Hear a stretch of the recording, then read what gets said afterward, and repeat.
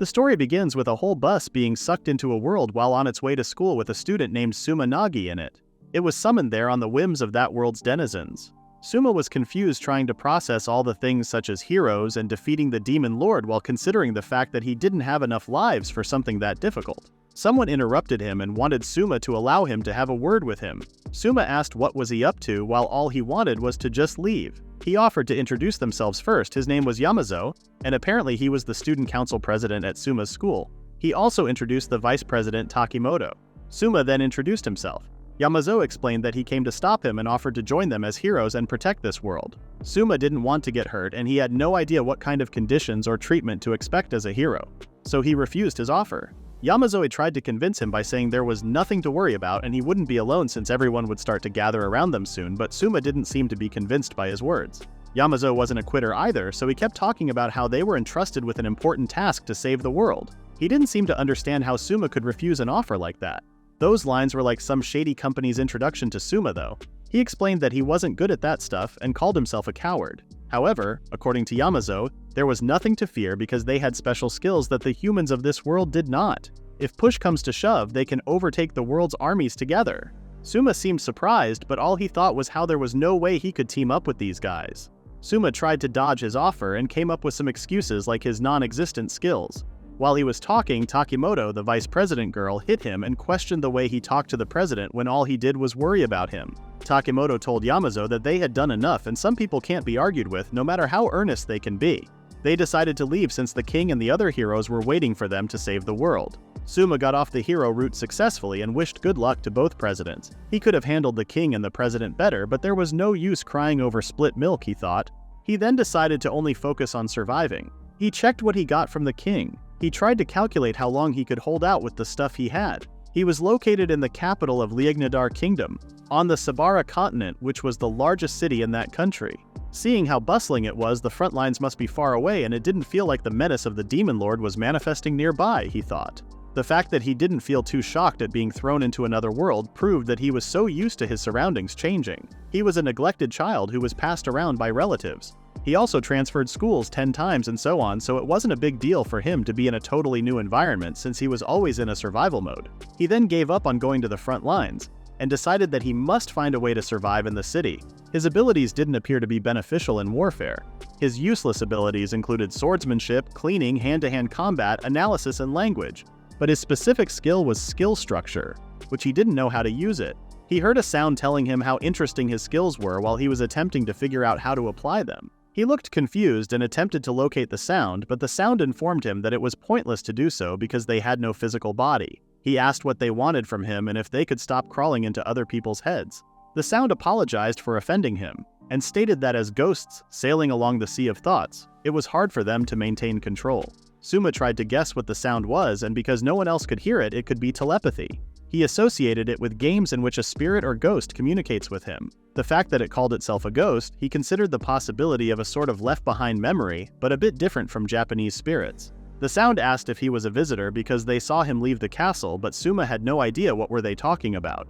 The ghost said that it knew of people like him being summoned from foreign worlds to stand against the demon lord, while Souma was complaining that it was following him. While he was walking around, he bought a tasty skewered dangaran boar. At the same time, the ghost mentioned that sometimes visitors like him who possess skills they didn't have in their world appear, and they are called the Chosen Ones. He noticed that the ghost was saying the same thing as the king, and explained that he wasn't here voluntarily and questioned if it was going to tell him to fight, but the ghost stated that they didn't care for the affairs of that world, and he doesn't need to worry about it.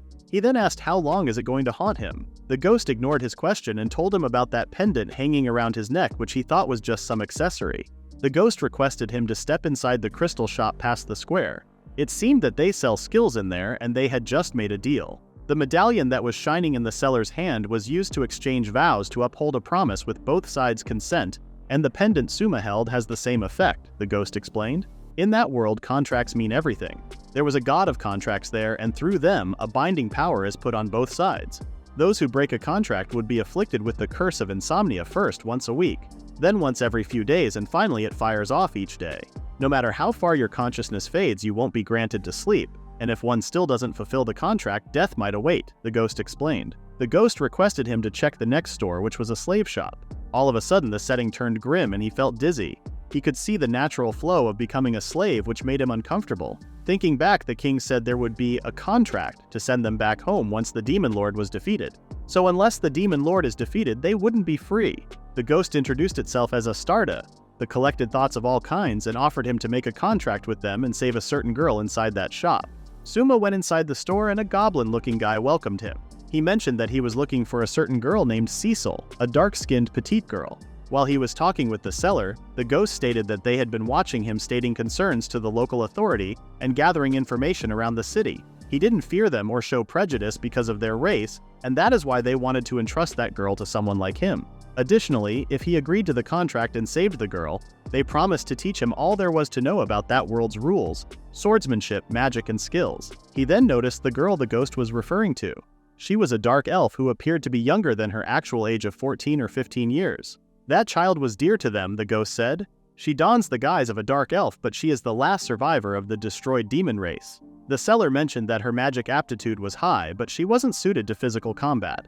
Souma whispered to her that Astarte asked him to take care of her, which made Cecil surprised. While he was sitting, the ghost mentioned that Souma and Cecil were similar to each other because they were both foreign to that world. She could be better off with him than with people who would discriminate against demons. She had been at that store for a few days and her price was cheaper than some other slaves. Souma reminded the ghost that even if they made a contract, he doesn't have any money yet, so he can't buy the girl. That would be something he has to take care of, as ghosts can't earn any money. He then checked his skills, thinking it would be nice if he could at least learn to use skills without making a contract. He tried to get the gist of all his skills for a while. After a few tries, he understood that skill structure was a skill that rewrote skills. He didn't know anything about the world he was in, so in order to stay alive, he needed to fill that gap. For that, he needed someone he could trust, so he agreed to buy Cecil. When he asked the price of Cecil, the seller stated that since she is a precious dark elf, her price was around 18,000 arsha. But Souma had a different idea. He asked to pay with a skill. He mentioned the skill shop nearby, so it would be faster than going to the exchange. The seller accepted his offer. He wanted to sell the blowing away low-level monsters with a cleaning tool skill. Before they sold the girl, they wanted to see its effects for real, so they brought a bunch of slimes for magic target practice. They tried the skill on the slimes and it worked successfully. The seller asked how exactly that can be utilized, and Souma explained that it wasn't the skill itself he wanted to sell. It was the time they could shave off with that skill. The seller deals in slaves, and if the slaves are killed by monsters on the road, his profits would be gone. However, using this skill can easily ward off weaker monsters, which would create a safer road and less chance of his slaves getting hurt.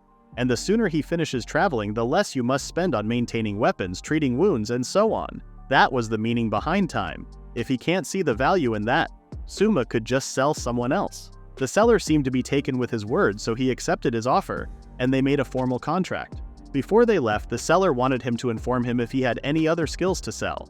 And that is how the long journey of Nagi and Cecil began. They arrive at an inn, but apparently a slave can't stay in a separate room since they considered to master's property. The man asked if it was all right with him they could put her in the horse stables, but Souma refused his offer, immediately saying that he would never make his slave stay in a place like that. Then he requested a roomy and comfortable corner room. Cecil was taken aback by his statements, but she remained silent. They took a stroll around the neighborhood. He wondered about Cecil's well-being. She was fine, and she was aware that a day like this would come. She was looking at the blue sky when she was bumped and lost her state of balance. Souma catches her and takes her hand in his. He then apologized and asked if he was harming her. She couldn't believe that she was being treated like a human being. Then the ghost appeared again and blessed both Cecil and Souma.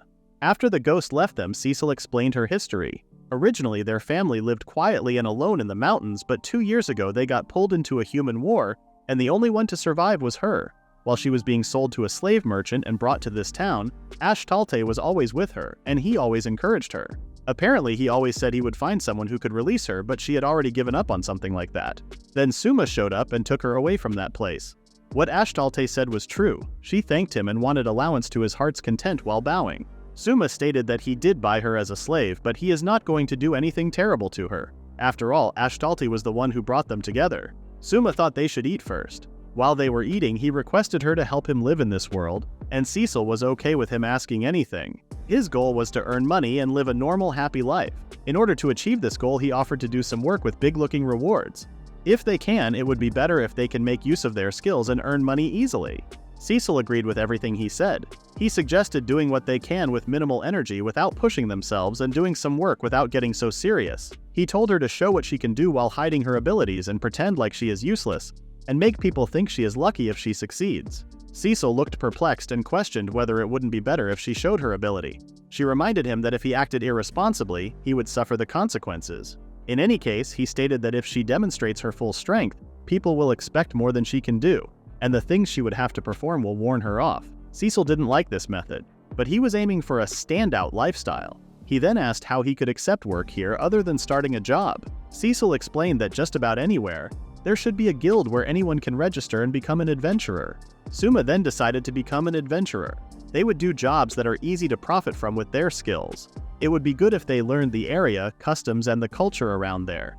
And once they reach their monetary goal, they will think of what to do from there. Cecil wondered if he really did come from another world, and he explained that he was very familiar with neglect and black part-time, which is why he didn't seem like a visitor.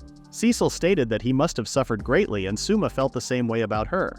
He bought a map since there were still a lot of things he didn't know about. Therefore, they weren't planning on remaining in the capital for long. He wanted to know what the closest and biggest town to the capital is. He was planning to register there and start their life together.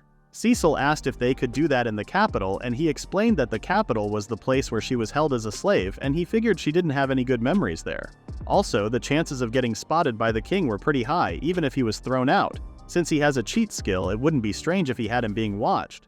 Cecil then mentioned a fortress city about a 2-day walk from where they are. It was the commercial city Medicall. It was the biggest and closest city to the capital, and the best feature is that the feudal lord had originally the right to self-govern. She believed that if he was going to separate from the capital and start over, Medicall was the best place. Souma noticed her sharp intuition. He agreed with her while thinking about how she was acting like she knew what he was trying to do in the slave merchant. It was a rough day for them, so they decided to rest first. They arrived at the inn and Souma told her to rest. Cecil remarked that he was a strange guy. She was startled that he was embarrassed despite the fact that he was staying with a slave who was his own property. He responded by saying it was his first time spending the night with a girl. She pointed out the fact that she was a demon and asked if he was disgusted by her, but Souma didn't seem to understand her question. She described her distinctions from humans, mentioning how demons are despised as well as their power, skin color, and eyes. Souma cut her off by stating he admired her eyes and thought they were lovely. She stuttered and couldn't stand straight with his words. Souma then wanted to express his thoughts since Ashtalte didn't tell her the most essential part. What he wanted was an ally to live in this world with and not a slave or a demon. Cecil teared up and was grateful for everything he had said and promised to do her best to live up to his expectation. It was a bit sudden, but Souma wanted her to let him touch her body. Apparently, in the name of the contract show skills, the mask can freely view the parameters of their slaves. He needed to know and understand everything in order to think ahead. He didn't expect her to start stripping, and he stopped her. She asked if he was disappointed since she can't do anything special. Her parents died before they could teach her any magic, so she was weak. However, Souma didn't care about it, and as her master, he wanted her to allow him to instill some confidence in her. With his special skill called skill structure, he can interfere with her skills. And if everything goes well, he can make them rare skills or better.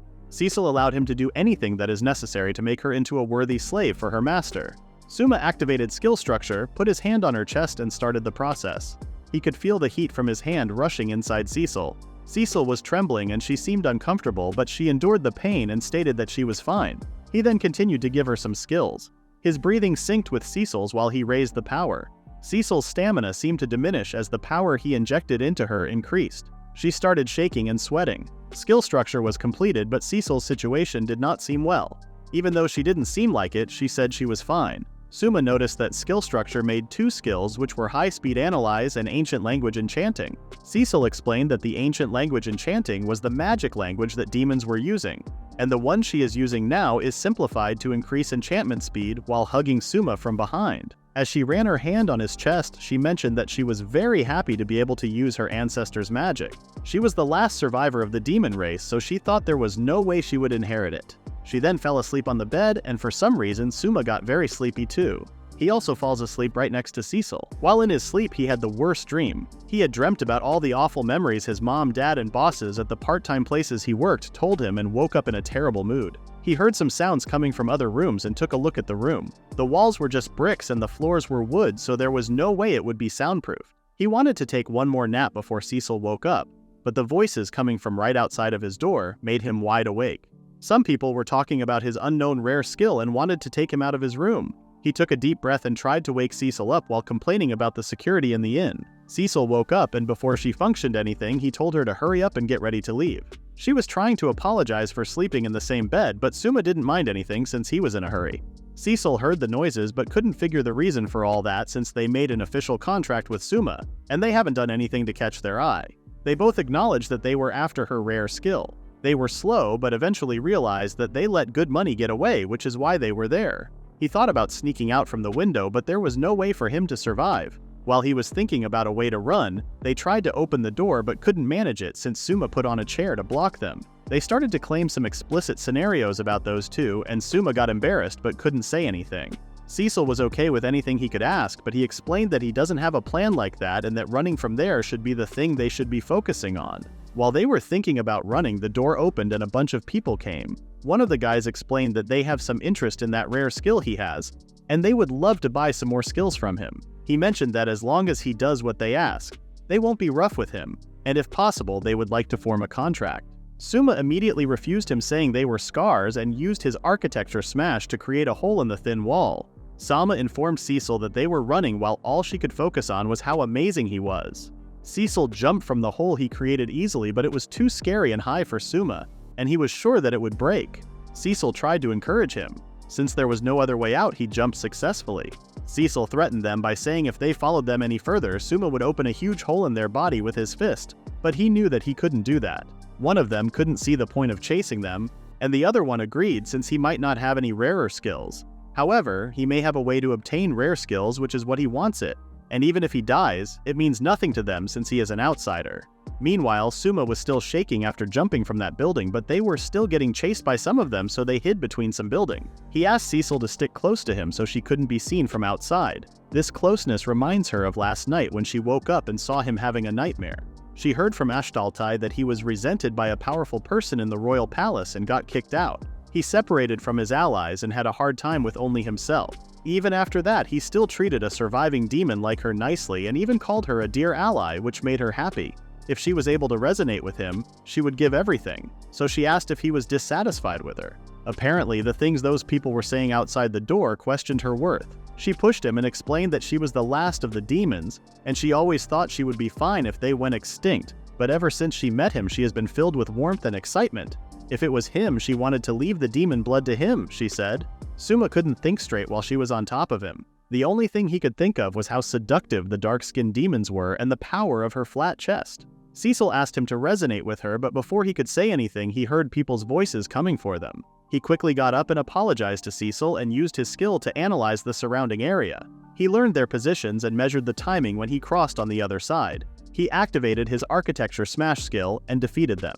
It seemed that they didn't hear Cecil warning them about following Souma and Cecil. Cecil was amazed by his skills and thought he was hiding his power to take them out along with the building, but for Souma he wasn't doing anything special. He just destroyed the wall, and someone being on the other side was just a misfortunate accident. Even so, she thought he was amazing. After running for a while, he realized that they hadn't given up on chasing them and wondered if he should use his magic.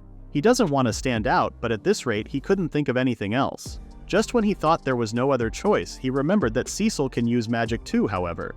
She needs to use something that can't injure, is very basic, has fast chanting, and has the lowest power. She suggested using light, and he approved her. She started to say some things while Souma was questioning if she was using the weakest magic, or if she using the ancient language chanting. She didn't seem like stopping, and he noticed how long the chant was. Just when they were about to catch up, she finished saying her lines and summoned there the very element of the sun. A very bright light captured the whole town and made everyone blind for a while. It should be quite bright to anyone besides them, she said. Souma was amazed and questioned if that was the weakest magic she could use. It was all thanks to him making her able to use ancient language chanting, though. He appreciated her skills, and after that, they waited in the shadows until the gate opened. They had escaped from the capital and started their journey to the commercial city Medicall. While they were on their way towards Medicall, Souma was worried about pursuers, so he figured that they would have to hurry for the first half and they could take it easy toward the end. Plus, he wasn't used to traveling, so he doesn't seem to have enough confidence. He asked Cecil if everyone else was traveling by carriage. Cecil explained that since everyone is afraid of being attacked by bandits or beasts, they moved together. He then wanted to know whether he thought they'd let them join them. Cecily stated that there was a possibility that a caravan would welcome a capable escort. However, Souma mentioned that Cecil was the cheat character, but he didn't think he would be fit for combat. She encouraged him to have more confidence in himself. He then asked what kind of people they were, and she pointed out one of the carriages and explained that that was the mark of the merchants backing the Adventurers Guild. As insurance, they are escorted by people thought of as adventurers. She believes that the carriage behind them is from the Church of Etulna. Since there were priests around it, he guessed that there must be someone important inside. They could be seen as associates of the guild, and it seemed like they were headed toward the guild Madakal, so their destination was the same. He wondered if they should contact him and get some information. He asked about the Church of Etulna, and she explained that they believe in human supremacy, and only humans are allowed in. All other races are viewed as inferior, but there are a lot of healing magic users in the church, and regardless of their race, they are very friendly to the injured. The reason for that is it seems like the command of the goddess they worship is to extend a hand to the weak. Souma mentioned that despite always living deep in the mountains, she was pretty knowledgeable. Even though she lived in the mountains, she would occasionally go into the town, so her knowledge was coming from that, she said. She also mentioned that Ashtaltai was always teaching her since she was alone. Souma smiled and told her that she had done a good job while thinking he had to protect her at all costs. Cecil then asked about the carriage in front, but Souma didn't want to bother since they would end up face to face when they got to Madakal. It was true, but that wasn't her point. The information was important for Souma, so she suggested getting information about Madakal and introducing themselves beforehand. Souma strictly explained that in the 1 in a million chance that the guild would like them, they would have to work, and he wanted to keep their relationship with the guild as work only as possible. She couldn't seem to understand the reason behind this decision, and he explained that their skills stand out too much.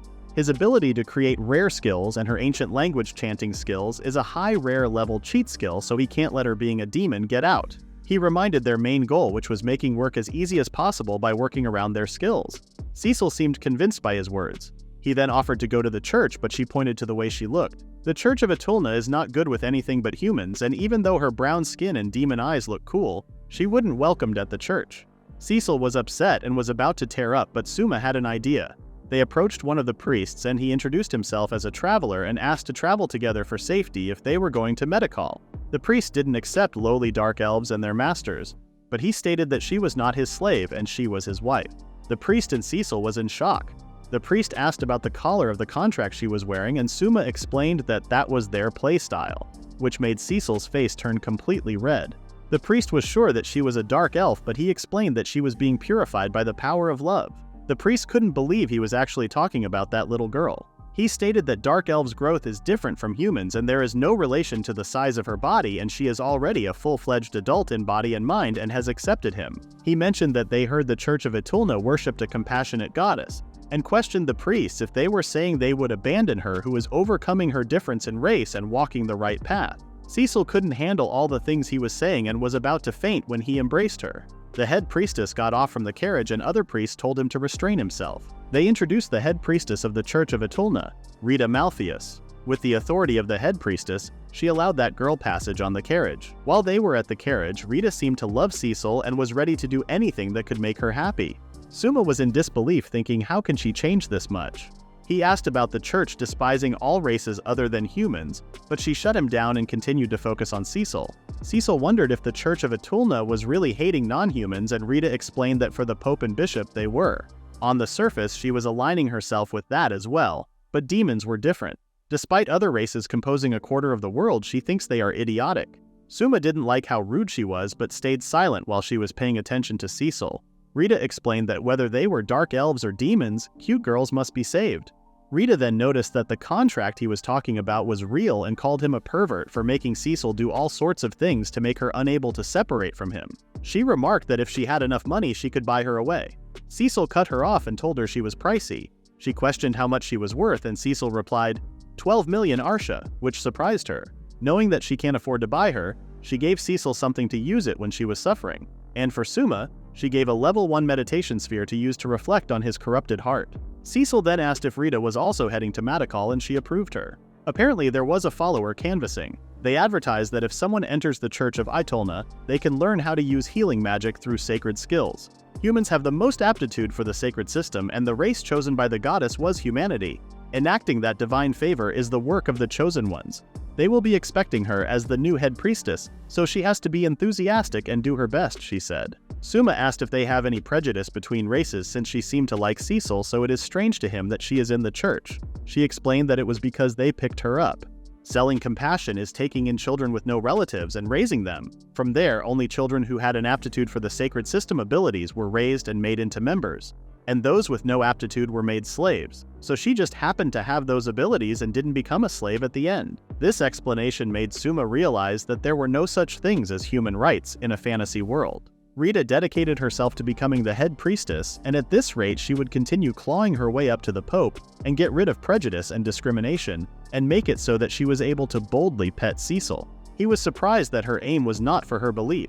She mentioned her beastman friend who was persecuted and died when she was younger. She warned him to protect Cecil as her master. While they were talking, the carriage made a sudden stop and Souma fell towards Rita. He realized that his hands were on Rita's breast, and before he even said sorry, Rita was about to beat him up. But then she went outside when she heard the noises. Apparently, a woman with a kid suddenly jumped in front of the carriage and they did not seem to look well. The priest didn't care about the kid or the woman, but Rita said that helping and saving the weak is the teaching of their goddess Itulna, and there is no room for discrimination there. If they were asked to help, answering that request was their job. She requested that the child be shown to her. She made the child drink medicine to treat him because he appeared to be terribly sick. The child opened his eyes after drinking the medicine and his mother was overjoyed. She thanked Rita and they went their own ways. Souma thought she was a shallow person, but Rita might be the one who can change the church. The priest seemed unpleasant with her kindness. They insulted her past and complained about how she was getting so confident without even knowing the position of the head priestess while they were talking to each other silently. Souma and Cecil heard them and realized the thought where Rita had to go through. They would end up meeting again during an unbelievable event after that, but they didn't even imagine that at the time. Later on, they arrived in the village a little before midnight. Souma was exhausted from all the things they had gone through. Cecil mentioned that the village was just in the middle of the two lands, so they would arrive in Medicall at the end of tomorrow. She was hoping to thank Rita for going out of her way to take them to that village, but he didn't think she would stay in the town's inn. Cecil seemed to enjoy the gift Rita handed her. Rita, she added, was the first person to be kind to her after Souma. Although she was a good person, all the stuff with the church seemed pretty rough to Souma. Cecil agreed with him and mentioned that low-ranked human nobles were the ones who created the Church of Itulna. That is why the priests only become nobility, and those that aren't, regardless of ability, are stuck where they were. In the midst of that, someone who isn't a noble like Rita becoming the head priest must be something big, Souma thought. Cecil offered to give Souma the gift she got from Rita. Souma was surprised because it was for Cecil and he wanted her to hold on to it. She explained that her things were his things and she considered them as one body and mind, and his time of death was her time of death. This reminded him of the things she said about her price and asked what was that about. She explained that she calculated the things she received from him. Despite being a demon, he didn't discriminate against her and treated her as an equal. He made her into a cheat character, and last but not least, he introduced her as his wife. Souma then apologized for calling her his wife and explained that he thought there was no way they would let them ride normally, so he added to the story since they had nothing to lose. She was fine with anything, he thought. She stated that the demon race is one that resonates together. Demons were born as a part of nature, such as water and wind, earth and fire. As the manifestation of a part of nature, they held great magical ability in order to borrow the power of nature and gain that power themselves. However, there was no individual in the manifestation of nature. The misfortune of demons was that they had conscientiousness in place of individuality. With that characteristic, they mingled with nature, living with those who resonate souls, unable to live a human-like lifestyle like other demi-humans, and were exterminated. But occasionally there were rare demons that resonated with humans, and she thought she resonated with Souma, since they were connected by the contract and that she was a part of him. And that was the first time she had ever felt this. Souma was speechless, trying to think what he should do. His plan was to make up a reason and throw out the contract. His wish for Cecil was to live freely on her own. He tried to think what he was supposed to do if his reason flies away. Cecil told him that she would understand if he didn't need someone like her, and she can't become an obstacle for him after all. Souma wanted her to get rid of those thoughts and explained that she was like his one and only companion and family. He mentioned that he doesn't know what to do without her, which made her tear up a little. She hugged him, and Souma thought about keeping enough reason to prevent misunderstandings. After a while, when he went to eat something, he witnessed a fight about meat and thought it was better to not get close. He called for the waitress, and the waitress immediately mentioned that they didn't have any fish, since they hadn't been able to get near the lake to catch fish. He asked Cecil what they should do, and Cecil asked for some ham, bread, and some soup. While they were waiting for their order to get ready, they heard some people complaining about something. They mentioned that it was messed up if their human supremacy standard led them to camp out and hope that they were eaten by the lake's master.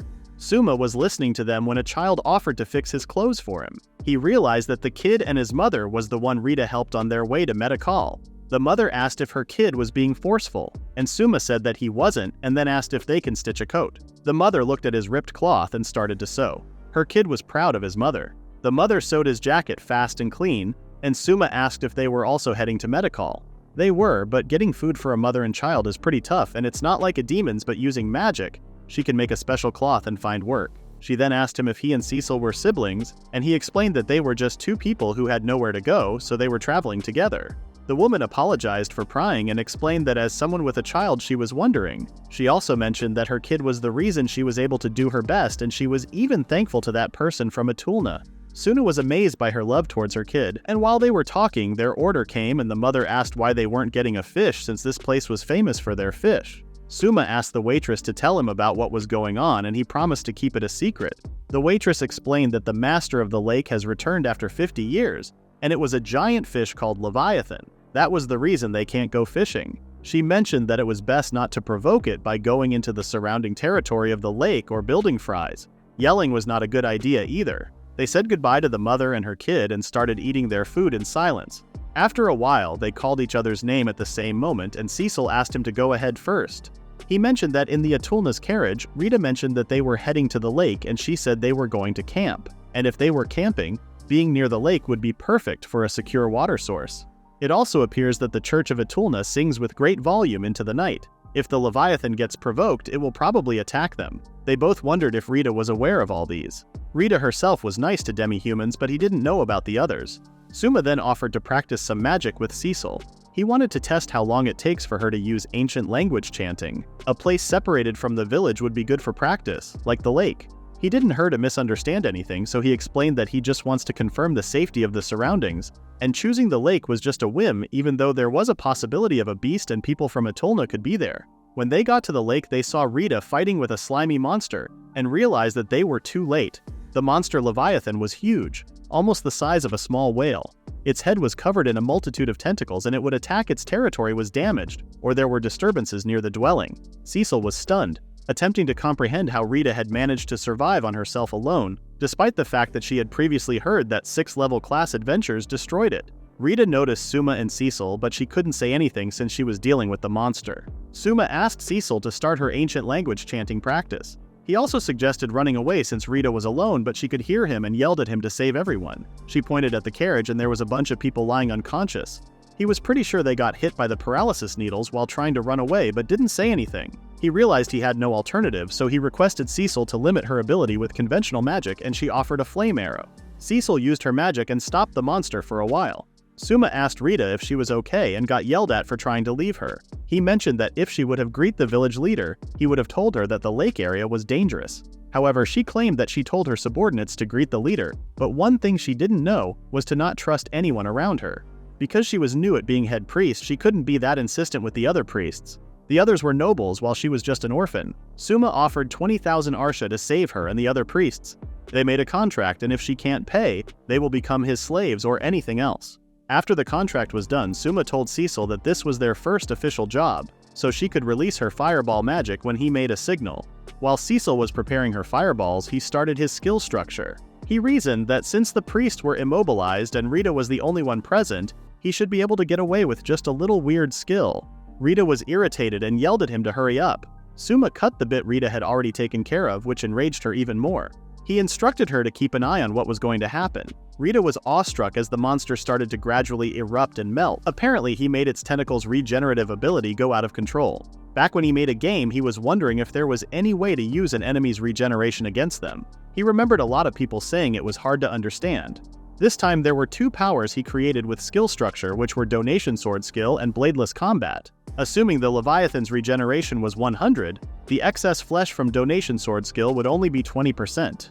This made him think it wouldn't be a cheat if he made it by himself. Rita was confused and didn't understand what he was blathering about. He explained that he could make that monster's regeneration go crazy, and it looked like it couldn't restrain its regeneration, so it should be effective. While he was explaining what he had done, the monster caught Rita on her leg. Rita tried to fight it, but Souma stopped the monster with just a basic cut. After injuring it with a sword, and when it can't move from the excess flesh from its regeneration going out of control, they can evacuate the priests. Rita requested him to cut it up already, but since his sword skill was low, he didn't know if he would be able to hit it, which meant he can only cut the ones Rita crushed and stopped their movement. She madly asked if he was actually weak, but he never claimed to be strong. He had a plan, so he stepped in, he said.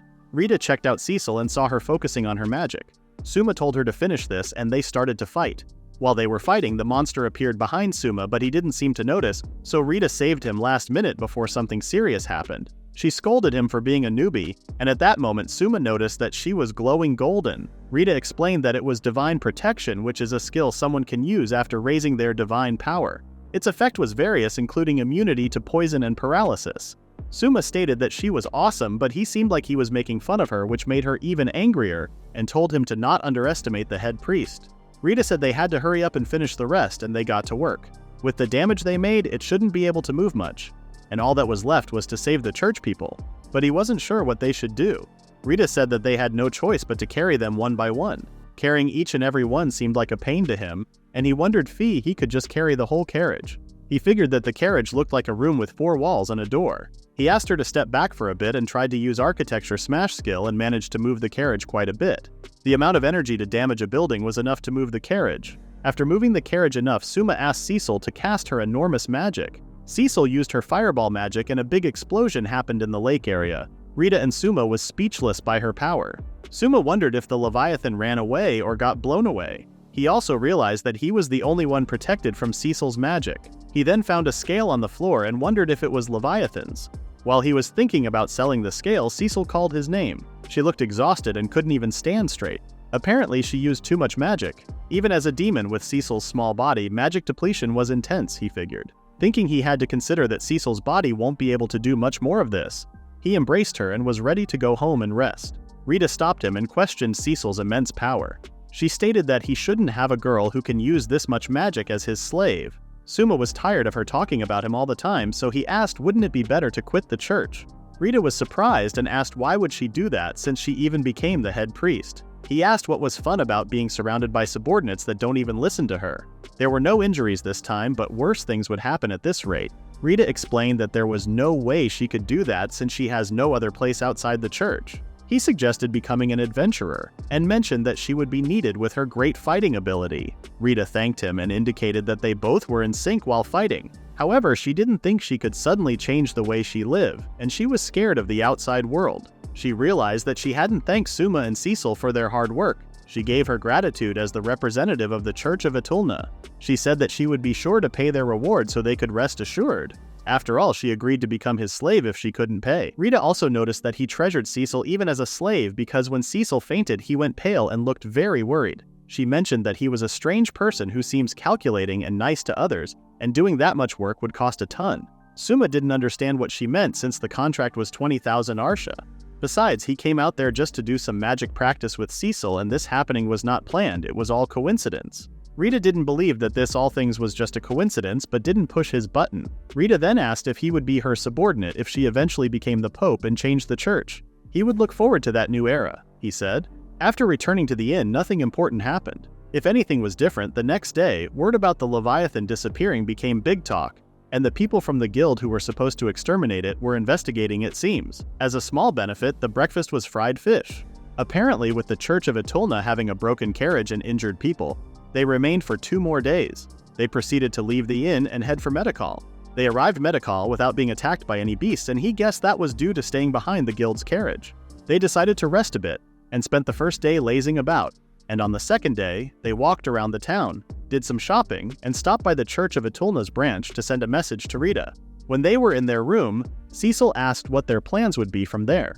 Souma said that it will be a while until they receive the reward from the church, and sometime tomorrow, they register at the guild and gather what they need. The door knocked, and it was Rita, saying she got fired from the church. Souma wondered if Rita wore something like that around her neck before while she was about to speak. She told him in the name of the contract, she hereby acknowledged Souma as her lord and master. She offered him her body, mind, and soul, and swore to serve him as his slave. She prayed that their bond was not severed even in the next world. Souma didn't understand the way she was acting. He asked her what she meant by saying those words. Rita showed her necklace and asked him if he ever saw that, and he was approving that he did. He saw that, but that was a contract collar. Rita asked the necklace's owner, and it was Souma, obviously. Rita asked him if they made the contract or not. Souma said that they did, but for him it wasn't like that. At that time, he realized that he indeed made a contract with Rita. Although they made the contract, it was because lives depended on it, and the representative of the Church of Etulna caravan hereby contracted with him. She continued to pray to save them for 20,000 arsha. If she couldn't pay, she would become his slave or anything he wished. Then she showed him their sign of the contract, which was a ring on his finger. He was shocked that a ring just appeared on his finger and asked her when it happened. She explained to him the minute she got expelled from the church, she became unable to pay the contracted amount, so she must have fulfilled the condition that if she couldn't pay, she would become his slave or anything he wished. Souma asked Rita if she had any savings, but up till then she had been barely able to make ends meet. She just became a head priestess, so she hadn't been paid yet. She was angry and upset while saying this, and Cecil told Rita to calm down. Rita continued to explain her situation. She told them that they were saved by Souma and Cecil, and they risked their lives to save them. She was told that the honor of the church would be at stake in making this payment. Cecil asked Rita in a big, hot, and bothered manner what happened then, and what was the church's excuse. Rita continued to tell the whole story.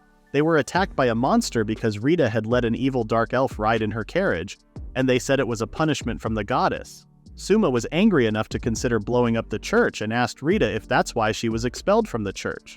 Rita said it wasn't the whole thing. Souma asked her in the first place before becoming his slave why she didn't tell them about the contract. He tried to find out if she had asked the church that she was an outstanding member of the church, so that they would have paid the price for it rather than losing her. Besides, he was not rich enough to feed 2 slaves, so this was a burden to him. Rita was disappointed so much, and all she could say was well then. Cecil was shocked that she was just saying well then. Souma told Cecil to move on, and they both were getting ready for the next day. Cecil asked him if it was okay not to run after, and then he asked who. She said after Rita. "Weren't you worried about her?" Cecil asked. She wanted to remind him that he said it was tough for her as a member of that church. However, he was sure Rita didn't mean to cause him any trouble. Even if there was a contract, there had to be something behind it. Cecil told him that she wasn't insisting, but that he could only talk to her. She didn't insist, because as soon as she said that, she got down on her knees and started begging, which is too bad for Rita. She never wanted to be Suma's slave. Unfortunately, Souma was convinced to talk to her. He said that he would just go and talk to her. While Rita was thinking about what to do next, Souma tried to catch her and find her where to go. Cecil showed him the way Rita went, but he could clearly feel Rita's footsteps. He thought that she hadn't gone too far yet. As Cecil said, he was worried about Rita and he thought he had said too much. However, he couldn't help it. Even one slave had a heavy load on his shoulder. He felt like he screwed up. He questioned if this meant that his path was already chosen. Finally, Souma and Cecil found Rita, but Rita was speaking with someone. Cecil tried to go to her, but Souma shushed her to shut up because he heard someone speaking. Rita was speaking to the priest and saying that since she had been expelled from the church, there wasn't any connection between them. The priest told her that he was merely a master of the church's bureaucratic procedure, but in terms of personal feelings, Rita was still his subordinate. Rita was so angry to hear, but he still could hold her hands. The priest said after the scandal with her reckless words directed at the archbishop, it was such a warm-hearted punishment for her. The already outraged priest asked Rita a question that made it clear that money was more valuable than human life for her, to which goddess Etulna would be surprised. Rita couldn't take it anymore and slapped him in the face. Now the situation became so clear to Souma that he understood the real reason for expulsion of her from the church. Meanwhile, the priest began to speak. He humiliated her by thinking of making a slave contract with some shady adventurer, and said that he would have coughed up those 20,000 arsha one way or another if he had known about it. Cecil was shocked that the priest called Souma shady. Was he really shady? Rita thought after a slave contract was established, nothing could change that anymore. By all rights, the necklace should have become her sign. The priest told Rita to come with him and took her to her master and talked to him himself, but Rita had no intention to go. Souma had decided to show up now and told the priest to let Rita go. The priest asked him who he was. Souma told him that he was Rita's master and told him not to touch his precious slave as he pleased. The priest told Souma that he understood he had made a slave contract with Rita for 20,000 arsha, and then offered him to sell Rita back for 10 times the amount, for 200,000. Souma told him to stop right there and introduce himself before getting into the topic. The priest apologized and continued by introducing himself. He was Vice Bishop Algis of the Church of Etulna and the direct superior of Rita. Rita stressed that he was his superior formerly. Souma asked him if Rita was expelled from the church, and he approved that was correct. However, as the bishop who brought her into the church as an orphan, the priest had spent a considerable amount on her upbringing and education. Moreover, simply being expelled for the latest failure in recruiting followers was too tepid of a punishment. The powers that be had accepted his proposal of making her a slave and selling her. However, Rita was already under a master and servant contract with Souma. Even their church couldn't go against what was acknowledged by the deity of contracts.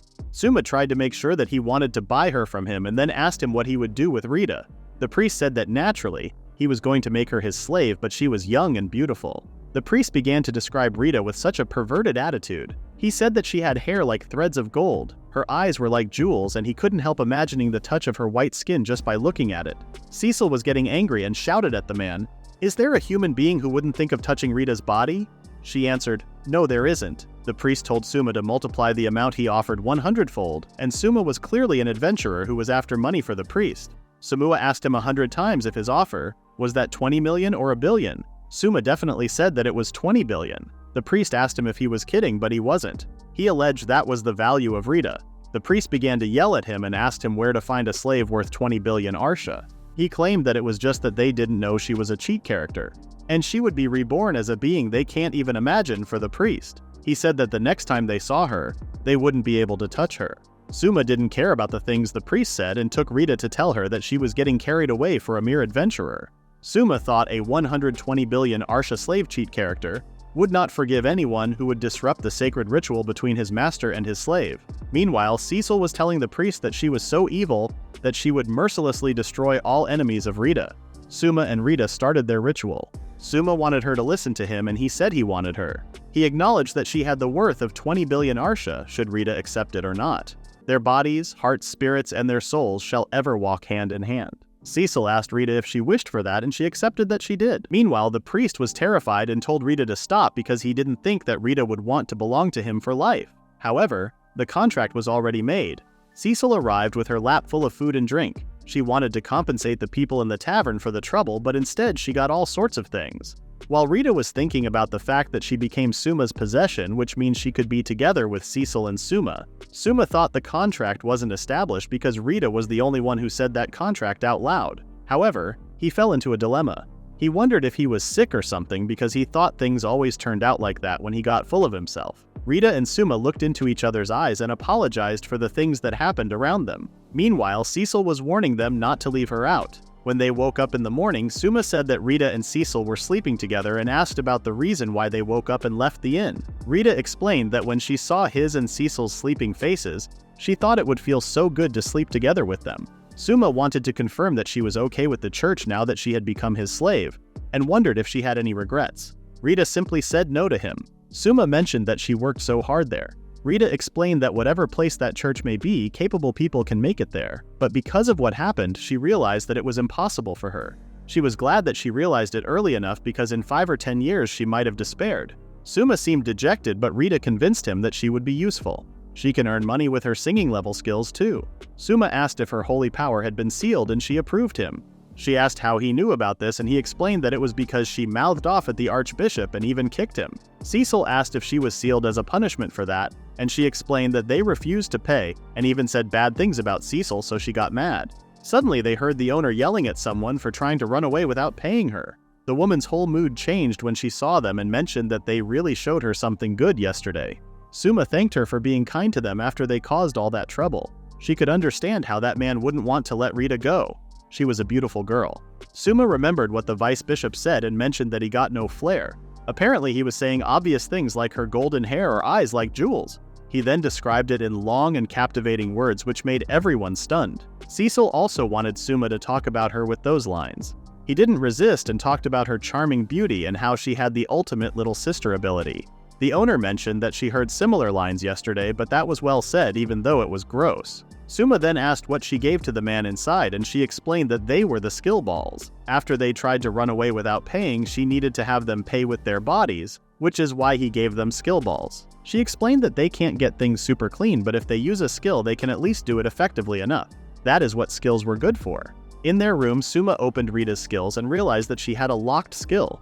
She has heard about it from Astarte that it was a skill that is suppressed through a special ritual that the person themselves can't undo. The only one who could bring it out was that bishop. Souma said that he could fix it, which surprised Rita. She insisted that it was something that could only be brought out by that vice bishop who had a high level of holy power. Souma requested her to listen to him and explained that his unique skill was skill structure, which is a skill that allows him to tinker with their skills. He can rewrite her locked skill using it, just like the time when he changed Cecil into a cheat character. Rita was speechless, but she believed him. She was his possession and she allowed him to rewrite her. To start the process, Souma asked her to take off her upper garment. Somehow he felt like he was about to do something deeply shameful. Rita noticed his nervousness and told him that it was okay.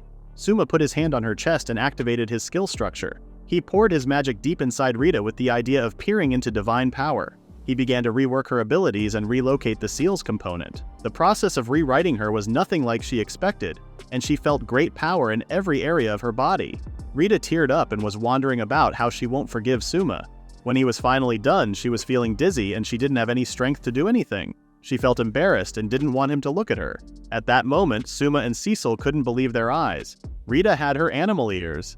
Souma finally found Rita's true identity, but she never wanted him to see her true form. Rita didn't want him to know that she was a beast girl because she thought Souma would abandon her, just like her family and friends did. She was thinking they abandoned her because she was incomplete as a beast girl. Souma didn't know that she was abandoned, and he tried to give her a drink to make her calm down. After she relaxed a little, Souma was curious about her whole story. Rita asked him if he wanted to know her story and began to tell everything. Rita started to tell the whole story of her. Originally, she lived in the woods on the continent of Sabarasa with her parents and her little sister Mista and her whole tribe. However, one day when she woke up, she saw that everybody was gone. Now she thought that they left her behind because she possessed strong holy power. Normally, strong holy powers reside in humans only. Among beastmen who are closer to beasts, their social position and status are determined by the shape of their ears and tail. However, being like Rita, who can change their form between beastmen and humans, is called an abhorrent child or child of ill fortune. Souma told her that basically Rita was a hybrid. Rita didn't understand that word. Souma explained that in short, she was an amazing being who combined the special features of both humans and beastmen. Souma was the first person who called Rita amazing. He was serious about that because having attributes of two species was the foundation of a cheat character. Rita's tribe was like that, and after she got picked up by the church, she always stayed inside thinking that humans always discriminated against each other's races. Therefore, when she saw a slave and a master, a demi-human and a human, she tried to protect her own safety first. She thought maybe the happiness she sought wasn't that far. Maybe it could be found much closer. Rita told Souma that she had answered his question. Souma didn't remember asking her questions. She explained why she didn't say she would become Suma's slave if the church didn't pay. After all, she spent many years in the church, so she believed if it was for saving human lives, surely the church would pay without her having to say anything. Rita thought she was still able to believe that she could reach the top of the church hierarchy and get the happiness she wished for. However, in the end, the outcome was that she wasn't that great for herself, and all she thought was becoming Suma's slave, so she couldn't stay in the church, she just couldn't take it anymore. All she wanted was to be friends with someone and never be left alone anymore. Therefore, she begged Souma not to abandon her, and he said that he wouldn't do that. Before, she said that she wouldn't mind if he left her, but that wasn't true. Souma told her that it was very fortunate that her true form did not appear in the church. Rita confirmed that and told him they would make her a slave and execute her, or at best, send her to the front lines. Souma wanted to say something to Rita. There was a secret between Cecil and him, and he thought that he must tell this to Rita. Cecil confessed the fact that she was a demon, and Souma also confessed that actually he was not a human of the world either. He asked Rita if she heard about the visitors. However, Rita had never heard of that. Souma asked Rita if she would hate them because of that. Rita, with no hesitation, told him she wouldn't. Souma thought that he and Cecil were the same as Rita.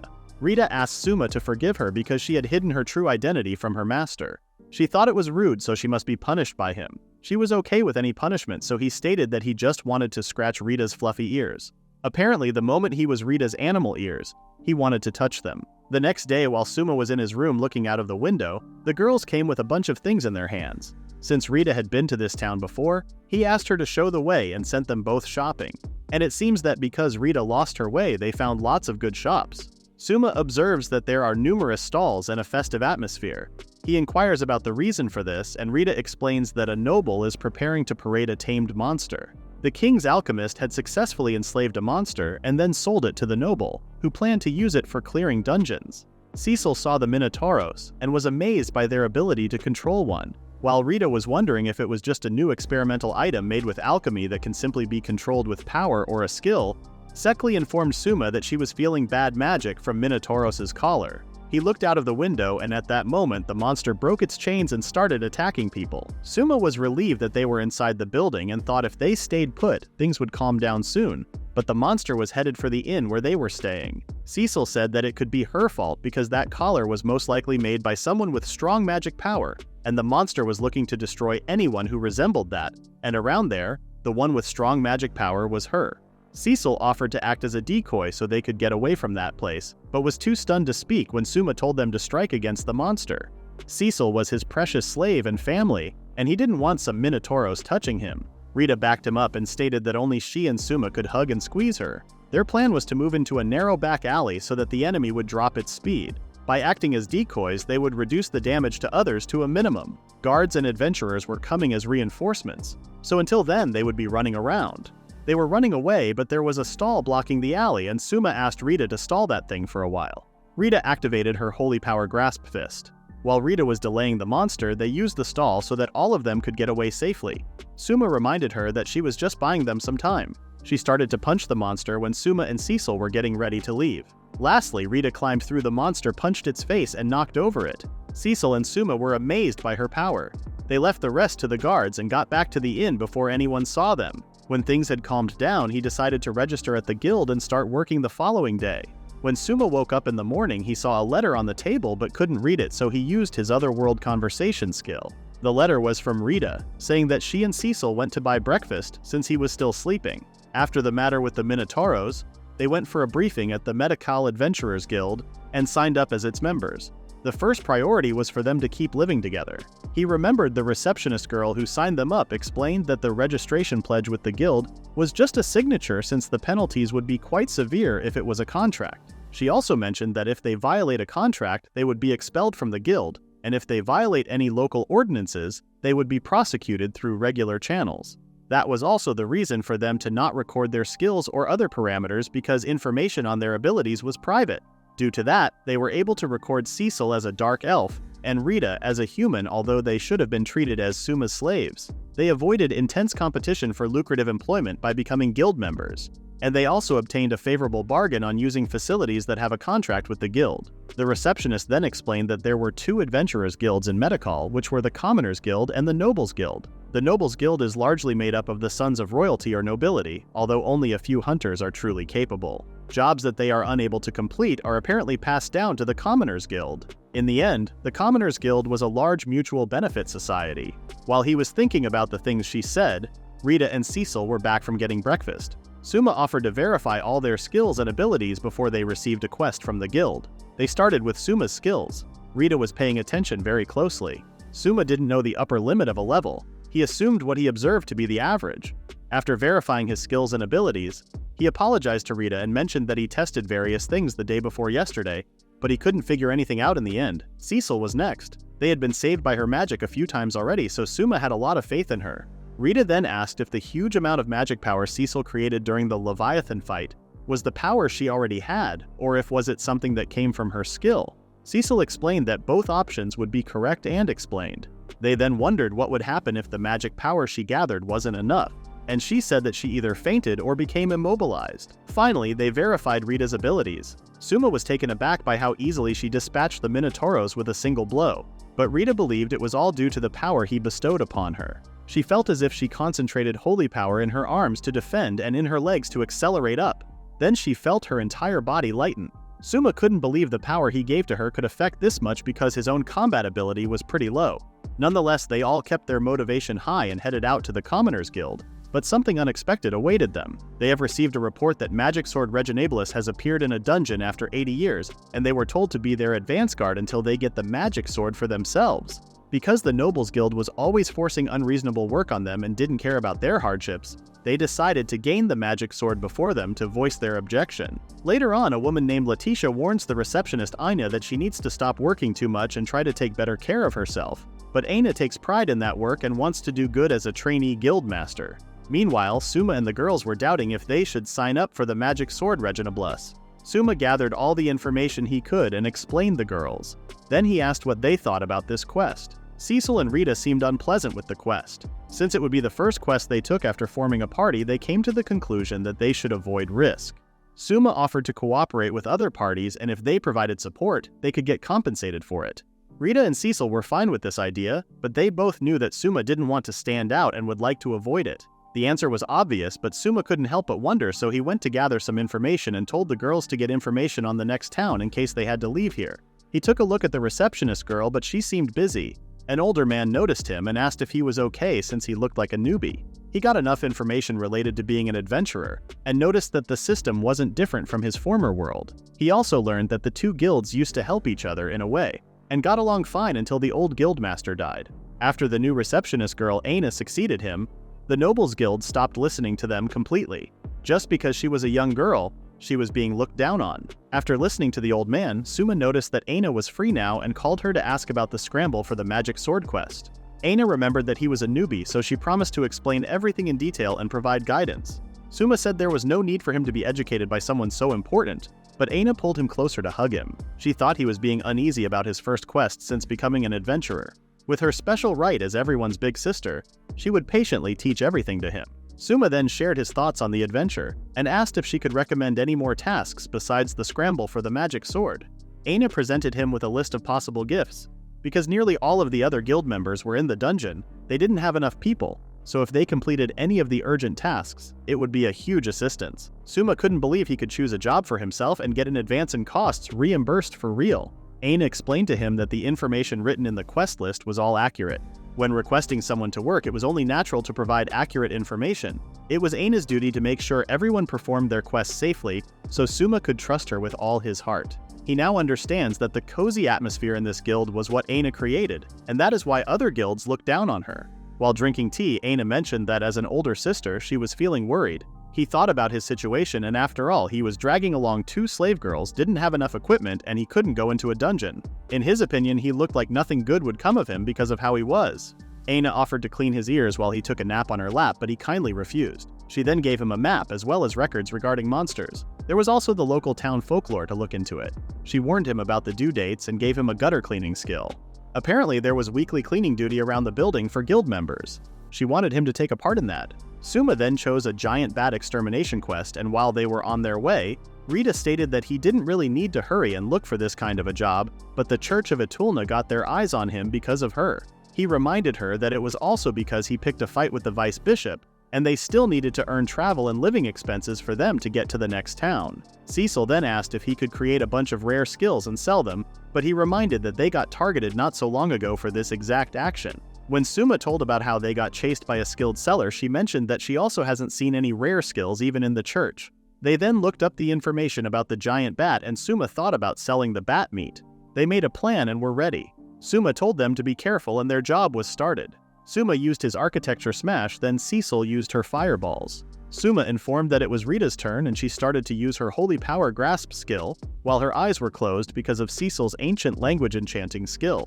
After a while, they finished their job and cleaned the area successfully. Cecil felt some faint magic, so she tried to search a bit more with her magic detection skill. She directed them to a wall, and he tried to move the wall by pushing it, but it was a fail. He wanted Cecil to speak in the ancient language or only cast spells.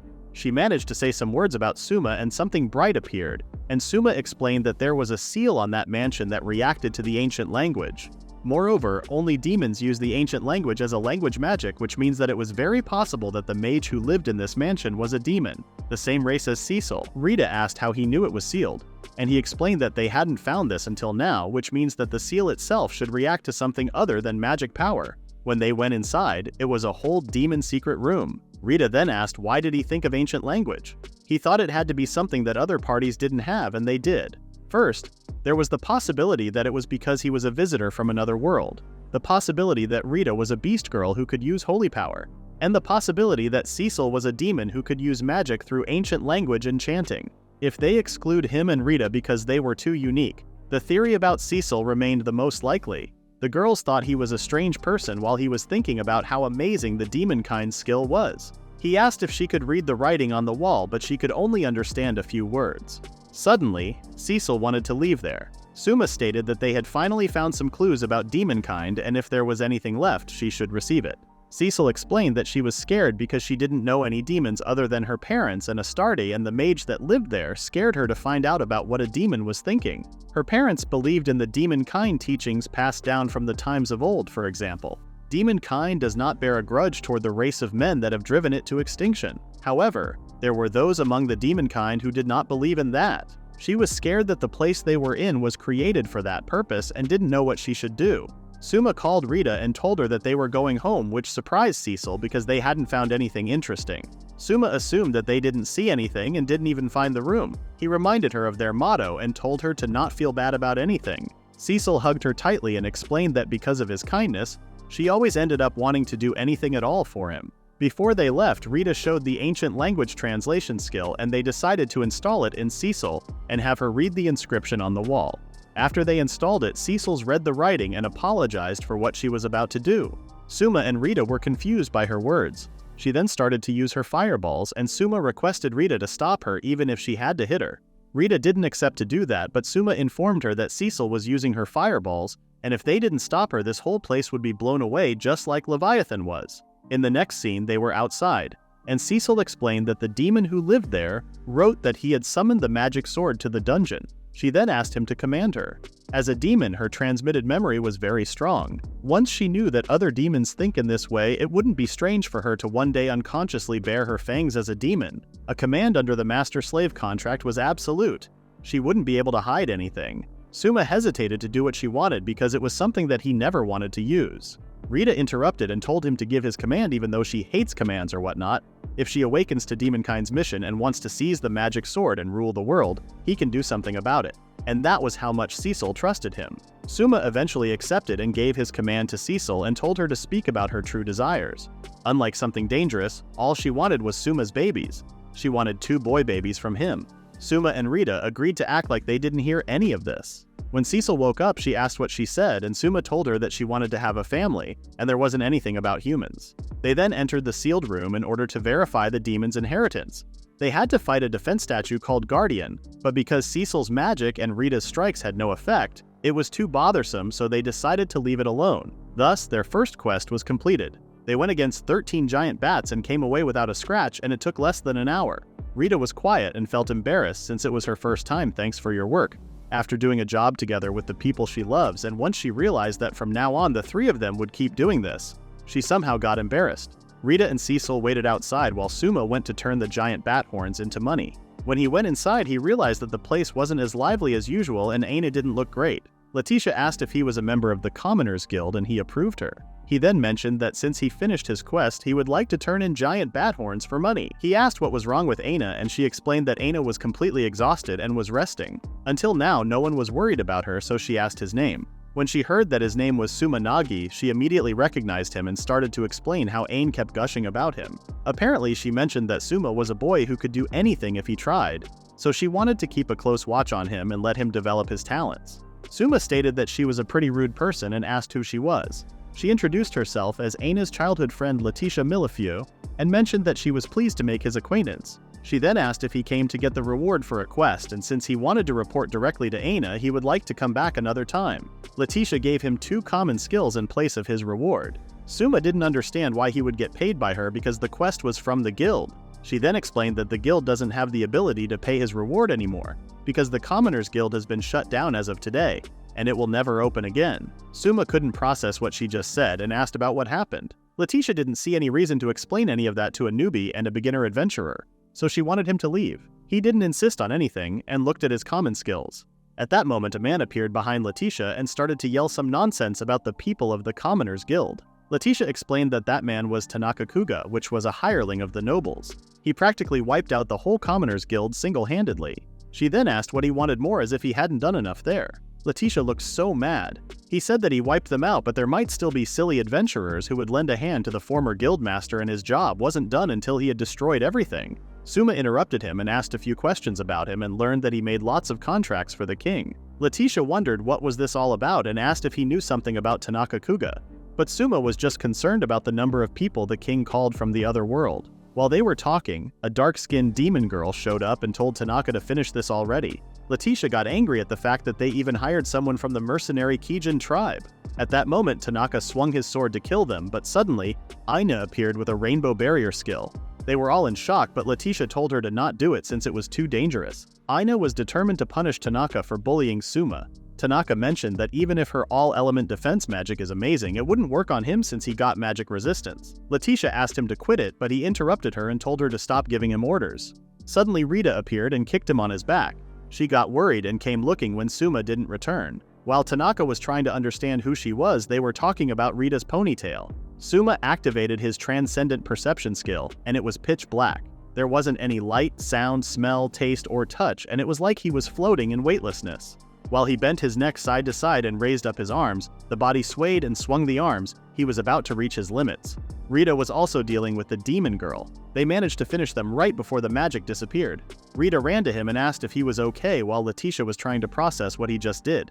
She heard from Aina that he was starting out as an adventurer, so there was no way he could dodge Tanaka's successful attacks by a hair, caught his arms, and then sent him flying. Apparently, transcendent perception was a way to surpass all of own 5 senses at one. While in sensory deprivation, the 6th sense sharpens once the body moves on its own in reaction to danger. Even if he has the skill, in the end, people can't surpass their physical limits. They can't move faster than humanly possible, can't lift heavy weights and break them. He asked Letitia if she had any special skills, and she said that she doesn't, and people with special skills are very rare. The skill orbs he has seen in this world were all mostly daily life skills, and he didn't realize that because Rita, Cecil, and he have all special skills. Tanaka didn't seem to learn his lesson, but then Cecil appeared and activated her ancient language enchanting. Tanaka underestimated her and didn't think there would be a way an ordinary character from that world could win against him. She made flame arrows to destroy him, but he mentioned that low-level flame magic wouldn't work on him since his armor has a magic reduction effect. Souma noticed that Cecil's hair was also different, and Rita explained that they had nothing to do while waiting for him, so they just did each other's hair. Meanwhile, Tanaka realized that he was wrong for thinking the flame arrows wouldn't work on him because he was in pain. On the other hand, the dark-skinned demon girl woke up and she saw the place was a mess. Souma tried to hold Cecil to stop her from running out of her magic power, but she was so angry at Tanaka. Demon Girl explained that her job was to watch and guard Tanaka Kuga, and she was not willing to fight against weird people like him on her own, and offered to pay an appropriate amount of money to just return Tanaka himself. Souma was interested in this offer, but Letitia told him to not trust her. She swears by her name as a Kijin, which means demon, and she states that she won't go back on her word while swinging up Tanaka. They went on their ways, and Souma asked Letitia if she knew about the quest for the magic sword. She approved him, and then he wanted to make sure that originally the Nobles Guild dispatched the Commoners Guild to go and get the magic sword in order to present it to the king.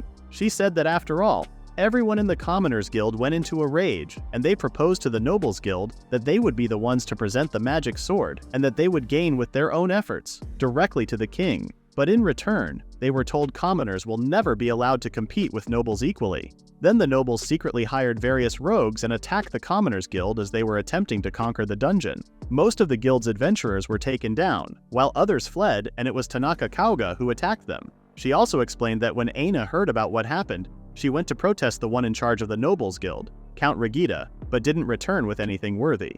Souma interrupted her and asked if she could tell Aina to leave him alone since she was hugging tightly on his neck.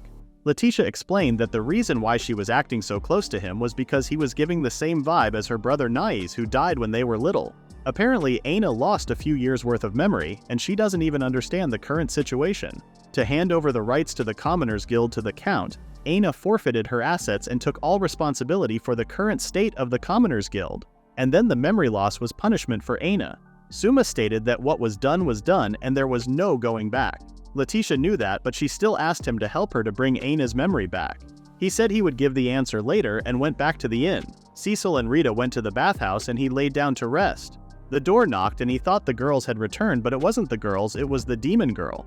She brought the money she promised, and while being on top of him, she mentioned that she had grown very interested in him. Souma was in shock while she was telling him that she would take him to the apex of pleasure. While she was trying to take his pants off, she mentioned that they needed to hurry to get Aina's memory because it would be gone completely after 2 days. At that moment, Rita and Cecil were back from their bath and asked what she was doing to Nagi. The demon girl went out from the window and said that she would come to get it another time. When the demon girl left, Nagi told Letitia what she said about Aina's memory loss. He then gave her what he circulated from the town. Letitia was furious and told him that if she could, she would have made a move a long time ago, but unfortunately she doesn't have any idea of the strength of the guard anywhere but at the tower. Souma told him to calm down first and asked how was Aina doing. Letitia used connections to shelter her with trustworthy people. While she was talking, someone interrupted her saying she should calm down, and it was the demon girl again. Letitia asked what she came there for, and she said that she happened to have accurate information on that tower. Depending on her sincerity, she agreed to share with her. But there was no way Letitia could trust enemy information. Nagi convinced her by saying they needed any kind of information and they needed to hurry and return Aina to her normal state. It may be a trap, but in that case, they just need to plan under that assumption. The demon girl explained that the tower was deep in the forest and pointed at the map. Apparently, they were using Steel Gargoyle, which was a monster whose body was all covered in steel and moves with magic. Nagi wanted to approve if they were the ones that had wings on their backs and carried a sword and a shield. Letitia approved him and mentioned that they were the high-level angel guardians. All they needed to do was get their crystal and there was no need to kill them. But if they were going against steel gargoyles, they would want at least level 10. Nagi promised to think of something that would work out somehow or come up with something. Letitia couldn't believe that he would work with her and thought he totally turned her down. Right now in that town, defying the Nobles Guild was a real danger, and many adventurers left the Commoners Guild while saying that no one would blame a beginner adventurer for refusing to help. But Letitia was helping Aina because she was her childhood friend. She continued to explain it and they made a plan. In order for them to prepare to go return Aina's memory crystal, Nagi, Cecil, and Rita went back to the secret room in the mansion. Nagi didn't want to decide this on his own, but he expressed that he couldn't leave it alone. The girls were fine with anything that came from him and told him to just go about it boldly. Nagi apologized again, then Rita also apologized for making him apologize. Cecil asked them to calm down. Besides, the original cause was because a demon the same as her summoned the magic sword. If they can save someone who met with misfortune due to that, she was the one who must feel grateful. Nagi thanked Cecil for her words. Cecil then explained that in order for them to defeat steel gargoyles, they needed to create skills to match the job, which was why they were there. That place was abundant in magic power, so even if Nagi used his skill structure, there wouldn't be much expenditure of magic. They can also test the skills they created. When Rita asked who would start first, Nagi mentioned that previously he messed around with Rita using his skill structure. Rita was definitely traumatized by that incident. Nagi explained that when he used the level 2 skill structure on Rita, after both skills were displayed, there was still an empty space to display one more skill. He offered to try it with the 3 of them, and if it doesn't work out, he would just do each of them separately. Cecil knew more than any of them about the magic power, so he left it to her to decide how the 3 of them would be connected, and she decided to get into the stream. While the room was filled with magic power, it was most concentrated in that stream. So since they will be doing it there, they can completely eliminate magic power consumption. Nagi asked about what the blindfold was for, and she explained that in order to transmit more magic power, they should give as much bare skin touching as possible, so the girls were completely naked. They hugged him tightly and then he started the skill structure. First his skill, second Cecil's, and last one was Rita's. Nagi told Rita to not move, but it was hard for her to do that since she got tingly when they reconnected. Rita informed Nagi that this was different from before. Nagi managed to rewrite their skills and took off the blindfold. Rita and Cecil fell and fainted in his arms. They would find out the effect after the girls woke up. Meanwhile, the demon girl was talking with Lord Count, and she mentioned that Lord Count should put the destroyed guild out of his mind. He asked if the information she gave to him was all accurate, and she approved. Letitia Millefew and the party would certainly come. Lord Count stated that they had to teach Letitia that even if she was of noble blood, she would face punishment. The only thing Lord Count wanted was to make all of them his slaves and get entertainment from them. The demon girl knew that the enemy wasn't just gargoyles, and wondered how Lord Count would cut through that. In the meantime, Nagi was waiting for the girls to wake up. Nagi and the girls slept there until morning and then hurried back in order to meet up with Letitia. They gave their belongings to her and she noticed that Nagi's sword was broken, so she lent him her spare one. When she asked if he would be okay, he said that he had got a really good anti-gargoyle plan, so they would be fine. The demon girl appeared and told them to hurry up. She made a contract with Nagi to show the way to the tower. From Nagi's point of view, it was to keep an eye on someone she has to be cautious of, but from her point of view, it might be super naive, but she doesn't dislike it. Her main problem was Letitia. She didn't seem to think she could be able to fight while struggling with so many issues. They once again confirmed the map, checked their equipment and skills, and set out. They were able to reach their destination a little before sunset. Rita listened to the guardians through the bushes. She mentioned that the Commoners Guild fellows were fine either way. If they got the magic sword, they would be the saviors of the Commoners Guild. If they failed, they would tag along with the Nobles Guild, and in the worst case, run away. In the end, it was the Commoners Guild trainee guildmaster who instigated them. She was pretty eloquent and she used guild's funds to get all brand new equipment. Letitia recalled a memory of Aina telling her how she wanted to do the best job she could as the guildmaster, in order to protect their memories with Grandpa, Nias, and everyone. They got ready to attack. The demon girl was the one who would guard them, and she reminded Nagi to don't forget about the other contract. Rita asked what was it, but he avoided her. Rita and Letitia took the lead, and Cecil and Nagi brought up the rear. The rest of the plan was the same as they did when they defeated the Angel Guardian. The moment Letitia heard the Angel Guardian, she stopped them and asked if they really defeated the highest class of Guardians, but Nagi ignored her question. The entrance was closed and he needed to prioritize breaking through that place. He called Rita when he saw one of the gargoyles. Rita started singing to increase reaction speed with a song. The singing voice penetrated deep within her and her body kept getting hot. She had gotten so fast that the gargoyle's movement seemed so slow. While Rita was fighting, Cecil backed her up with her arrow of inertia and defeated the monster. They moved to the next floor. The plan was to use Rita's unequaled singing to accelerate their movements to ensure their safety from being attacked, while Cecil prepared for her ancient language enchantment, and then Cecil would drain magic power with the arrow of inertia and render them motionless. It was quicker and safer to just rob them of their fuel, which was magic power, rather than reduce their endurance to 0. With this plan, they could reach their goal quicker and safer. On the next floor, they followed the same plan. Rita fought with the gargoyle while Cecil was preparing, but then the monster made an unexpected attack, so Nagi used the release delay art skill and saved Cecil.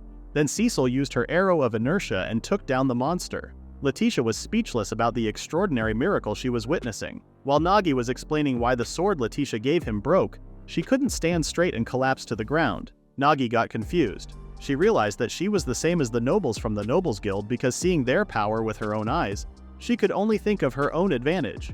Using someone else's strength while staying back and protecting oneself was the same as all the other nobles. She was sure she was doing something because she couldn't accept how her father was currying favor with Count Regilta. Apparently, Aina's grandfather and her brother accepted her and convinced everyone to let her join the Commoners Guild. She wanted to protect them, but she didn't have that strength. Nagi explained that being powerless is not a bad thing, and even he gets saved by Cecil and Rita all the time. He thinks it is okay to seek out strength you can use and assistance you can get. He mentioned that Aina wanted to place this burden on her too. After comforting Letitia, they moved to the top floor to retrieve Aina's memory crystal. But suddenly, Tanaka appeared. Nagi didn't remember him and asked who he was, which made him even angrier than he was. Tanaka was holding the memory crystal and threatened to crush it. Cecil stepped aside and gave him a determined look. Tanaka stated that he wasn't scared of her while also trying to hide from her. Nagi tried to talk nicely to him and complimented his armor. Tanaka seemed to buy his compliment and showed him what his armor could do. He informed that the armor has been coated in magic power by a top mage and it can take any number of flame arrows from Cecil. Nagi asked Tanaka if there was anything that bothered him here. However, since he came to this world, he finally felt appreciated for the first time, and there was nothing he felt bothered. And for him to remain as he was, they all had to die. Nagi interrupted him and told him that he was bothered by how there were no hair dryers in that world. He started to nag about how it was difficult for the girls to dry their hair. Tanaka asked if he was coming from the same world as he was, and he ignored his question and continued to talk about the charm of washing a girl's hair. Tanaka didn't seem to understand why he was talking about the girls, but all he was doing was to buy some time for Letitia to steal the memory crystal. Rita and Cecil were fighting with Tanaka while Nagi asked Letitia if she was okay. She was okay, and the crystal was also safe. Letitia offered to create the strongest party ever. He rendered steel gargoyles powerless, and he defeated Tanaka Kuga twice, so no one would complain. They would be a real threat to the Nobles Guild. That seemed dangerous to Nagi. He didn't expect this offer from her as she was the one saying she didn't want to depend on others' strength. Letitia then reminded him of his own words and explained that she was just putting that into practice. While they were talking, Rita and Cecil thought that they looked like they were best friends from way back. Nagi complained that he didn't want any difficult thing like that as his goal was to just earn money and live a lazy, slow life. Letitia asked the girls to say something too, but Cecil's race has abandoned that path long ago, and Rita prefers to lead a carefree life with Nagi and Cecil. Meanwhile, the demon girl recalled a memory of Nagi telling her in case they failed to retrieve the crystal, he wanted to commission her to steal it back. Name her price, as long as it is something in his power. She then realized that Tanaka was lying on the floor unconsciously. Her contract with the Count was over and she had no use for Tanaka anymore. She noticed the note on his head and read it. It was from Nagi saying that he left Tanaka in her care. The news of the memory crystal reached the Lord Count. He thought the forces he deployed were more than enough because there was no way Letitia could deal with all of them. But the most important thing that mattered was how he could report this news to the Count. While he was panicking, a guardian came and told him that the church was mistaken in investing him with power. He was incompetent, and when he failed, he always blamed others. Before power, he even bent the church doctrine. These words made him furious, and he tried to attack the guardian but got knocked down. Lord Count didn't understand how he got the audacity to do this to him. The guardian approached him and whispered that they were witnessing all of his heinous actions. The guardian removed the armor, and it was Rita who stated that they are the mystery portion of the 9 apocalypses. After finishing her business, she came back to meet Letitia. Rita asked if she also finished her business, and she explained that she thought she would get summoned by the Count, so she managed to feign innocence about everything. Rita mentioned that since she discovered a relic from the Church of Etulna that was used to steal Aina's memory, she came there to destroy it. She suspected something when she heard about the crystallization of memory. It was a shame that she used to belong to that church. Letitia heard rumors about the Church of Etulna, that an outstanding head priestess who was supposed to come to Medicall was dismissed several days ago, and that she was a beautiful maiden with splendid golden hair and eyes like cherry blossoms. Rita smiled at her, and she realized that it was Rita who was dismissed from the church. She explained that she did this on her own and asked her to not tell Nagi about it. Meanwhile, Aina woke up from her long sleep. When Rita and Letitia came back, they saw Nagi half-dressed trying to escape from Aina. Letitia scolded them, especially Nagi, because when she said Aina needed watching and left her in his care, that wasn't what she meant. Aina explained that it wasn't Nagi's fault and she was the one who wanted it. She heard from Nagi and Cecil that they helped Letitia to get back her memory, so even if it was a little, she wanted to repay their kindness with anything she could do. Letitia asked Nagi what happened, and he explained that she made him strip, took him to the bathroom to wash him, and threatened him that if he resisted, she would tie him up with a rope, so he ran away. Aina said that Nagi was so bashful, which made him surprised. The girls took Aina to help them to make some dinner while Letitia and Nagi were talking. Letitia asked what were he going to do from now on, and he responded by saying that they didn't have anything left in Medicall, so they would move on to Ilgafa next and look for work. Nagi mentioned that rather than looking for work, he would like to have a house that they can move into permanently, and he would love for it to have an actual bathroom for the girls to wash the sweat off easily. Letitia thought it was just idle talk to distract Tanaka, but it was actually a serious conversation. Nagi then asked what Letitia would do about next since she got in the Count's way. She told him to not worry about that. The Count didn't have the provincial governor's permission to start with. He wouldn't want to raise a fuss and blow things up because it would only make their embarrassment public. The real problem was Aina's future. Nagi wondered what she would do after being robbed of the guildmaster's rights.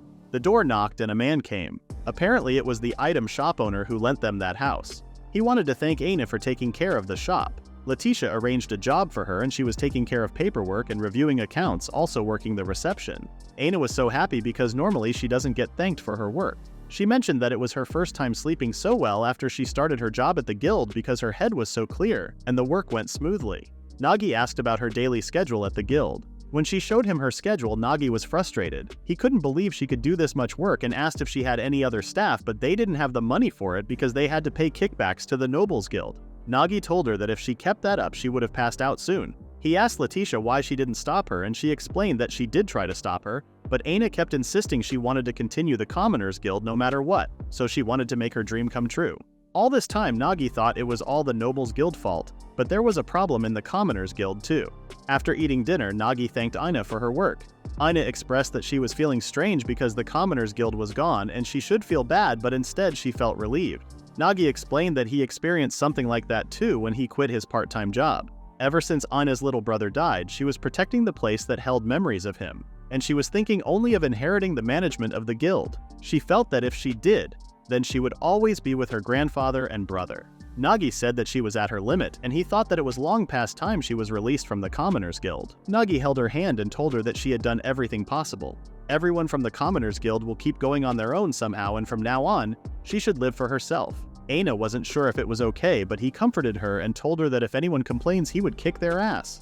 Aina couldn't hold her tears and started crying. She knew that Commoner Guild had changed, but she couldn't end it on her own. Nagi told her that even if the Commoners Guild was finished, she should search for what she wanted to do from now on, and he was sure Letitia could help her too. Letitia appeared in the room and approved him. She went back home, but she had some business there, so she returned. Letitia told Aina that she had done everything possible for the guild's sake and used up everything she had. Now it was time to listen to her advice. Letitia wanted to talk to Nagi. She thanked him for returning Aina's memory, and as a token of her gratitude, she transferred all rights to a house located in Ilgafa to Nagi. Nagi couldn't believe what he just heard, but it was real. She said that what he had done was worth at least that much, and she wanted to give him what he wished for as a reward for that. Before they made a contract, Letitia asked Aina what she would do after Nagi and the girls leave there, and she probably won't ever see them again. She was giving her house to someone else, but that person doesn't strike her as a good housekeeper. So she was worried if he would even clean it. The house was from Letitia's mother, so she wanted it to be kept clean, and Aina was good at housework, so she wondered if she could take care of her mother's keepsake. Nagi interrupted them and asked if she was nonchalantly talking about something that relates to him. He refused to make a contract because it was like Aina would become his slave. Letitia didn't see any problem with that since it was only one more slave for him. Letitia asked if he understood that right now it was dangerous to take your eyes off Aina, and even if she wanted to be her guardian, she would be too soft on her, so she would rather Nagi take her on. Nagi tried to object to her again, but Aina interrupted and told him that she had the will. The last few days were filled with fun, and after being with Nagi and the girls, she wanted to become one of them. Nagi held her hand and accepted to have her as his slave, and they made a contract. The morning after he signed the contract with Aina and Letitia, he explained the details of the situation to Cecil and Rita. Letitia would be the one who guided them to the house in Ilgafa, so she told them to get ready by the time she got back. Nagi then told Aina and Cecil to take care of packing, and Cecil asked what they should do with the scroll they had found at the mage's mansion. While Nagi was thinking about what to do with the scroll, Rita informed him that they were selling something delicious at the stall and asked him to come with her. While they were on their way to shopping, Nagi asked why she said, "I knew it," when she heard Aina becoming his slave. Rita explained that Nagi was a dense person who wouldn't abandon someone who lost her place. Nagi thought she was giving him too much credit, but she reminded him that he chased after her and rescued her from the vice bishop. And then she explained that in this world you can't draw up a contract document so easily, and yet after signing the contract with him, Letitia then signed the contract with Ain. She pointed out the sentence that says once they exit the building, all property rights pass from Letitia to Nagi, which means that she planned to leave Aina to Nagi's care from the start. Nagi was a smart person but also kind. He probably didn't feel any doubt toward Letitia, who had faith in him. Nagi realized that he was no match for the girls and stated that he would do his best to rise to the expectations. They arrived at a tailor shop, and Nagi told Rita that he brought her there as compensation since her hood got dirtied during the fighting in the tower. A demon woman welcomed them and told Nagi that she had been waiting for him. The woman bowed and thanked Rita for helping her son on the way to Medicall. It was the woman who she saved. Rita explained that she got expelled from the church, so she shouldn't call her high priestess. Rita was glad that Nagi brought her there. While Rita was being measured, Nagi asked why the town was livelier than usual. Apparently, the Count's parade would take place soon, so everyone was in a festive mood. Supposedly, the Nobles Guild had taken over the search for the magic sword quest. Under the Lord Count's leadership, it will be carried out by the Nobles Guild, the Church of Atulna, and the former Commoners Guild. There was just one problem: he was forcing all of them to donate to organize the parade. Nagi and Rita seemed annoyed by this information. Suddenly, a guardian came into the store and asked the woman to prepare a room for the vice bishop. The boy tried to hide Nagi and Rita until they left, and Nagi fell on top of Rita while being under a desk. Nagi asked Rita to bear with it even though she might not enjoy it. Lord Count came into the shop yelling about the fact that there were people who could get into even the Count's palace. Then Nagi heard him mention the 9 apocalypses. After they all left, the boy told Nagi and Rita about it, and they came out. When Rita and Nagi came back from shopping, Nagi told everyone that they should go snatch the magic sword. They were all surprised, and Letitia asked why he was saying this all of a sudden. He wanted to tell that Count to pay for his parade out of his own pocket.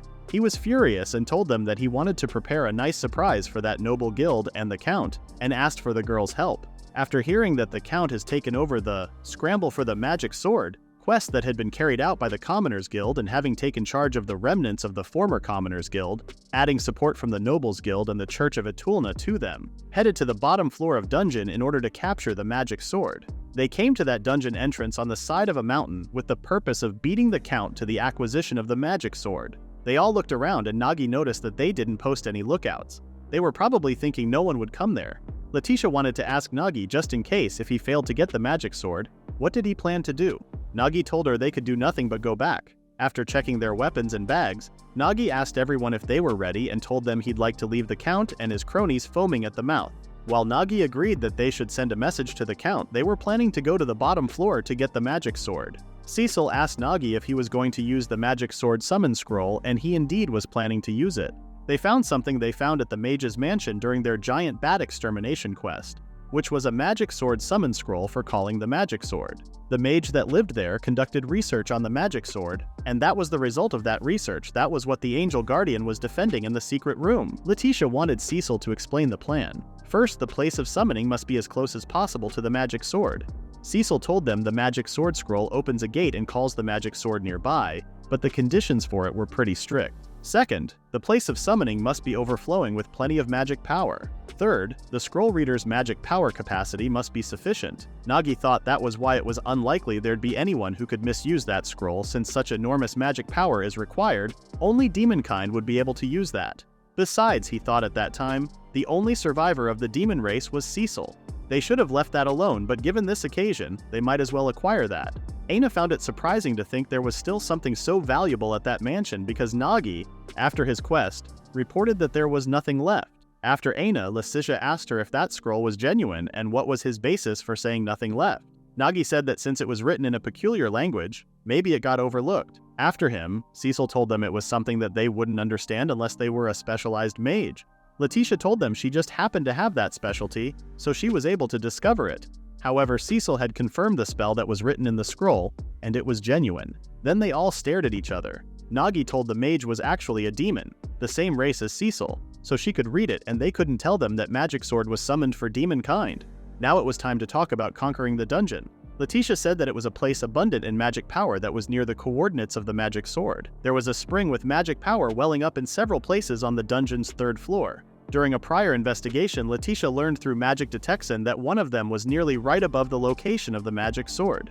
Ania said that the magic sword response came from the bottom floor, around the southeast. Nagi said that the 3rd floor spring was found in 3 places. In that case, the one that was closest to the sword's coordinates was the inside-most one. Letitia learned it back when she looked through the reference materials at the Commoners Guild. Nagi said that if it was only the 3rd floor, they could get there before the Count and company made their move, and told Letitia the most important thing for him was for everyone to get to the next town safely. He was thinking if it got dangerous, they were retreating, and if it got to be a pain in the ass, they were leaving. Letitia understood and told him that he was one of those rather than a crusader for justice. He was just a simple soul who liked to help people. Rita said that just today's trip was due to her own whim, so she had an idea to leave Letitia out. However, Letitia thought she owed her a lot, so she had to help at least that much. Letitia thought of them as comrades in arms who fought beside her as friends. As a friend, it was only natural for her to try to help a friend. Nagi agreed and they shook hands and got to work. Aina was in the vanguard, Rita and Letitia in support, and Cecil and Nagi would bring up the rear. They would proceed through the 1st and 2nd floors in that formation. After everybody understood everything, Nagi said that the monsters on the 1st and 2nd floors were relatively weak. He thought they should have broken through there quickly to converse their fighting strength for the 3rd floor. He sent Aina and told them that they would support them in taking care of any enemies that slipped through them. They encountered lots of giant toad, but Aina took a broom and sent the monsters flying with one sweep of the broom. Aina said that because Nagi let her see a task over from the Commoners Guild through to the end, she was the one who asked him to let her do the work. Cecil said that Nagi gave her a chance to resolve a doubt left behind by someone of Cecil's race, so Cecil would do her best. Letitia said that she came there just because she was pissed at the Count, and the Church of Etulna, and the nobles. She said that it wasn't for Aina or Cecil. Nagi told her it was too late for her to be acting unconcerned. For Nagi, that wasn't true. Letitia knew the danger, and yet she helped to get Aina's memory back. She was concerned for Aina and supported her, and she basically enjoyed that. Letitia had never seen Aina like this before. She cleaned up all the monsters with that broom. This ability was installed in Aina. For Letitia, Nagi was using strange skills as usual. In order to speed up the advance through the dungeon, he made a skill to drive the enemies off rather than attack them. Rita said that even monsters didn't want to fight anyone with such a bizarre skill. Letitia thought the whole concept of conquering a dungeon was getting thrown out the window. Aina told Nagi she was fulfilled now and told him that up till then, she had only accepted as a backup for the adventurers. It made her feel so good to use herself for the sake of someone important to her. She told Nagi to use her body and soul and let her serve him, and she said all of her belonged to Nagi. She whispered in his ear whatever he did to her. Without exception, she would think of it as a reward. It was as if some kind of a dangerous switch got flipped in her. It felt as if Aina's eyes were glowing mysteriously. Later on, they made it to the 3rd floor of the ancient ruins. The monsters that dwell on that floor are goblins. They weren't strong, but there were many of them. Rita tried to take care of them, but apparently it doesn't work on goblins. That was a patrol, and once they realized their comrades had been defeated, they formed a swarm and came to attack. Nagi told Cecil to get ready and picked her up. Nagi activated his skill structure to not make a new skill in order to join his and Cecil's magic power together. Monster Sweep didn't work on goblins, and in that case, Cecil's magic was very much suited for clearing out an area infested with numerous goblins. However, ancient magic consumes a ridiculous amount of mana, and it is pointless to consume it all now so that none will be left for the magic sword summon. In order for that not to happen, he will serve as Cecil's external battery and raise Cecil's mana supply. It was the ultimate technique connected with his unique skill structure skill that was only possible between him and his slaves. Nagi then informed the others that in time with Cecil's spell, they were going to rush out at once. Rita told him to leave the defense to them and concentrate on magic. They started attacking, and Nagi informed Rita and Letitia that they were released once they entered that large hall. Cecil used her flame arrows and they started running to the hall. Once they passed the hall, there would be a passage to the magic power spring that they were ahead of, and once they entered it, the high concentration of magic power in it would not let the goblins come near. Before they entered it, he noticed that he was getting weaker. Cecil threw her one last flame arrow and they closed the door. Nagi got super tired in just an instant. He asked Cecil if she was okay. She was fine and happy that she accepted mana from Nagi. He then asked Rita and she told him that all she did was run, so she was fine with an attitude. Letitia told Nagi to wrap up the lovers' quarrel for now and get that magic sword. Letitia and Anna continued to keep watch while Cecil scanned her surroundings. There was even a pool of mana that Cecil found it amazing. She got a feeling that was just like the magic power she felt at the mage's mansion. They knew what they needed to do, which was using the magic sword summon scroll to summon the magic sword Reginablis. If they can summon it, they'll just put it in a bag and seal it under the mage's mansion, and if they can't, they will leave it alone and leave. Cecil started her ancient language chanting and the magic sword slowly came up. Just in case, she cast an arrow of inertia. He put it in a bag, and while telling Cecil to put the sword away and head out, the sword magically appeared in his hand. Suddenly feeling out of control of his body, he fell on Cecil. Against his will, he began to touch her private parts. Cecil didn't know what to do and told him that he should give herself some time, but Nagi couldn't stop himself. Rita entered the room and saw their position. Nagi told Rita to grab him and push him away. Letitia and Aina also came, and he shouted at them to stay away from him since he couldn't control his movements. Suddenly, they heard a voice telling him they were the ones Master Nagi had chosen. A girl with ponytails appeared and introduced herself as the magic sword Reginablis, and acknowledged Nagi as her master. The girl told him that he had the ideal capacity to become a king, but he denied it and told her that he wasn't like that. She explained that all her masters up till now said the same words, all the ones that she guided to becoming kings. Even if he had no such intentions, it was said that heroes were lustful. There were many of those lustful fellows who were not heroes, but most of those who had outstanding talents also lusted. If he were a supreme hero, nothing bad would befall him from laying his hands on women, but those who aren't heroes end up branded as criminals. Nagi managed to ignore his shame and tried to explain that all he did was rip their clothes off and push them down, but that was merely the result of using the magic sword's power. She was a magic sword that came from another world, and she had been called in order to create a hero, and she chose Nagi. Nagi told him that it wasn't like she needed him specifically and offered to choose some lecher from the Count and his posse. She told him that she had already chosen him and it didn't matter what he wanted. Besides, there was one thing he misunderstood. She doesn't act indiscriminately without any need to who she chooses. As she said before, heroes were lustful, and on the flip side, those heroes were forgiven for their lustful ways. And indeed, no one judged them even if they impregnated numerous women. On the contrary, they were urged to become kings. She mentioned that he has more potential than even the heroes before him, and he already built up a quiet harem even without her power. Once he makes a contract with her and wields that magic sword, her power to control people's minds will be liberated completely. Nagi was thinking the controlling people's minds part. She told him that in her current state, all she could do was sneak into a crack in the mind and take control of the body. She mentioned that the daily lives of people would be entirely at his whim, and all the previous conventions and promises were nothing but scrap paper to him, which made him recall a memory of his mother promising to come get him. He told her that he won't rule over anyone, and he decided to live a free, easy life. She didn't stop trying to convince him, but Aina stopped her by saying Nagi would not become that kind of a person. The girl asked Aina if she really thought that stripping in advance would stop her from ending up like those people. That has nothing to do with it because Aina was Nagi's big sister. She hugged Nagi and said that she would protect him just like he protected her. After Nagi was back to his usual self, he asked Reginablis to become his slave. Reginablis thought Nagi was a fool to think that because she had had plenty of masters who thought the same thing, and she simply used her mind control and made them forget that they had the ring of contract. However, When Nagi activated his skill structure and used Aina's skill, he didn't hold anything back and injected the magic power into Reginoblus's body. He told her that he remembered something unpleasant because of her, and he was angry. She apologized and asked for his forgiveness while trembling. Aina warned Nagi that she shouldn't be mean to girls, and as his older sister she can't approve. Aina then embraced Reginoblus and told her that if she felt bad she should come to hug her. Reginoblus told her that she was a magic sword and shouldn't be on the same level as humans, but Aina didn't listen to her and told her that with a collar she received from Nagi, she was one of them.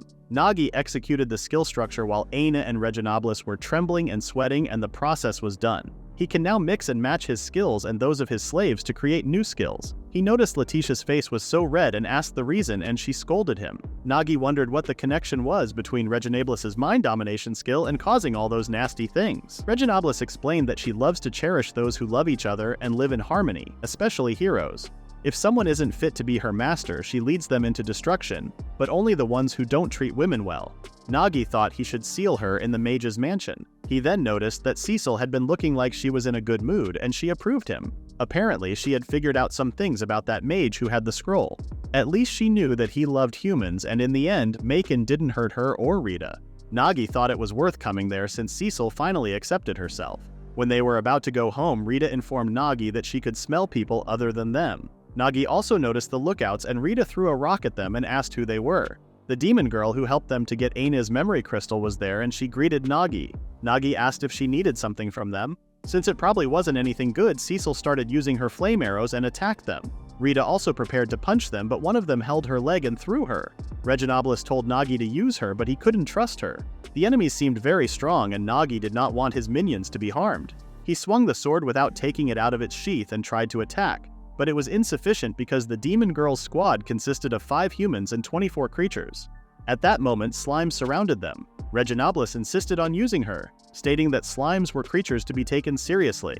Nagi left them to her, and after the only one who left was the demon girl, he offered to let her go if she returned to the Count and said she hadn't seen anything there. She refused his offer because the Count had nothing to do with them. To begin with, they didn't have a contract anymore. Nagi asked why she came here, and those soldiers who were with her were the Count's flunkies. She said that they were indeed on the lookout there, but it was for Letitia. Apparently, they had been following her ever since she left the town, and she incapacitated them for Letitia, so she would like some gratitude in return. For Nagi, that didn't prove that she wasn't with them, and she was still dangerous to them. She took out the note Nagi left her and said that, as was written there, Tanaka Kuga was in her custody, and she also broke all contracts. She wanted him to make a contract with her.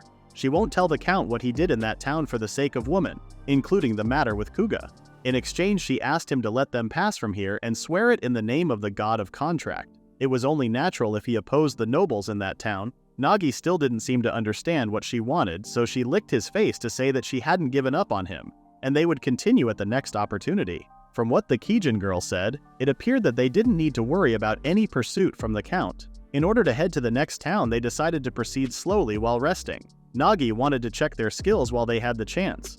Nagi, Cecil, Rita, Aina, and even just in case, Reginoblus got their skills checked. Nagi asked Regina if would she be detected by search magic. She replied by saying that since she lost her previous skills, even the surges of her magic power have changed, so she will most likely not be detected. Nagi once again stated that he was pleased to meet her and thanked her for her help. She asked if he would take her along too, and he explained that she was his slave, so he can't just leave her behind.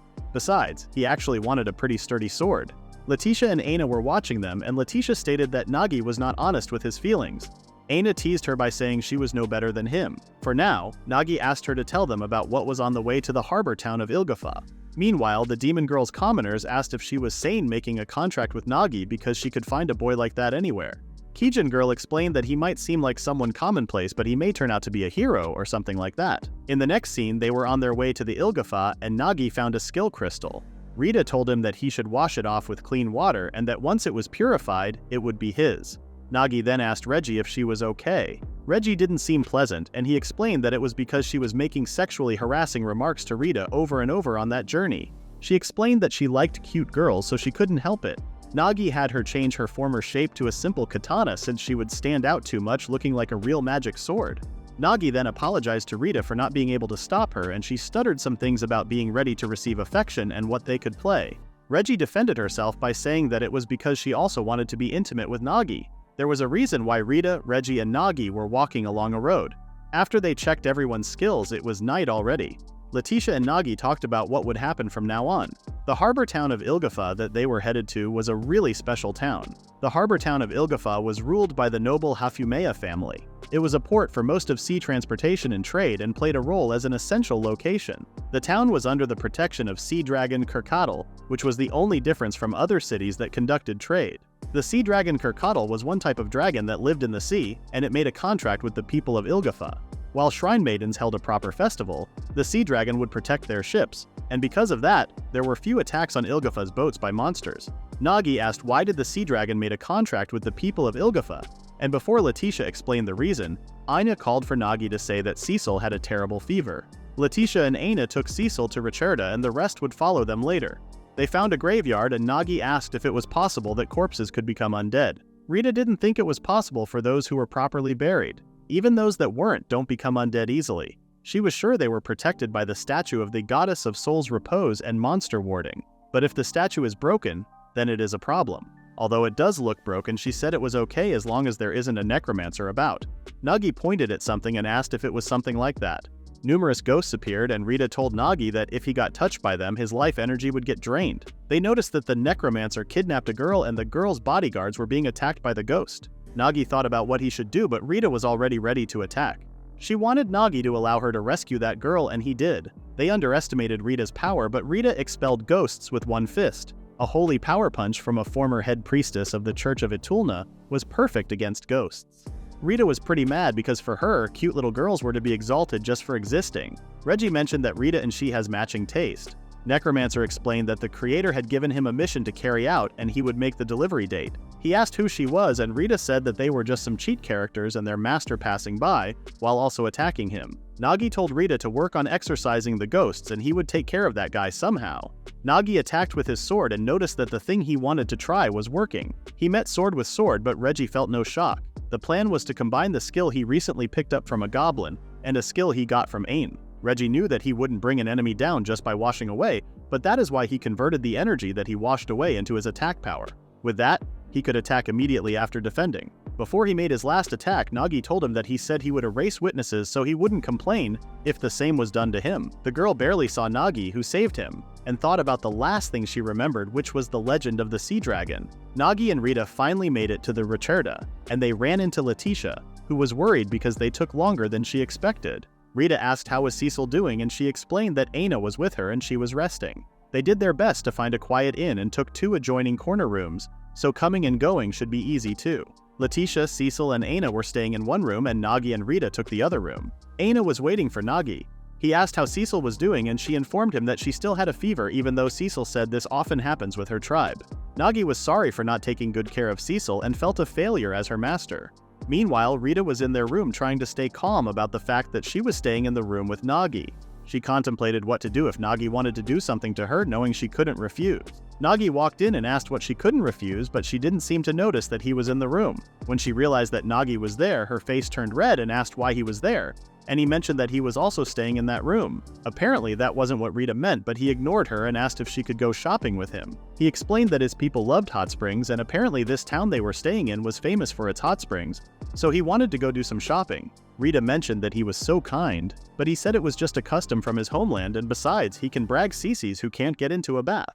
They went outside and Nagi thought they could map out all the hot springs while they were shopping. Not so much later, a girl with a maid costume stopped them. The girl's name was Matilda, and she served the Hadumea family that rules over Ilgafa, and she wanted to borrow some of Nagi's time. Apparently, the girl they happened to rescue was from the house of Hafumea, and the maid came there to pick Nagi up. Before he left, Letitia gave him a letter and he gave it to the Iris Hafumea.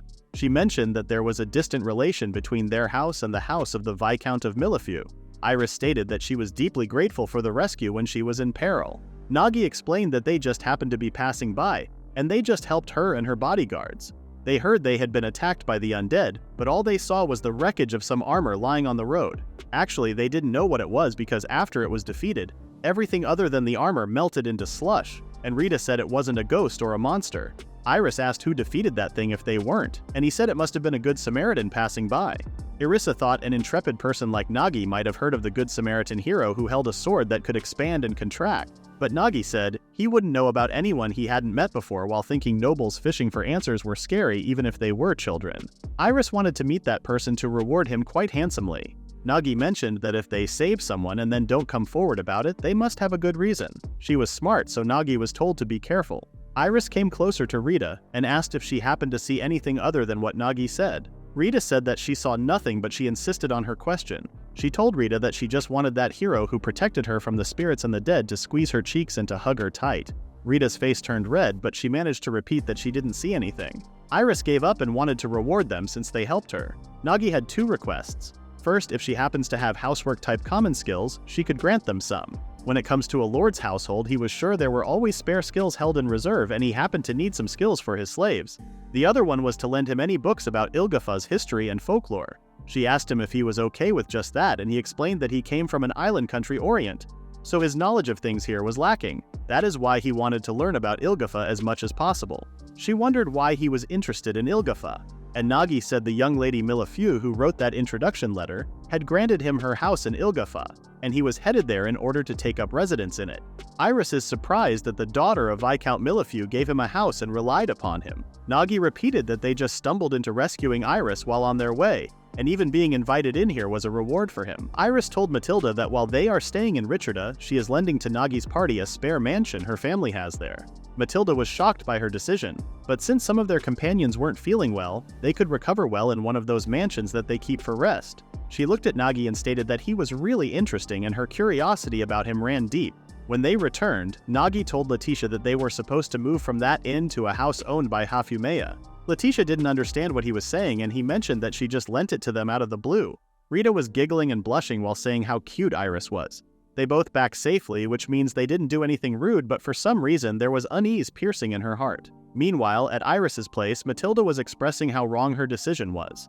She reminded Iris that she has her own duties. She had work entrusted to her by the Lord Ruler and her work as the Sea Dragon's maiden. Matilda slams the door after telling her she will report that matter to the Lord Ruler.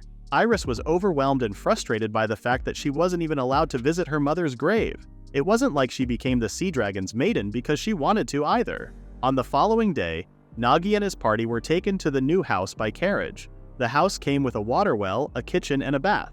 Also, it has as many rooms as they have. Aina promised to take care of Cecil until she had enough of her. Nagi gave Aina a dirty water increase skill and explained that he created this skill accidentally, but he thought it might be useful in cleaning. It still isn't quite clear how to use it, but he thought Aina should give it. Nagi sat next to the bed Cecil was resting and started resting about the Sea Dragon. Apparently, the Sea Dragon has made a contract with the people of Ilgafa after the Sea Dragon's daughter and a human boy fell in love. According to Letitia, Ilgafa's ships were indeed said to be protected by the Sea Dragon. While he was reading about spirit betrothal and spirit link, Cecil woke up and called his name. Nagi immediately asked how she was feeling and if she needed any water. Cece stated that she was okay now and she would start moving tomorrow. She mentioned that she can't calmly lie about her illness. Once they reached their house and asked Cecil about what was going on, they found out that the fever was a sign of a demon becoming an adult, which is why they couldn't call a doctor since she didn't want to be found out as a demon. They had to wait for healing to take its course. Letitia and Aina entered the room with some sweet pears she boiled, and Letitia offered to get a healer dispatched from a free clinic. Cecil started crying and couldn't hide it anymore, and they told Aina and Letitia that Cecil was actually the last survivor of the extinct demon race and the main reason for her fever. Aina heard from her grandpa that even though demons had red eyes and brown skin, they secretly lived, hiding among humans. Letitia also thought that Cecil's magic was so strong because of Nagi, but it was actually her own capacity. Additionally, they both seemed relieved since Cecil's fever wasn't an illness. Cecil asked how are they okay with her being a survivor of the abhorrent demon kind. She always hid her identity and thought they would get angry with her and feel disgusted. Letitia and Aina looked at each other, and Letitia explained that she was disappointed because she trusted them that little. Rather than some legend of demon kind left begin by parties unknown, she trusted a kind-hearted girl who saved those precious for her. Cecil couldn't stop crying and thanked them for being so understanding. Nagi wanted to confess his secret too and told them that he was a visitor who came from another world. Aina found that amazing, while Letitia said they shouldn't be surprised by anything from Nagi. Their current priority was Cecil's recovery, and once they were past that, Letitia took her time and was surprised. Nagi got a sudden flash of inspiration and told Cecil that there was a way to make her recover at once. Later on, Iris was in her library thinking about what Letitia said. Matilda came into the room and asked her to do today's duty, which was looking over the documents and settling the accounts. Iris asked about the matter that she was going to visit their injured soldiers, and Matilda said that there was no time for that since that was a crucial period of time before the festival, and she should concentrate on preparing for it. She insisted on seeing the soldiers since they fought for her, but her words made Matilda angry. She reminded Iris that her employer was the Lord Ruler and not her, and Lord's command was her priority. Even those adventurers she was about to call because of her publicly saying that she wanted to thank those who saved her, on her honor as one of Ilgafa's ruling family, she had no choice but to permit it. Iris tried to defend herself, but it was pointless since Matilda thought her matters were petty. Iris told her to leave and that she would do the work she mentioned. After Matilda left, another maid came and brought the research materials she asked for. When she was getting some tea from another maid, she dropped the tray and told her that she would bring something to wipe that with at once. Iris rolled up her sleeves and her arm was scaly like a fish. She had to study for the festival, so she started looking up the books but couldn't focus on anything and fell asleep on the couch while thinking if the ritual could have ended at just one, it wouldn't have turned into that giant mess. Meanwhile, a man was unsatisfied trying to create something stronger in an old lodge. The man intended to be known by a certain person and make his comeback as a hero, and apparently the sea dragon maiden Iris was the cornerstone of that. While at the Iris' mansion, Nagi asked Cecil to get married, which made everyone shocked. Cecil didn't understand the reason for his proposal. Nagi explained that even being engaged would be fine. Letica and Aina seemed so confused and told him that he should wait for her to get better and he shouldn't ignore the TPO, which means type, place, and occasion. Nagi wanted to clear things up. According to the book he borrowed from Iris, the Sea Dragon's maiden and the hero had performed a ritual to tie their souls together so that their mutual destiny would continue, even if they were reincarnated. He explained that they might be able to get the huge recovery effects from the spirit-link betrothal ritual they used to do. From what Letitia said, Sea Dragon's divine protection of Ilgafa actually exists, and that is why they can probably do something like that legendary ritual. Letitia mentioned that it became a legend exactly because the exact method and process haven't been passed down. At that point, there was no one who could pass on the ritual to him. It seemed pretty unlikely that he and Cecil would be able to pull it off. Cecil asked Nagi why he thought they would be able to do it together. Nagi told her that it was just a feeling since they had been doing things like that the whole time. They might even awaken new skills by doing the ritual. Cecil understood his purpose and felt reassured now. Nagi wouldn't force her to do anything she doesn't want to do either. Cecil expressed that she wants to be by Nagi's side for eternity no matter what it looks like. Letitia and Aina took off and left them with some privacy. Cecil lay down and Nagi put his hand on her chest to start the process. Before he started, Cecil wanted to change the position since she wasn't feeling comfortable. She decided to sit very close to his lap. Nagi mentioned that they won't be using skill structure since that was just health treatment, so she could relax. He explained that his plan was to try to move their joined magical power and make it into one. He pulled out the power, and just as he thought, their souls were coming together like a circle. Cecil informed him that she was feeling weirdly comfortable and it felt like he was soaking into her body rather than entering into her. She felt like she had gotten in the bath together with Nagi and was relaxing. She felt like the place Nagi was touching got electricity running through, and Nagi felt the exact same thing. Nagi knew that it was possible for their souls to resonate. Nagi said some words similar to marriage vows and finished the engaging process. Cecil's fever was coming down and her breathing was calming down too, so he took that as a success. However, he noticed that the side effects would be serious and he asked Cecil if she was feeling okay. Cecil explained that the pain and the fatigue were gone. The conditions for engagement were that the partners were connected deeply. In order to be connected deeply, their souls must resonate with one another. If their souls don't know everything about the other, resonance isn't possible. It must be a difficult thing. Cecil felt a little bit embarrassed since they stopped the ritual in the middle last time. It was the festival when, by the power of the god of contracts, a slave could willingly make an eternal master-slave contract with her master. Nagi said that if they were reincarnated into our world without master-slave contract, he might not be able to meet Cecil again. Cecil was happy to see that Nagi had been thinking so far ahead for her sake. Suddenly, Letitia came into the room with Reggie in her hand while Reggie was complaining about him not letting her see the nasty things they had been doing with Cecil. Letitia apologized for not being able to stop Reggie. Nagi fudged her question and promised to buy some candy later. Rita and Aina also came into the room and congratulated them on their engagement. Cecil suggested they engage with Nagi, which made them shocked. Because of Cecil's offer, Rita shut herself up in her room on the second floor.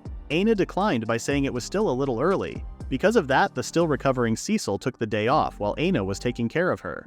Nagi, Letitia, and Reggie came to the Adventurers Guild and noticed that there were requests even in a small town like that. Rather than requests, it was more like a do-anything shop. Nagi asked the shop owner about the black armor and the owner approved him. Apparently it comes out of nowhere in the middle of the night and wanders around. The man mentioned that they don't do anything much, but they were creepy, and since their numbers are going up, everyone was scared. There are even some who are coming out and saying that it might be the Demon Lord's work. The maid girl who was also with them asked Letitia if the information the man gave them was true, and mentioned that she heard Medical's Commoners Guild was broken up and absorbed into the Nobles Guild, and that even all the guild's belongings got taken too. Reggie mentioned the maid-owning lady was pretty popular. Letitia apologized for not getting in contact with her. She wanted to give her recommendations for dating spots.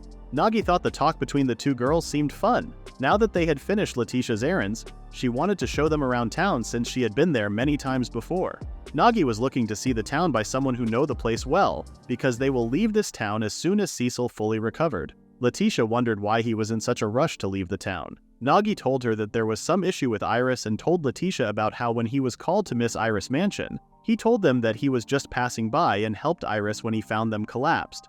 But Iris had actually known that Rita and Nagi had beaten the black armor and the ghosts. Nagi realized it was obvious that he was covering up the truth. Letitia stated that it was normal for adventurers to ask for a reasonable reward, and she knew that Nagi was that kind of a person, but others weren't like that. However, Nagi wanted to leave that town before they drew any more attention. Letitia tried to comfort him by saying there was nothing they could do about what had already happened. She suggested he get the backing of some influential people since he was going to live in Ilgafa from now on, but that was exactly what he didn't want to happen. Reggie thought their conversation was so boring. When Letitia insisted on her idea, Nagi raised his voice and told her that he wanted to work only jobs that he liked, save up money and live a quiet life while lazing around. Letitia gave up and they continued to wander around the town. The hot spring town's famous spot that Letitia was guiding them to was apparently a part of the city walls on a rocky hill in the northeast corner. There was a big crack in the walls from which the hot springs poured out. Springs like that were all over the town, but since that one was found by a legendary sage, it became an important feature of the Warren which anyone could use freely. They made it to the starting place of the hot spring city. Letitia explained that the sage who founded that hot spring city wished I want to prevent anyone from getting sick. To the heavenly dragon, what he found after that was this hot spring, while the good fountains were bought up by the nobles and merchants. That place became a public facility according to the sage's wishes. People who live in the town can use that for free, but they have come as tourists, so they can pay a fee, pick up wooden tags, and use it too. While Letitia was talking, Reggie interrupted her and asked about the food bath. Reggie found the bath very hot, and Letitia told her to just use it. Nagi then wanted to know more about the hot springs while they used the foot bath, and Letitia questioned his interest in that topic. Nagi found it very exciting about the stories of the legendary sage and heavenly dragon. Letitia agreed to tell him more, but before that, she advised him to not get carried away, but he knew that. Reggie was sick of them talking about serious things in their day off, and they all started to enjoy the foot bath. Foot bath felt like all the tiredness of their feet was being sucked out, and they all seemed very relaxed. Nagi asked if Reggie could feel it with that body. Reggie explained that she could feel the body even though she was from another world. Since it felt that good, she should have begged the kings of old for this, she thought. Nagi asked if she didn't know about this, and she explained that most of her time was spent stuck in a treasure chest. There was a king who liked to gather princesses in his bathtub. It felt pretty sluggish and didn't make her feel noble at all, so she thought that going to bath was something tiring. Letitia started to tell them about the legend of the reconciliation sage that the foot bath has spread far and wide. Apparently, hundreds of years ago, the sage who founded that hot spring was tired of fighting as a hero in the long, unending war. However, the contract he made did not allow him to rest, so he thought that he would tell everyone that the hot spring is able to heal their fatigue, and in the end, he would be able to laze around. He wandered everywhere, and finally, by the time he finished digging this spring with magic, the sage was elderly and weak and in no condition to soak his body in the baths. They made a foot bath to fulfill the sage's dreams, and apparently, while he was soaking his feet, he attained great peace.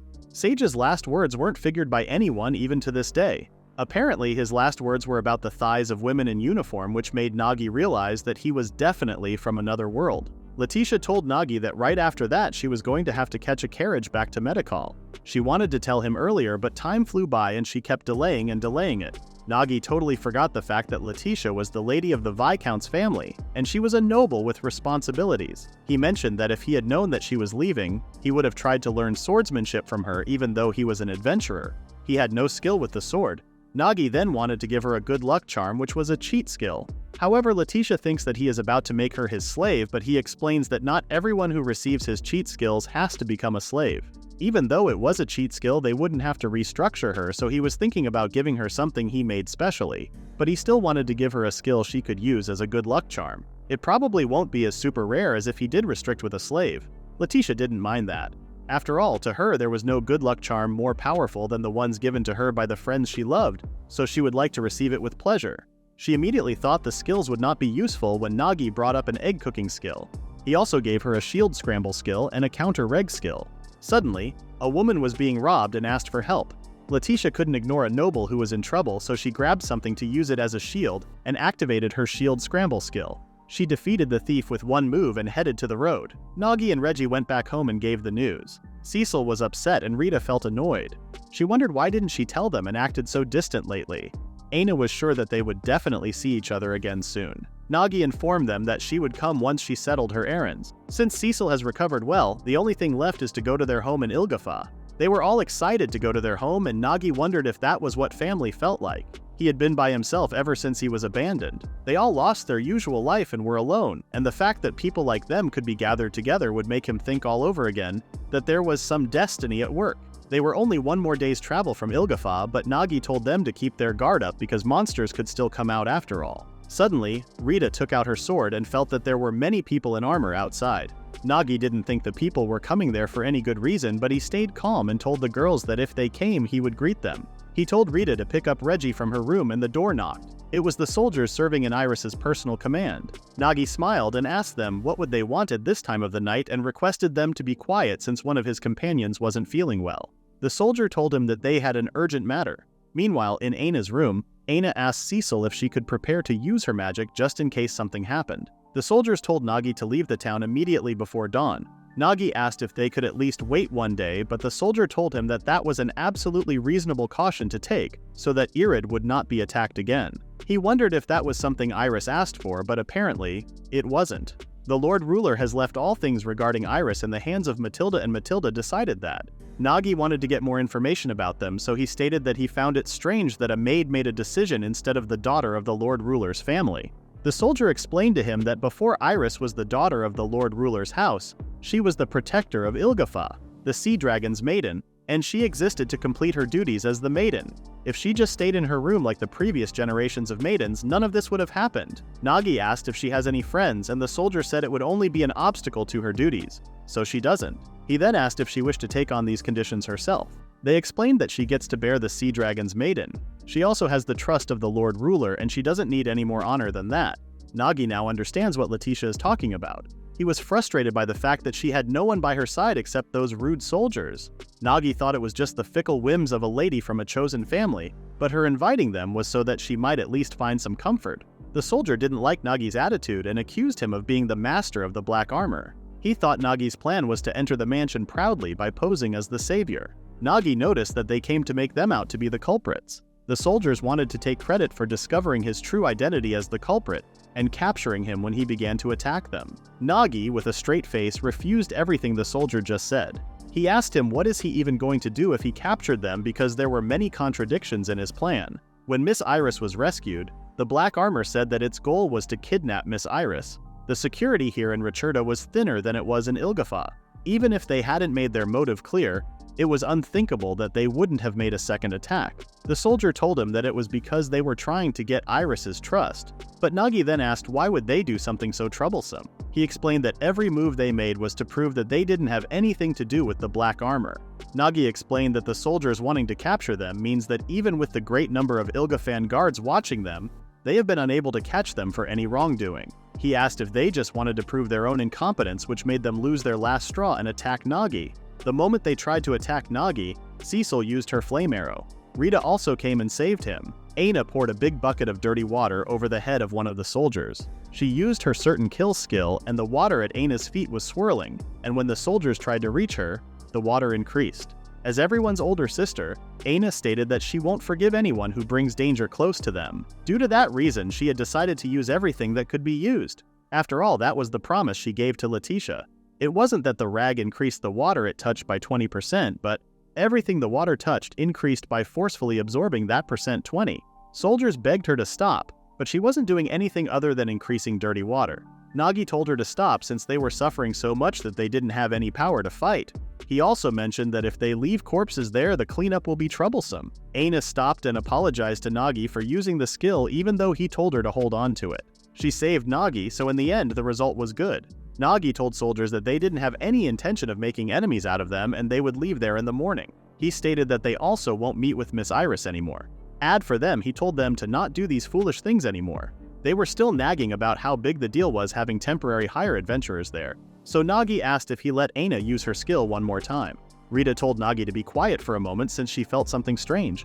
It was people's confusion and fear, and it wasn't coming from the soldiers, it was coming from the town. That was the same presence as when they rescued Iris. Suddenly, Matilda appeared, and Nagi thought that was perfect timing since he had some questions.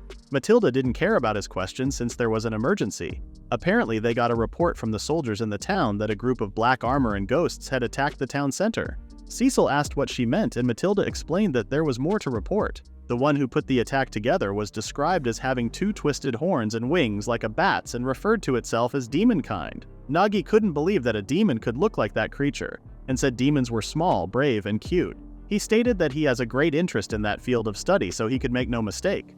Matilda told him that the problem wasn't just that the town was being attacked, or even the demon kind. According to the reports, the problem was that those things were heading towards the mansion, which means that their objective really was Miss Iris. If that was the case, Nagi wondered why she did. She ran away and abandoned the mansion. Matilda said that she was there because she had to bring a report to her lord.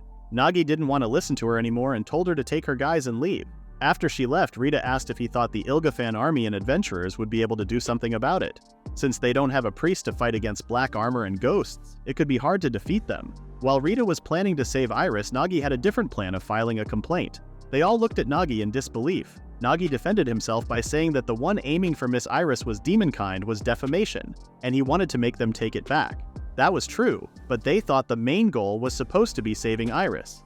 Nagi wanted to file a complaint that there were people who were tricked by that demonkind. After all, he can't forgive anyone for hurting his family like that. When Iris met them, she wasn't repulsed and didn't look down on them. She repaid them when they saved her, and he will ask for one thing by way of apology, which was to get rid of those who tried to get in the way of them going back to Iris. They were going to file a complaint to Miss Iris, and while they were at it, tell her about these guys who messed with them. As those responsible, they will have to go through criminal re-education and give them a full apology. Nagi didn't care whether they were tricked by a demon or even if it was black armor. Rita thought the situation was so annoying, and in the end, they were still going to save Iris. Reggie wanted Nagi to confess that he just wanted to save the cute girl, but those stuff doesn't fit his personality. If that was what Nagi wanted, Cecil was ready to follow him anywhere he went. In the next scene, a girl named Laphilia was on her first quest as an adventurer. And even though the quest was only security for the vicinity of the manor, where the Oju of Ilgafa was staying, they didn't have more than a few allies who could move. The regular soldiers of the Lord have locked themselves up in the mansion under the pretense of guarding her, and she was there alone with a few people. While she was praying for help, Rita came to save her. Laphilia was amazed by her while Rita was telling them to go carry the wounded and leave the guys to her. Laphilia took care of the attacks from the air. Rita told her that her friends would be there soon. While they were fighting, Cecil used her ancient language enchanting and created a flame wall. Laphilia couldn't believe what she was seeing. Then Aina's special skill appeared. It seemed like the more water she handled, the more magic power was taken away from her. Nagi appeared and was satisfied with the results. Laphilia's eyes were irritated because of that magic and she couldn't see their faces clearly. Nagi thanked Laphilia for her support and left the rest to her.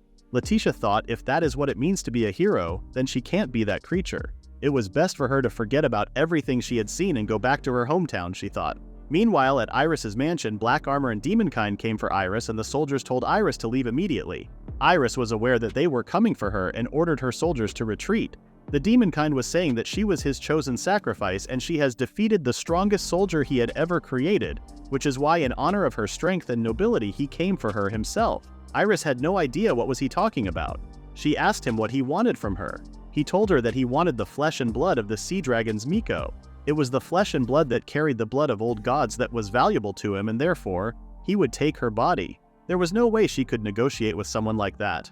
Now that the demon was closer to his goal, he would take her flesh and blood to create a creature far more powerful than the Black Armor. She couldn't believe that this was the reason the blood of many soldiers had been spilled. It was worse than death for Iris and she fell down in despair. That moment before the demon was about to take her, he encountered Rita's strong attack. Rita told Iris to stay back since it was dangerous there. Cecil appeared with her flame arrows and left the demon in flames, leaving him in pain. She comforted Iris that she was safe now and could be at ease because their master Nag was there. Nagi cut off the demon's arms using Reggie. When Iris tried to thank him for coming to save her, he cut her off by saying he came here to complain about her. He started nagging about how her soldiers came and woke them up. Moreover, they also falsely accused them of being the masterminds behind the attack on Iris and caused a big trauma.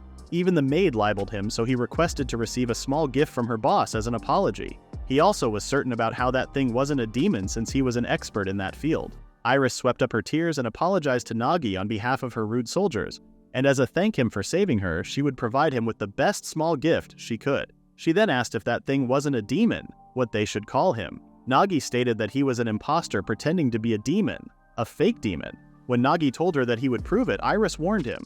Even with his injuries, he still got his strange barrier up, and when he get too close, it will slow him down. It dodged all their attacks like that. Nagi opened the status box and quickly analyzed everything. He then asked the fake demon to reveal himself. The demons were indeed revered in that world as beings of great magical power, but his appearance was so different from the widely known demon race. It seemed like he wasn't going to answer his questions. Rita asked why he was talking casually, but he signaled her to be quiet. He continued to talk about the demons and how he was researching them and knew more about demons than most people. Demons were not so different from humans, at least there weren't any demons that looked ugly with embarrassing outfits. He asked if he was agreeing with him and called him a Chunabu, which means 8th grade syndrome. The fake demon told him to not lump him together with those things and made an attack, but Reggie protected her before he got hurt. Reggie was mad and told him to kill the fake demon instead of waiting, but according to Cecil, that was probably impossible. There was a lot of mana around him and he was gathering it in the weird barrier that Iris mentioned. Earlier, she was able to get through and land a hit with a surprise attack from behind, but she wasn't sure that would work twice. Nagi, on the other hand, has already thought up a plan for that, but more importantly, he wanted to confirm something about him. Rita wanted to become his shield, but Nagi didn't let her. If he uses gentle water sword skills, he should be fine. Reggie thought she alone was more than enough, and if he got too close, Nagi would become the target of the winged blade. If only she could protect him herself. As his beloved sword Leggy, she would be of his use, he should do what he has to do. Nagi glossed over her words and wanted to hurry up and get ready. Iris thought Nagi probably had some sort of plan in mind. For someone like her who has no relationship with them, they were doing too much. The soldier told Iris that this was her chance to leave that place and ran away while they were dealing with him. Iris asked what they would do, and the soldiers told her that as long as there were still those who wished to harm her, they would not leave that place. Iris thought soldiers were protecting her only because of their job, but realized that there was someone there who would come running for her, and there were people from the town who cared about her, which was exactly why she didn't want to leave the mansion. She has a duty to see that through as the Miko of the Sea Dragon, and as the daughter of the Ilgafa's lord. Nagi started his plan. While Reggie was protecting him, he asked again why he was pretending to be a demon and who was he in a contract with someone. When Nagi called the fake demon Chunabu again, the devil got angry and told him not to call him such cheap nicknames. When Nagi asked him how he knew the meaning of that word, he got confused. Nagi explained that there wasn't actually such a word in this world, and the only way he could know the meaning of this word was if he too came from another world. Demon didn't want him to lump him in together with him and stated that he was summoned there as a hero by someone great, but he was cast away for not being competent, not being cooperative. Nagi asked how this was all related to Iris, and the fake demon explained that if he could create the strongest being while using the blood of the sea dragon's Miko as material, there was no mistake that the organization would provide him with a high position. Until then, he won't reveal his identity to anyone, but he must show the world that he was the one who achieved it. That is why he was borrowing the name of a demon. Nagi found his excuse very stupid and told him that he hates people who make a bunch of excuses to abduct a little girl. Nagi found it ridiculous that he called himself a devil and then a hero, and questioned why a hero would try to kidnap a little girl. The fake demon got angry and admitted that he wasn't a demon at all. Nagi already asked everything he needed to know, so it was Rita's turn. Rita used barrier destruction skills and didn't let him hurt Nagi. With a few more fists and kicks, the demon was taken care of. After that, the self-proclaimed demon would be interrogated by the Ilgafa soldiers guarding Iris and the city guards. He didn't know whether that was an act by a single person or a group or someone who requested it. They came back home and Aina asked about the thread that connects Nagi and Rita. He explained that he was trying to create a skill to defeat the fake demon. In exchange for using the skill, it seemed that the magical thread would disappear. There was something Nagi didn't tell anyone. That fake demon was a visitor from the same world as his, and he also possessed the unique skill of the visitor. And he had the same knowledge from the earth like him. He thought only kings could summon the visitor, but he said he was summoned by an organization. It may be Needle's fear, but he was wondering if there was someone else out there who was deliberately summoning visitors. At night, while he was sleeping, Rita woke him up trembling in fever. The skill inside Rita was rumbling and causing her to suffer. She begged Nagi to do something. Nagi put her down and checked her skills, but it seemed fine the first time. Aina and Cecil were also in the room and were wondering what was happening to Rita. The concept itself had been shaken, and he noticed that the reason for that could be due to a skill structure he did with Rita in Iris's mansion. Back in the mansion, he wanted to do reconstruction right there in that moment. Apparently, he saw at the quick analysis that he could slow down the movement within a certain range with a slow field skill. Therefore, he could read their movement and none of their hit would land. That was the reason why he wanted to create a skill that would destroy the field created by his skill. Rita had accepted his request and he made a quick structure. Nagi thought there was a side effect to the quick structure, so he thought it was the magical thread that made it hard to move, but the only part he created in a hurry was unstable. Cecil, Aina, and Reggie left the room and left her to Nagi. Rita tried to stand and asked what was happening to her, and he explained that she was having side effect of quick structure and he couldn't touch her to stabilize it. It was a skill he created, but Rita had to get her area breaker skill out of her body and maybe that would fix it. Rita asked him if he was going to fix this, and he told her to give up because the skill would probably break apart if they got it out of her body. If it gets more unstable than that, the shock release would probably tear her apart. Rita insisted on stabilizing the skill, but he was unable to pull off the ludicrous. Channeling any magic power from her would be a bad idea given how hot and sweaty she felt, and how difficult it was for her to breathe. Because that was the precious thing Nagi and Rita made together, she couldn't let it go. She reminded him that he had agreed to listen to her request at that time, so she wanted him to stabilize the skill as it is. Nagi remembered that Rita kept a bracelet she made out of her sister's fur, and for Rita, that bracelet was like an important connection to her family. And he was sure that she thought the skill with me was also an important connection, even though for him, the skills were just the measure. He changed his mind and accepted her request. He said that the skill they made together was like their child, which made her get shy.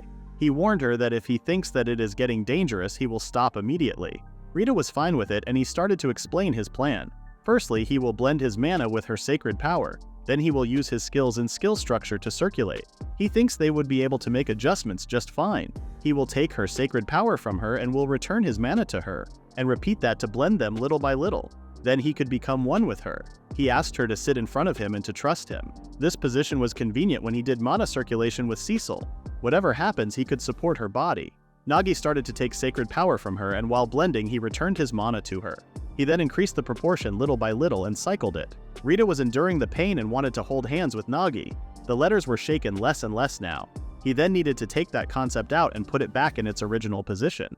As Rita started shaking and groaning more and more, she asked him if he was okay. Rita said she could hold on a little longer, and Nagi realized that this was the first time she had seen Rita like this. While Rita was mumbling about some things, she wanted to get engaged to Nagi, and Nagi promised that they would get engaged after she got better. Nagi made his last move and the skill creation was complete, but there was a problem. The ritual was incomplete, but her skill was stabilized and Rita fell asleep. Nagi also felt sleepy and fell asleep right next to Rita. When the sun rose, they woke up and greeted each other with smiles.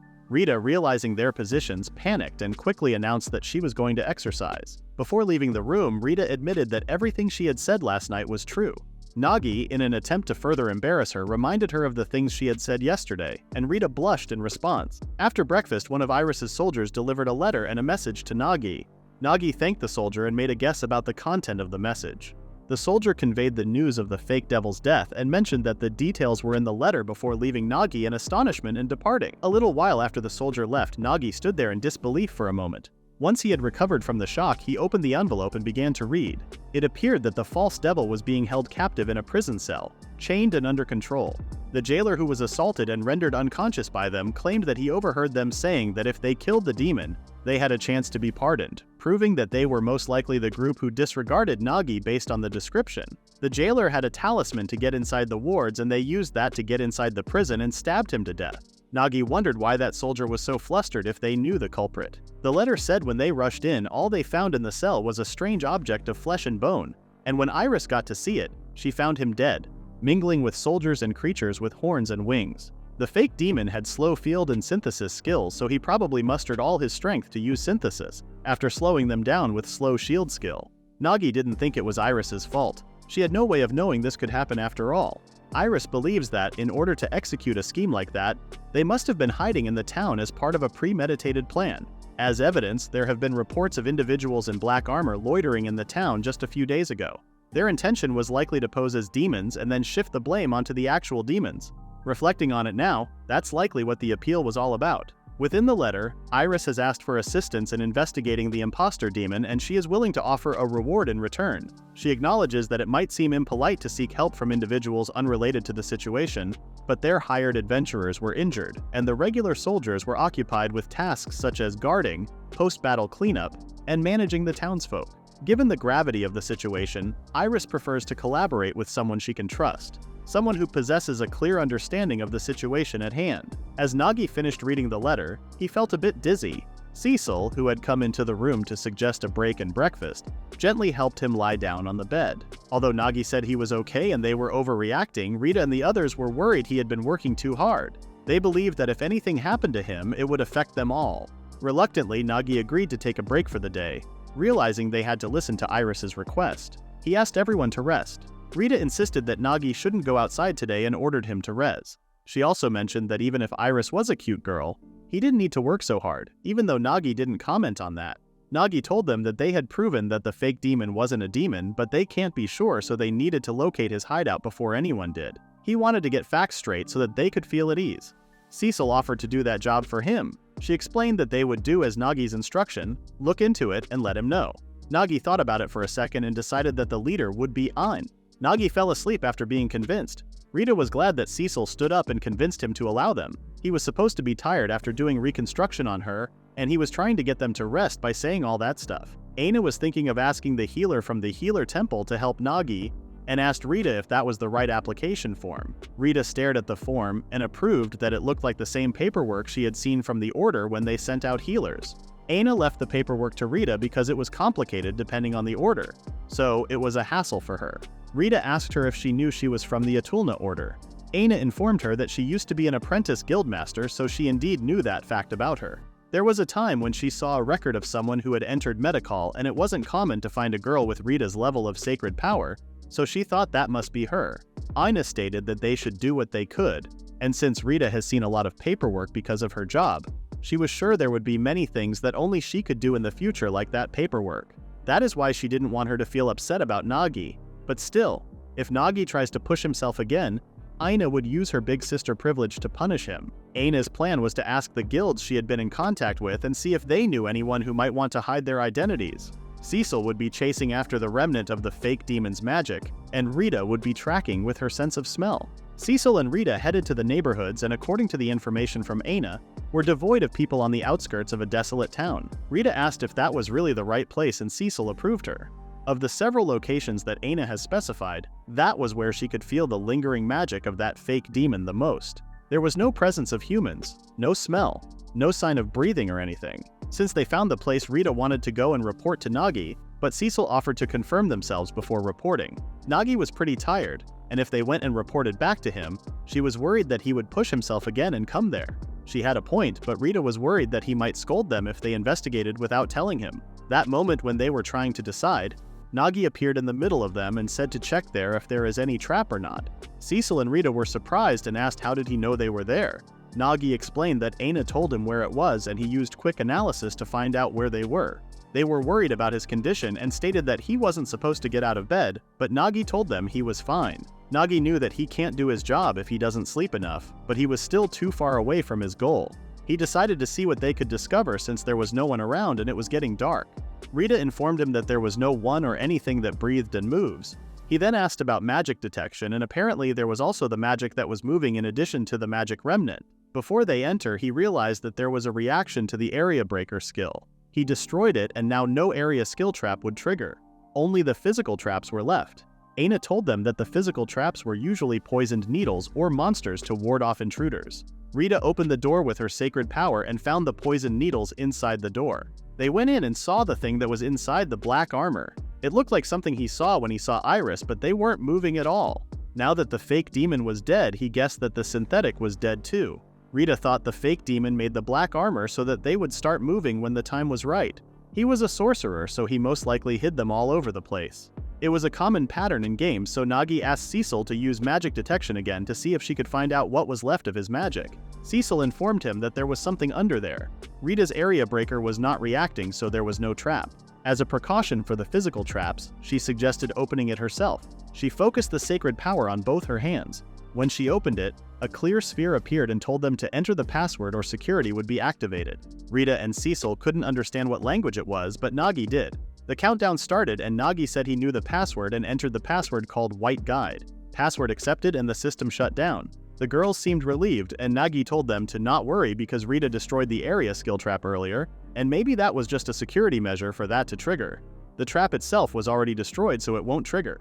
Cecil asked why did he stopped it and he explained, it was noisy and it was a nuisance to the neighbors. She then asked how he knew the password and he showed the paper that was on the table there. The language was from the previous world where Nagi came from and he explained that the fake demon was a visitor from the same world as him. He didn't have any proof before, so he didn't say anything and didn't want them to worry. Cecil wondered if he was going to tell Iris about this. There was a possibility that it might jeopardize Nagi's position. Nagi explained that there were a lot of visitors in the past and showed them the paper. It was the parchment that was under the orb, but it seemed like he was doing that kind of thing because he wanted to get back into this guild. In short, he acted alone.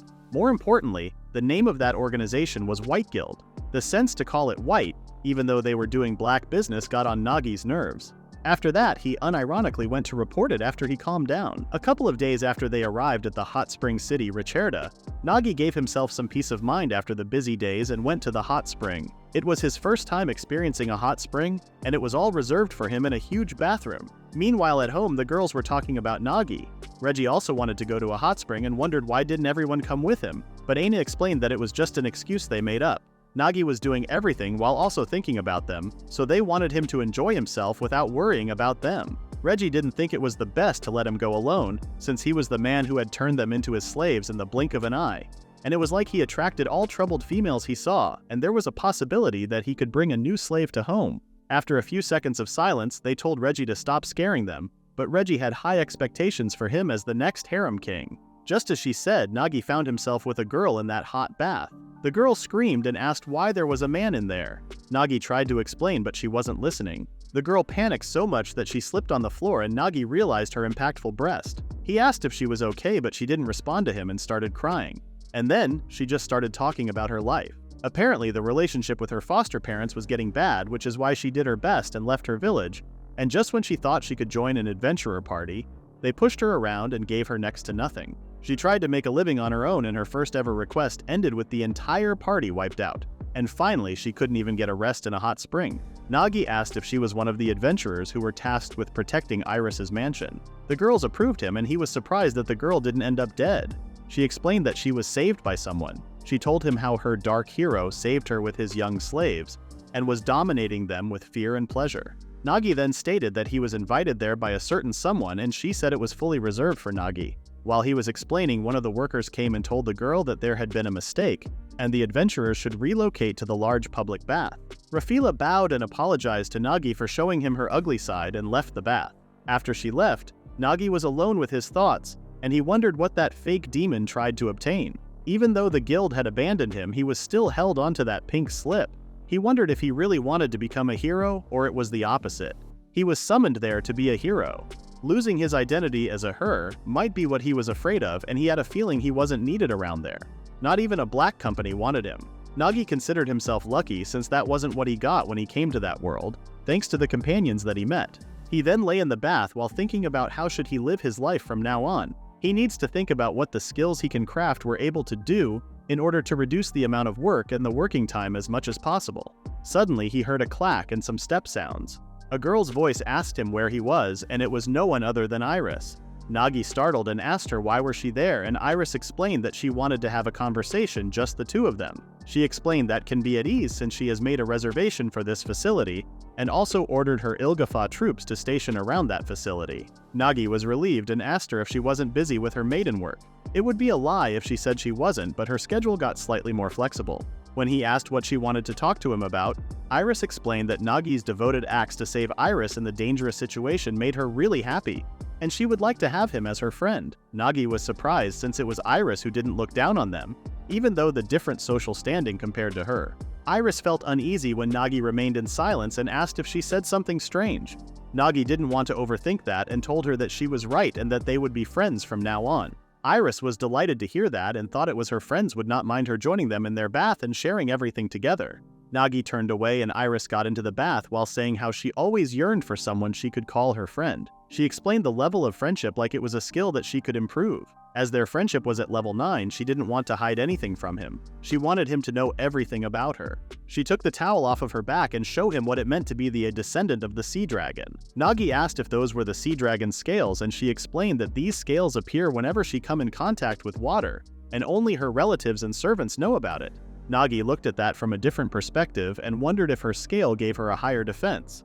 She had never thought of that and didn't understand the meaning of the question. Nagi smiled and told her that not only did it look beautiful, but it was awesome as well. That was Iris's first time hearing someone call her scales beautiful and awesome, which made him surprised. People weren't bald enough to say anything bad about her scale since she was the feudal lord's daughter, but she could roughly tell how they felt. It was only people like Matilda that were not bothered by her scale. Nagi then informed her that his slaves and he were planning to settle in Ilgafa.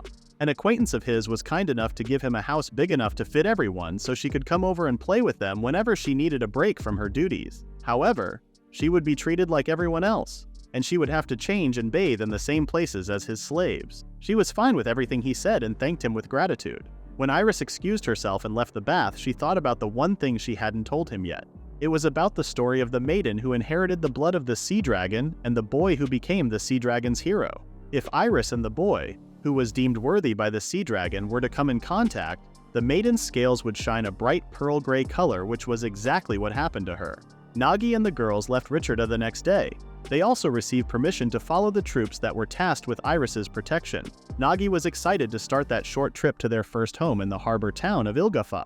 Meanwhile, a masked knight approached a nobleman named Noel. Noel asked him if the preparations had gone smoothly, and he was glad to hear that there were no delays. However, as they needed to strengthen their golems, they were currently planning to procure some slave elves. Everything needed to be perfectly in order if they wanted to prevent the sea dragon's ceremony. In the worst-case scenario, they could simply capture Iris, so he wanted him to make sure they had enough personnel to do that. Knight kneeled and expressed that they, the divine chivalry, can achieve anything their master asks by any means necessary. Noel wanted the sea dragon to be used to its full effect. Only brutes would worship a demon kind, and to be a civilized being is to use everything effectively. A woman named Etelina interrupted them and stated that he was putting their man to good use. Noel was happy to see her. He explained that they were performing their missions well and following the orders. Etelina shared her thoughts about how his potentials were wasted as a harbor town's feudal lord, and how he deserved much more recognition and fame as the next head of the Hafumea.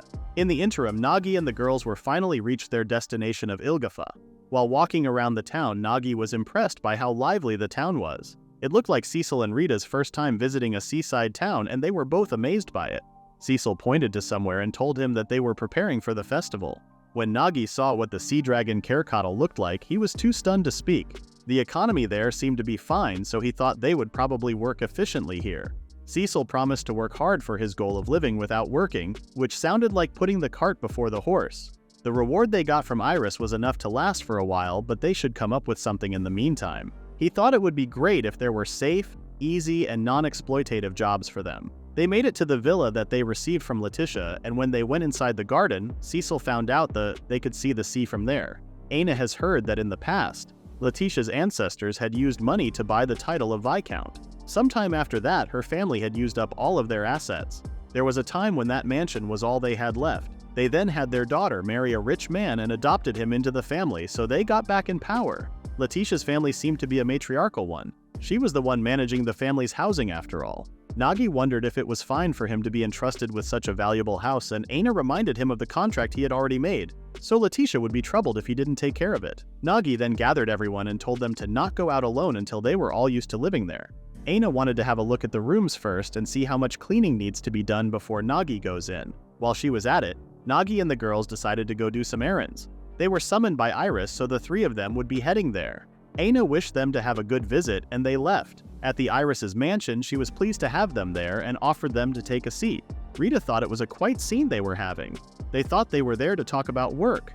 Iris explained that it was her first time treating her friend to a feast, since he must have been tired from his journey. She offered some black tea she made. They were sitting awkwardly and indulged in her hospitality. Apparently, she ordered those precious tea leaves every year directly from its source, and they were her favorite. She insisted on the tea, and when they tasted it, all three of them were stunned. Even though Nagi had no knowledge of tea, he noticed that this tea was of very high quality. Since it was Iris's favorite tea, he was almost certain it was probably a very expensive tea, and he couldn't help but ask how much it cost.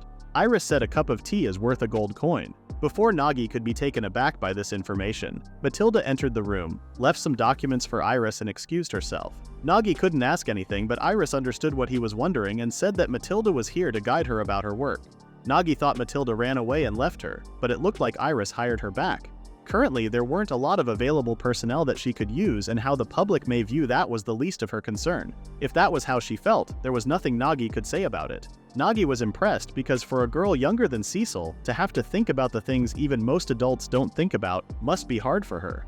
Iris decided that it was time for them to talk about why she was having them here. Iris stated that she would like to formally request that he investigate the Sea Dragon's sanctum, and asked if he was aware of the Sea Dragon's festival that will happen in a few days, and he said an acquaintance had told him about it before. Nagi remembered the purpose of the festival was to show that the Sea Dragon daughter's lineage was being inherited.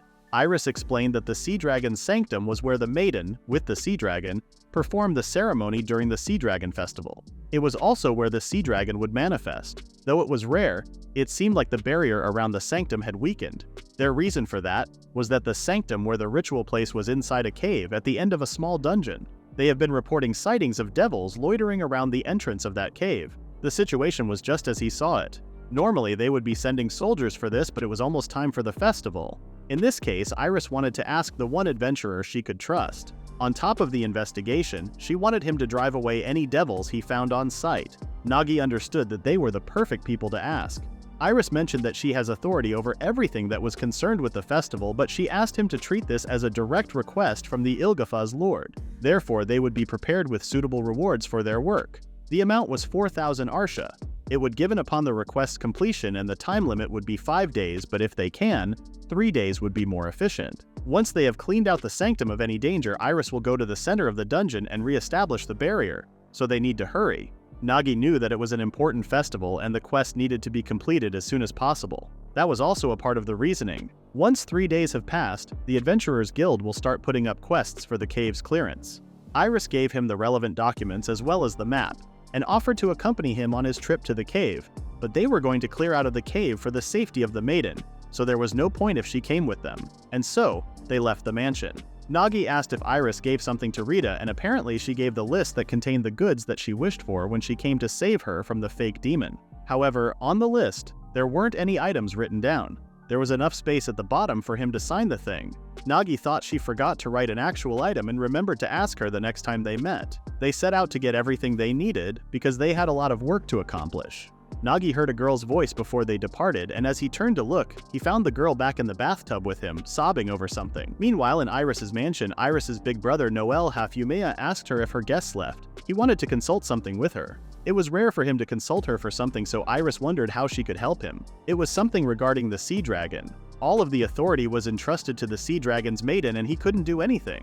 Iris thought he had no interest in the Sea Dragon, and he approved her. That was about the investigation of the sanctum. He asked her why didn't she put in a request with the Adventurers Guild. She let the Iris state that she had received permission from their father. Noel asked her if those visitors were reliable adventurers, since he didn't know where they were coming from. Iris explained that those people saved her twice in Ricerda. The sanctum was a holy place to meet the Sea Dragon. To leave it to people Iris trust was only natural for her as the Sea Dragon's maiden. But Noel found the deal very expensive since she could make a deal with other adventurers with only 3,000 arsha. Iris smiled and informed her brother that the amount of money she presented was worth what was requested and that there was no problem. She wanted to put in a request with the Adventurers Guild, but she heard some very unpleasant rumors, which is why she had to do this way. Apparently, the Adventurers Guild was under the thumb of a strong party now. They seemed to monopolize difficult quests for themselves. Noel also heard that a high-ranking adventurers party was appearing, but if they were excellent, there would be no problem. However, their methods were a problem for Iris. For example, in order to kill monsters that are attacking a small hut, they continuously fired flame magic and reduced it to ashes along with the monsters. The way they do their job was absurd, and she could see them devastating the sanctum. As the Sea Dragon's maiden, she cannot overlook this. Iris was glad her brother was worried about her, but these were the circumstances. According to the report, they had a noble's introduction letter with them, and it was one from the Ilgafa lord's family. Iris didn't think her father would be involved in something so petty. That means that the one who wrote the introduction letter was her brother. Iris thanked Noel, but he was still insisting on using them. He thought they could have a huge effect with just a little effort. He also mentioned that they were truly efficient in making use of those things called people. Iris was surprised by the fact that this was the way he was seeing their subjects. For him, he was only thinking about the future of Ilgafa. The Ilgafa domain has been content with just being a small port town for a long time. Noel also mentioned that he was also thinking about Iris's future. Being the Sea Dragon's maiden was nothing but a burden, and her authority was until the festival was over. When she asked what he actually meant by those words, he just wanted her to remember that he was thinking about her happiness, even if she was a being with dragon scales, a non-human. Iris held her anger until he left the room. She wondered if Nagi realized the true meaning of that. Meanwhile, the masked knight who was working for Noel was trying to convince the girl Nagi saw at the bath to join them and do their quests. While he was trying to convince her, Nagi, Cecil, and Reggie came with a mask on their face. The man asked who they were, and he introduced himself as the people who revere the Sea Dragon's maiden. He then mentioned that he would like to request that the elven girl do some work for them, and he would let her decide if she accepted or not.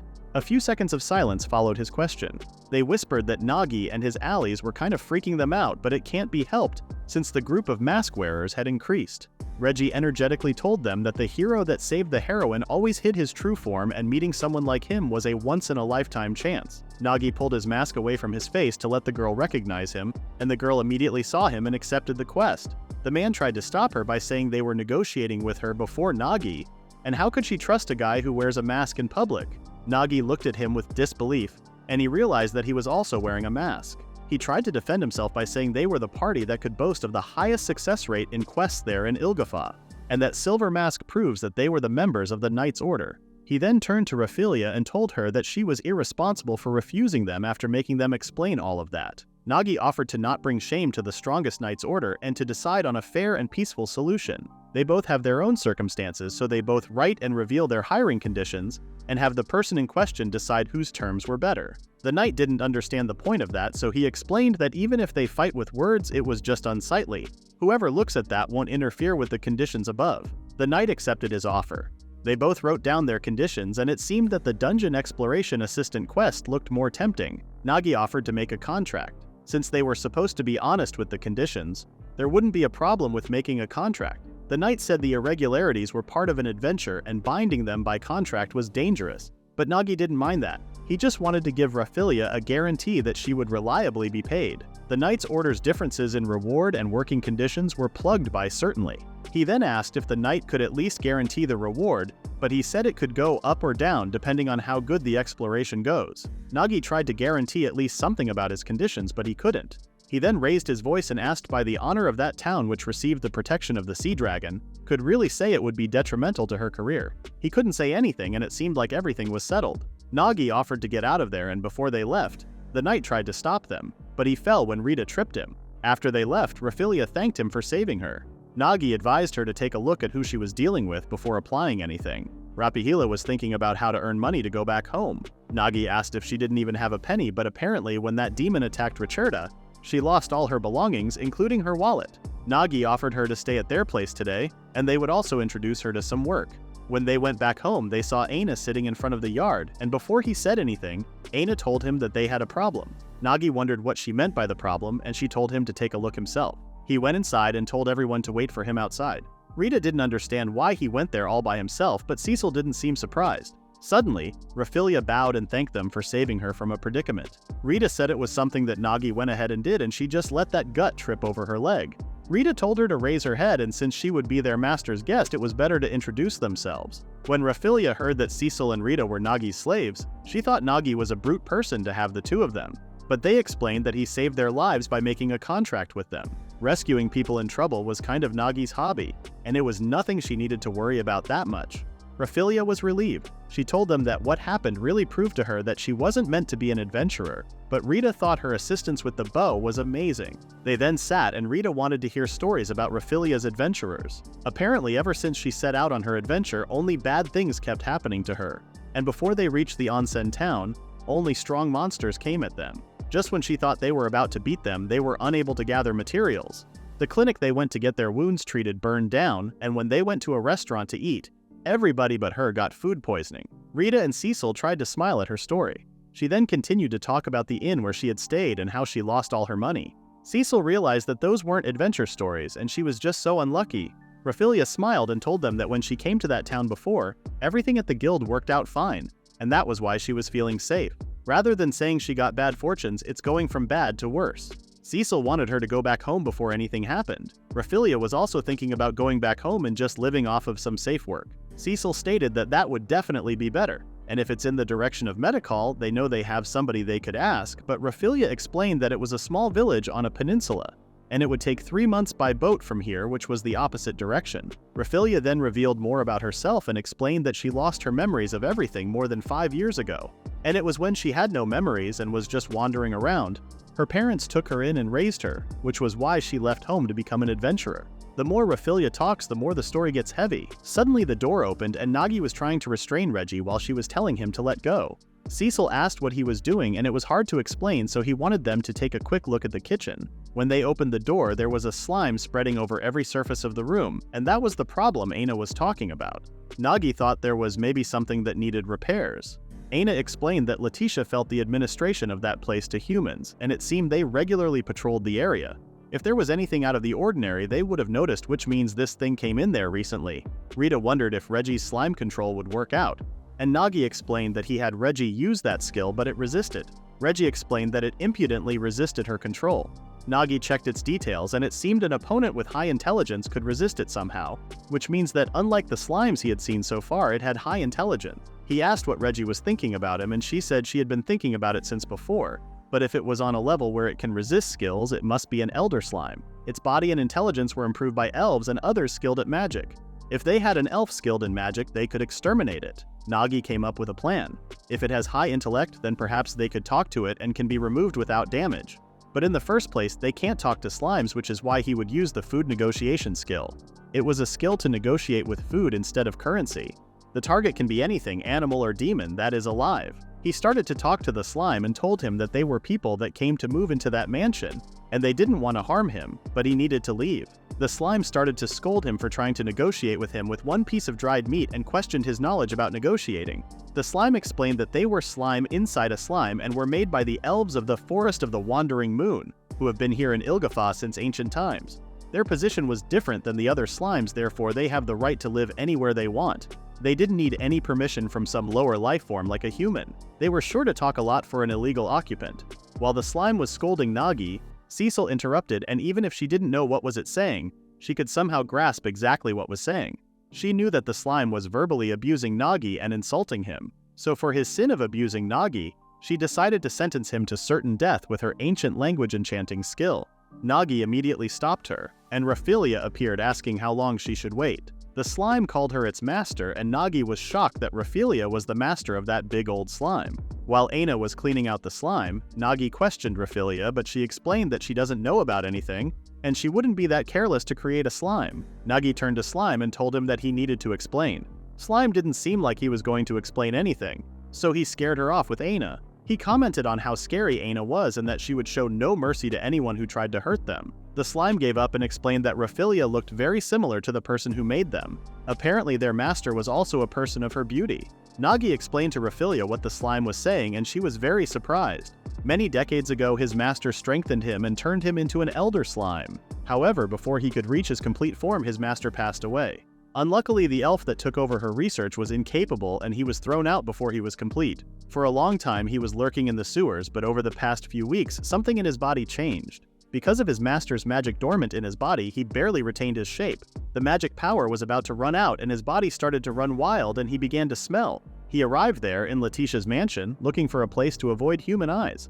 But at that rate, his body was going to continuously smell and it would probably blow up together with the house. He actually didn't want to cause trouble for them, but he couldn't even move his body, so he thought he would rather be killed. Nagi told them that if there was something that could be done, they would help him. Since the older slime was created by an elf, he wondered if there was an elf that fulfilled his criteria and could do something about it.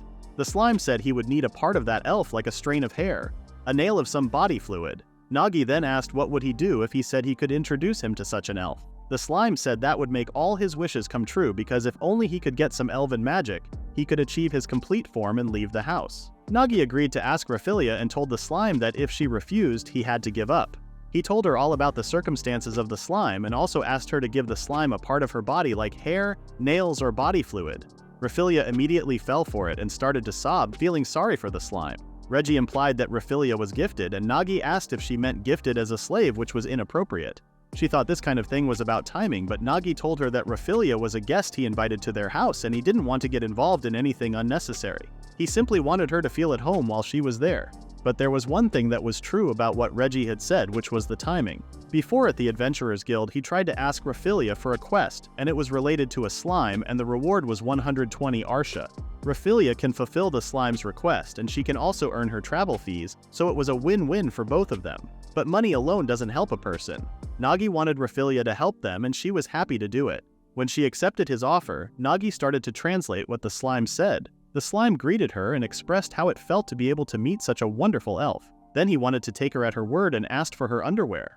Raphilia accepted his request, but Nagi was too stunned to speak. When Raphilia started to take off her pants, Cecil and Rita immediately interrupted and stopped her. Aina took her chance and made an attack on the slime. Nagi asked why he wanted her underwear when he said he needed a strain of hair, or a nail, or some bodily fluids. The slime explained that when he saw an elf just like his master, he remembered the way his master would supply him with magic in the past. Apparently, to make the magic absorption easy on him, his master would give him her sweat-soaked underwear and he absorbed it bit by bit, and that was how he was able to come this far. Nagi's thoughts about elves were changing a lot of the things he had heard. He then translated everything to Raphilia and she was fine with giving him her underwear. Nagi then decided to translate from behind the door, but she stopped him and wanted him to be there with her because she didn't want to be alone with the slime. While she was taking off her clothes, Reggie asked Nagi what he thought about her, and Nagi said he understood that she could be very dangerous. Reggie thought she would serve him well since she looked beautiful, and her skills seemed strong, but Nagi again stated that he wouldn't make her his slave. While Raphilia was taking off her underwear, they heard her scream and went into the room, and they saw the slime holding her and trying to absorb her. Nagi told the slime to let her go, but the slime said he wouldn't harm her. Her clothes dissolved within the slime. A few seconds later, he dropped her and thanked her for the meal. Raphilia was feeling dizzy and Nagi held her. The slime thanked them and left the home without a second. Raphilia was very satisfied that she completed the quest while being completely naked. In the end, the slime thoroughly cleaned the kitchen it had occupied, and they again held their arrival in Ilgafa and welcomed their guest party. Since Raphilia's clothes were washed and were drying, she was wearing Aina's clothes. Aina seemed happy that there was one more person to take care of. Raphilia presented a beautiful poem as thanks for the food and lodging. The poem was about the attack on Iris in the onsen town of Ricerda. She told them that just when her party was wiped out, a dashing black armor appeared and mowed them down. She mentioned that she would never forget the flame wall that appeared in the middle of the night like the sun and castle walls. She was sure that the hero's strange control brought out the magic of the little girl, but Nagi claimed that she must have mistaken it. However, Raphilia seemed very certain about it. The golden beast that butchered the Blakak armor with one hit, and the mysterious maid were all true, and the reason regular soldiers beat them must be disinformation to conceal their true identity. Nagi gave up and lay down while thinking about what she just said. Rita held Raphilia's hand and asked her to tell her more about that story in detail. She was surprised that Rita was interested in them. Raphilia asked if she liked the Dark Hero, and Rita could even say she loved him since he was a hero employing slaves and fighting evil. Nagi couldn't listen to them any longer and went to bed, and Rita stated that there was one mistake in her poem. The hero wasn't controlling his slaves with fear and pleasure, but with love. Raphilia explained that it didn't get the character of the Dark Hero. It was rejected. With that, their first night in Ilgafa ended late. Late at night, Raphilia was in front of Nagi's room. Nagi wondered what was wrong, and she explained that she had a request for him. She stated without a doubt that she wanted Nagi to become her master. Nagi wondered what was gotten into her so suddenly, but she said there was no other way for her anymore. Reggie appeared and said some stuff about how she was right and how Nagi was the perfect master for her, but Nagi told her to shut it for a second and asked about Raphilia's whole story.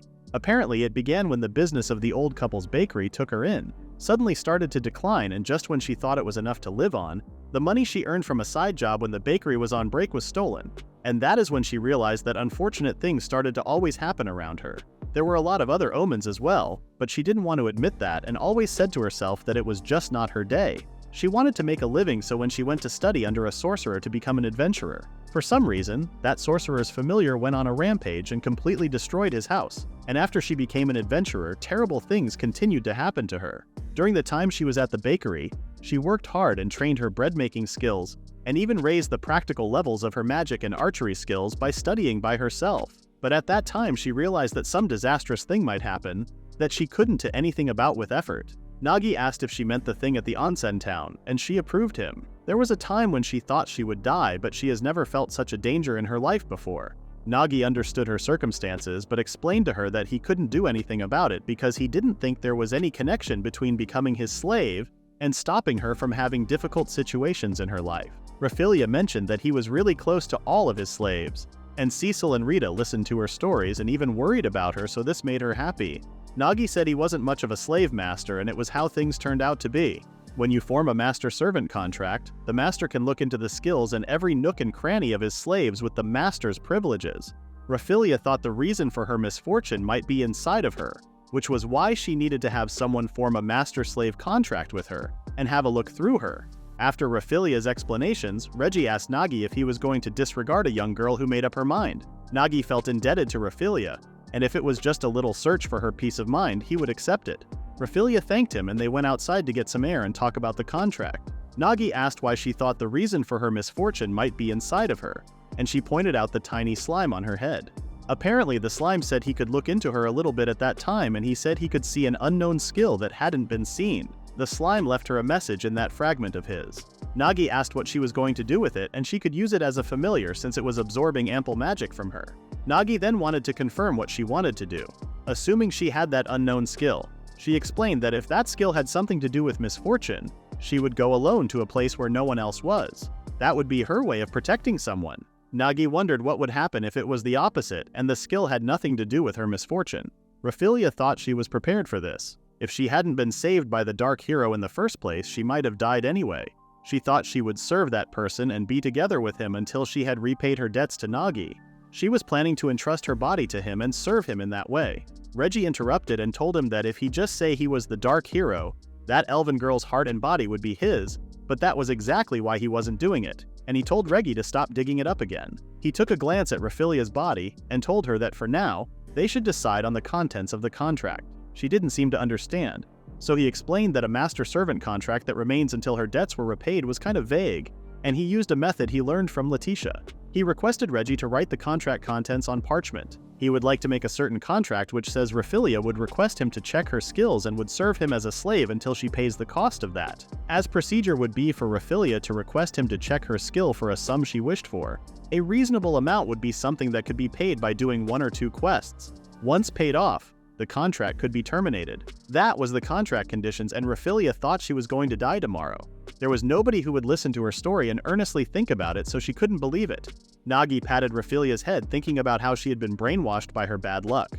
Reggie prepared the scroll and asked Raphaelia to approve it. The only place to write the amount was still open, so she wanted her to put some reasonable amount. However, the amount she wrote had so many zeros that Nagi couldn't read it. Nagi then took out her medallion, made a contract, and made her his slave. After the process was done, as he promised, Nagi took a look at her skill, and there was indeed a mystery skill, but he couldn't see its name or its effect.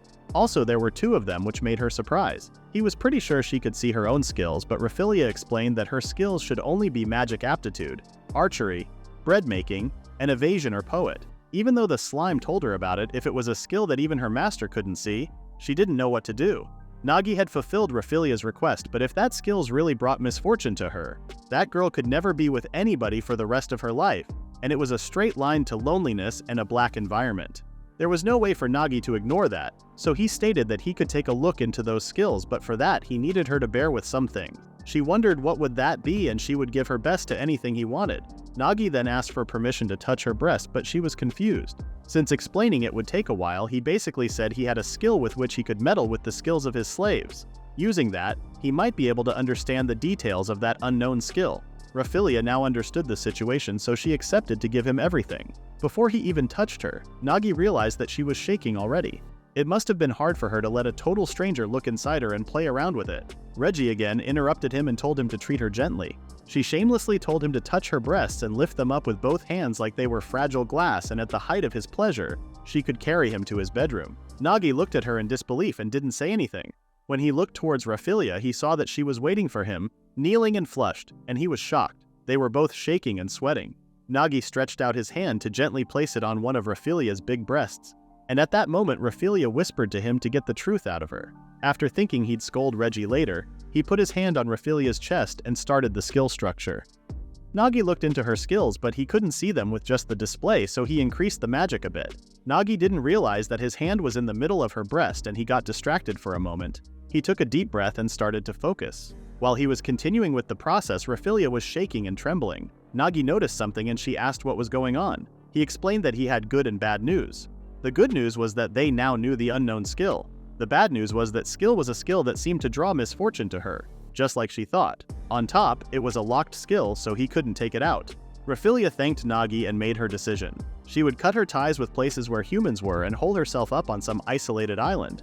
She stated that she was okay since despite all of that she had always managed on her own, and it was now a little harder, but her eyes were tearing. Nagi patted her head and told her that she didn't need to hold it in, and she immediately started sobbing. For a long time she was afflicted with misfortune and betrayal. There was no way that wasn't tough on her. Raphilia was kinder than Nagi thought, and instead of her own happiness she would choose the rough road for the sake of everybody else. Raphilia fell at Nagi's feet and thanked him. She said with a smile that she felt strangely relieved after crying and that one of her best qualities was her ability to recover quickly. It was still too soon to give up for Nagi. He explained that even though they couldn't take out the locked skill, remaking was possible. He activated the skill structure and poured in even stronger magic than before to change the skill. It might put more of a burden on her, but she said she could take it for everyone's sake. Nagi then decided to change it with a household skill he received from Iris. When he tried to do it, something went wrong and it was repelled. He asked if Raphilia was resisting her skill being changed, but she said she wasn't. Something was wrong with her, and Reggie asked what was it, but that was the first time that had happened. The skills had all turned black, and Raphilia was mumbling some things about the darkness and how she was scared. Reggie couldn't see the skill display since it couldn't be seen by other people. Reggie told Nagi to not let her go, and since he was the only one who could see her current situation, only he could do something about it. He must look closely and grasp the situation. Nagi thanked Reggie for helping him calm down, but her goal was something else and she just wanted them to make love. He was connected with Raphilia, so there must be something he could sense. Nagi thought about it for a moment and asked Raphilia if she could hear him. He asked her to remember the feelings she had that time she recited a poem for them. Raphilia repeated the poem and expressed her feelings when Cecil praised her. Nagi heard something and wondered what was it. Reggie couldn't see a big change, but it seemed like he understood something. Nagi then ordered Raphilia to tell him about what she thought was scary earlier, which made her open her eyes and blush. She hesitated at first since the darkness would come again, but then noticed that she wasn't scared anymore. Nagi explained that he had a skill that could interfere with other skills and she could leave that for him. As it seems, the fear that comes from the darkness was largely in response to her own emotions. Also, it seemed to flow into her from those black chains. He thought that if he used that skill restructured skill and pumped those black chains full of his magic, he might be able to suppress it. And he was right. He asked Raphilia to tell him about the things she thought were scary so he could take care of the bad things. She started to list the things that were scary for her, but to an extent she was expressing happy and joyful emotions. To drown those out, a threatening black presence increased. Then he needed to fill her with happiness and make it, so even those black chains couldn't drown it out.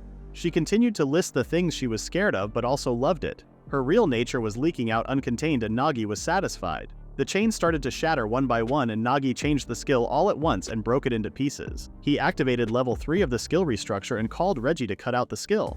Raphilia was saved from that skill, but Nagi didn't really understand what was that thing that seemed like something was possessing the skill itself. Reggie was also clueless since she was also from another world. All that was left was to cancel the contract and everything was great. When he looked into the contract conditions again, he realized that it was written 1120 Arsha.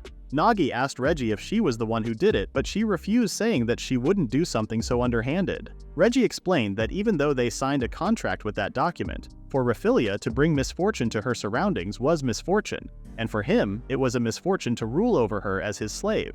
To preserve that situation, the skill had splendidly shown its effect. Now that the skill was destroyed, it was her guessing, but most likely that what was happened. On the other hand, Raphilia was thrilled by the fact that she wasn't someone who attracted misfortune and thanked Nagi for saving her. Nagi was glad that she was thankful, but there was one thing he needed to apologize about. The next day, Nagi woke up and started to change clothes. It had been a day since he had made a contract with Raphilia.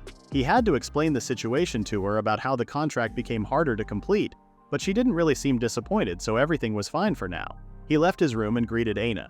Nagi heard Cecil saying good morning to him, and when he turned to her, he saw her in new clothes. It wasn't only Cecil who got new clothes. Rita was also wearing different clothes, and Nagi asked what was with their outfits. Apparently, they got those from a shop they visited and they wanted to celebrate their new home. Cecil asked about his opinions, and he found her amazing. Her previous outfit was simple but emphasized her delicacy and made him want to protect her from all harm. That didn't mean that the current outfit was bad. With less exposed skin, her appearance was of a lovely elf. And as for Rita, he must say that he liked how her new outfit was highlighting her feminine charm. Aina didn't join them because there were a lot of expenses when it came to a new home. Raphilia appeared, and she immediately gave the news to the girls and hoped that they could get along well as fellow slaves. Nagi was planning on breaking the news himself, but he lost the chance to. Cecil asked what happened and he explained the situation. Rita scolded him for collecting slaves every time he went out.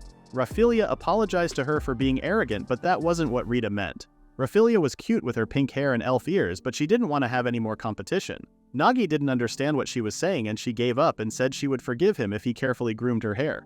Meanwhile, at Letitia's mention, Letitia was at her desk working. After she returned to Medicol, all she had done was tedious work and she was missing the days when she was with Nagi and the girls. The door knocked and it was her father. She asked what brought him there and stated that she was quite busy at the moment. Her father said it had been a while since she had talked to her father. Letitia was annoyed but didn't reveal her true thoughts. Her father handed over a gift to her and stated that he had gone all the way there to see her rejoice. Her father informed her that she had been chosen to become the academic friend of the third Princess Claudia. He asked her to serve Her Highness Claudia with wholehearted devotion. Letitia got mad and told him that he should be the one who understood the most about how much she detested this kind of thing. A noble protects their subjects, that was why she has chosen that line of work. Her father thinks she wasn't the only person who could do that. Apparently, he had tolerated how she had been acting on her own so far, but it was the time for her to perform her missions as a Viscount's daughter. That was an order from the head of Millefeuille.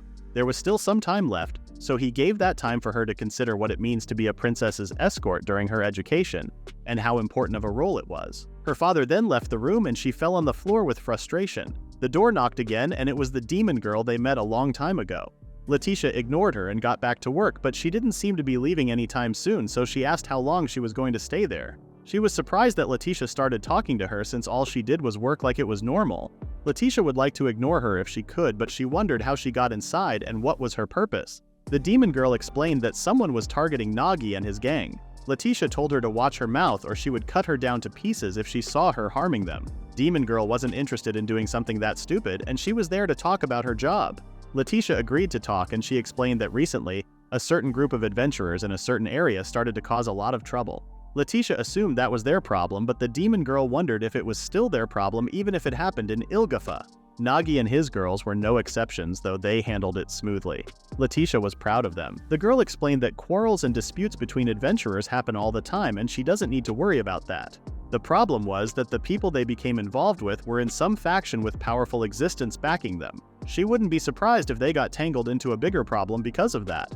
She asked Letitia if she wanted to protect her precious comrades. Meanwhile, Nagi, Cecil, and Raphilia were on their way to Iris's mansion to make a report on the request about the dungeon. Raphilia called Nagi and asked if it was okay for a newbie slave like her to be with her master and everyone else on such an important occasion. Nagi explained that there was no problem with her coming with them since Aina and Rita were busy with their own duties. Nagi was working his ass off for a future where he doesn't need to work, and he needed Raphilia and everyone's help to achieve that. Cecil mentioned that Nagi had been shouldering the responsibility for turning her into his slave due to his carelessness. In fact, she was all alone before Nagi made her his slave, so she was happy that Raphilia joined them, and it felt like she had a third sister now. Nagi was glad that they were getting along. They hit the road and arrived at Iris's mansion. When they arrived there, the soldiers let them enter while also staring at them. They got inside and Iris welcomed them in worry. She apologized to the guards. She told them Nagi was a very important person and to let him pass whenever you needed, but seemed like it didn't work. She asked if the guards scared him, but he understood that they had no choice since she was attacked at the hot spring back then, and the festival was around the corner too. When they were about to begin the meeting, Iris's brother Noel appeared and asked Nagi to introduce himself. Nagi was someone who made the Dragon Maiden's judgment come true, so he would wager he was someone important. Iris introduced him as the adventurer who saved her twice in the hot spring town. That was the reason she hired him during the search. Noel also introduced himself, and they shook hands while he was talking about how important the place he was about to investigate. Noelle then left and Iris apologized to Nagi on behalf of her brother. He might have said he would leave the investigation to him, but it seemed like he didn't quite like the idea. Nagi asked the reason because he thought she was the one in charge of that festival. While that was true, every single decision made for the festival was very important. By relying on the Adventurer Guild, it seemed like she crossed the line. Nagi mentioned that he was thankful to her for finding such good work so quickly after coming to Ilgafa. He then talked about the time when he was leaving for the city from that mansion. He dropped by the Adventurer Guild and ran into a bit of trouble with some other adventurers, but the guild staff didn't seem like they cared, so they had to resolve the matter themselves. He asked if their request had something to do with that. Iris explained that she also received a report about it, but she didn't want Nagi to know about that. If Nagi didn't accept the request, then she would have asked for the guild adventurers. They would have mobilized the Oracle's Knights Order. They may be the highest in rankings, but the way they do things caused way too many casualties. However, since they cleared the difficult quests for the guild, they couldn't do much about them, so they had no choice but to let them be. For Iris, this kind of job should be left to the people of the Ilgafa themselves, but her brother was not on the same side as her. Nagi said no matter how powerful he was, having such a stressful interview was cruel and he made him sick. Iris didn't know the meaning of the stress interview and he explained that it means taking advantage no matter what. The person might even deny her as an individual. They would keep it up again and again until she couldn't think rationally. Then he would throw a condition that was disadvantageous to her. The place he worked at before was like that and just thinking about it pissed him off. Raphilia mentioned that if Nagi hadn't saved her back then, no one would know what would happen to her. Iris asked who was she and Nagi introduced her. Raphilia promised her to do her best for Nagi. Iris smiled politely and mentioned how kind Nagi was and whispered how she was jealous. They continued to talk about the request and Nagi explained his plan one by one. By confirming his line of thought with his client, Nagi was able to continue the conversation smoothly. Iris then asked Nagi to let one of his companions be her guard while he was inside the cave. Her soldiers would be with her, but she still didn't feel safe. Nagi approved her. Her soldiers were all big grown men, so having a girl with her would make her feel better. He asked Raphilia if she could do it with Aina while he, Cecil, and Rita were in the dungeon, and she was happy to do it. With that said, he stood up and told her that he would start the quest tomorrow. Iris asked what happened to the unneeded items list that she gave him the other day. In the next scene, Iris shows them the entrance to the Sea Dragon's sanctum. Inside was a naturally formed cave and it was as deep as a usual 2-floor dungeon. Further down, deep into the 3rd floor, there was an area he could only access if he was chosen by the Sea Dragon. As such, Iris would enter after he had repelled the monsters and rebuilt the barrier. Nagi left the rest to Raphilia, and she took out the Elder Slime piece and created more little slimes. He then left the little slimes to Reggie. Iris wondered what was it doing and he explained that they were having those slimes act as recon for them, as one of his slaves has the ability to control slimes. They advance while keeping an eye on their surroundings, and not just for them but to ensure Iris's safety when she enters. He wanted to make sure there were no problems and they were as ready as possible. Team Slime moved in first and next was Rita, and lastly it was Cecil and him. Iris told everyone to not overdo themselves and stated that she would pray for everyone to be blessed by the Sea Dragon. They went into the dungeon and Iris recalled a memory of the time when she asked what happened to the gift list she gave him. Nagi explained that he left it alone since there weren't any names of the items. He was a tough one, Iris thought. A normal person would have signed it right away. While Iris was in her thoughts, one of her guardians told Aina to not get close to her and to know her place. The younger guardian told the man to calm down. He noticed the tea she was holding and tasted it. He seemed to like the tea and asked where was it from. Aina explained that it was her own blend of tea. Ilgafa was a great place to get tea leaves, so she mixed a lot of different leaves to make that blend. The younger guardian asked for another serving and gave it to the older one. He didn't want to get all tensed up from the start. The old guardian tasted the tea and he was stunned by the taste of it. The tea wasn't half bad for an adventurer, but he wanted Aina to remember that they would be enough to defend Iris, so she had to make sure she wasn't crossing the line. They served everyone a cup of tea, and lastly, Aina gave one serving for Iris too. Iris thanked her and felt the sweetness of the tea. When they were about to eat the sweat, one of the guardians reported that a shadow of a monster was closing in on them. Meanwhile, Nagi and the girls were in the dungeon and Rita asked what was the thing he gave Raphilia this morning. He explained that it was a skill that might fit Raphilia. He tried to restructure the watering level 1 skill crystal he received from Iris and an archery skill he bought in the city. He gave her 2 skills. He tried spreading the damage dealt by the arrows and she could shoot out multiple projectiles with just 1 shot. So he thought since Raphilia had archery and was a master of the bow, she would have great compatibility with it. While he was talking, Rita realized how happy he looked explaining the skills. Cece was also complimenting him. On the other hand, Iris's guardians were fighting with a bunch of flying monsters. Raphilia used the archery skill Nagi gave her. Without noticing, it could hit multiple enemies at once from a long distance. She managed to hit them all with one attack, and they were all in shock, including Iris. Raphaelia was happy that it went well, and Iris told her that the harpies that were flying towards them just fell into the sea all in an instant. She thought the soldiers of the Ilgafa was the one who did that, but the soldiers looked confused too. The day before the investigation of the sea dragon's sanctum, Raphaelia ran to Aina and told her that she was in big trouble. She asked what was wrong and if she was hungry, but she didn't have time for that. When she explained the situation that she acquired new skills from Nagi, Aina thought that was a good thing. But it wasn't for Raphaelia. Aina asked her the reason, and she explained that she had caused nothing but trouble for Nagi. He even changed the flaw within her and she hasn't paid him back. And now she received new skills from him. And it wasn't a normal skill, it was a rare skill that she didn't even know skills had rarities. Rita overheard her saying that she was too scared to accept something like that. Aina didn't think Nagi gave her the skills and expected her to do anything extraordinary with them. Aina was impressed by Nagi's behavior once again. Cecil also joined Rita and started to listen to them secretly. Raphaelia was concerned about how she could use those new skills, and Aina told her to leave it to her since they would be on the same quest as Raphaelia anyway. She offered to check each other's skills after dinner and see what they could do. Nagi, in the dungeon, explained the second skill he gave her, which was the purified water increase. With this skill, she could increase water with a watering can. The water inside gets increased every now and then, so she could get an unlimited supply of it. Rita asked if he was sure a guard would need that, and he mentioned what Aina said to him about making tea to calm Iris down. And good tea requires good water. With that skill, they wouldn't need to carry water around either, so it was like killing two birds with one stone. In fact, the three of them should be enough to finish that quest. And with that many people guarding Iris, she would be just fine. Nagi wanted them to relax, have some tea, and perform their job without getting too worked up. Rita didn't really agree with what he said and was sure that they were actually working their asses off since Aina was very scary when she gets serious. A group of giant bats appeared above the sea and the captain ordered everyone to ready the bows, but in a few seconds the bats fell on the ground like the other monsters. Iris and the soldiers were in shock again, and Iris looked at Raphaelia. She started to applaud the captain for doing all the work. The captain didn't understand what was going on, but he acted like it was his success while Iris knew he was actually acting out. Leaving the captain aside, Iris was shaking from all the thoughts she had. They expected monsters to appear, but that was too weird. The way they just fell off for no reason was scary.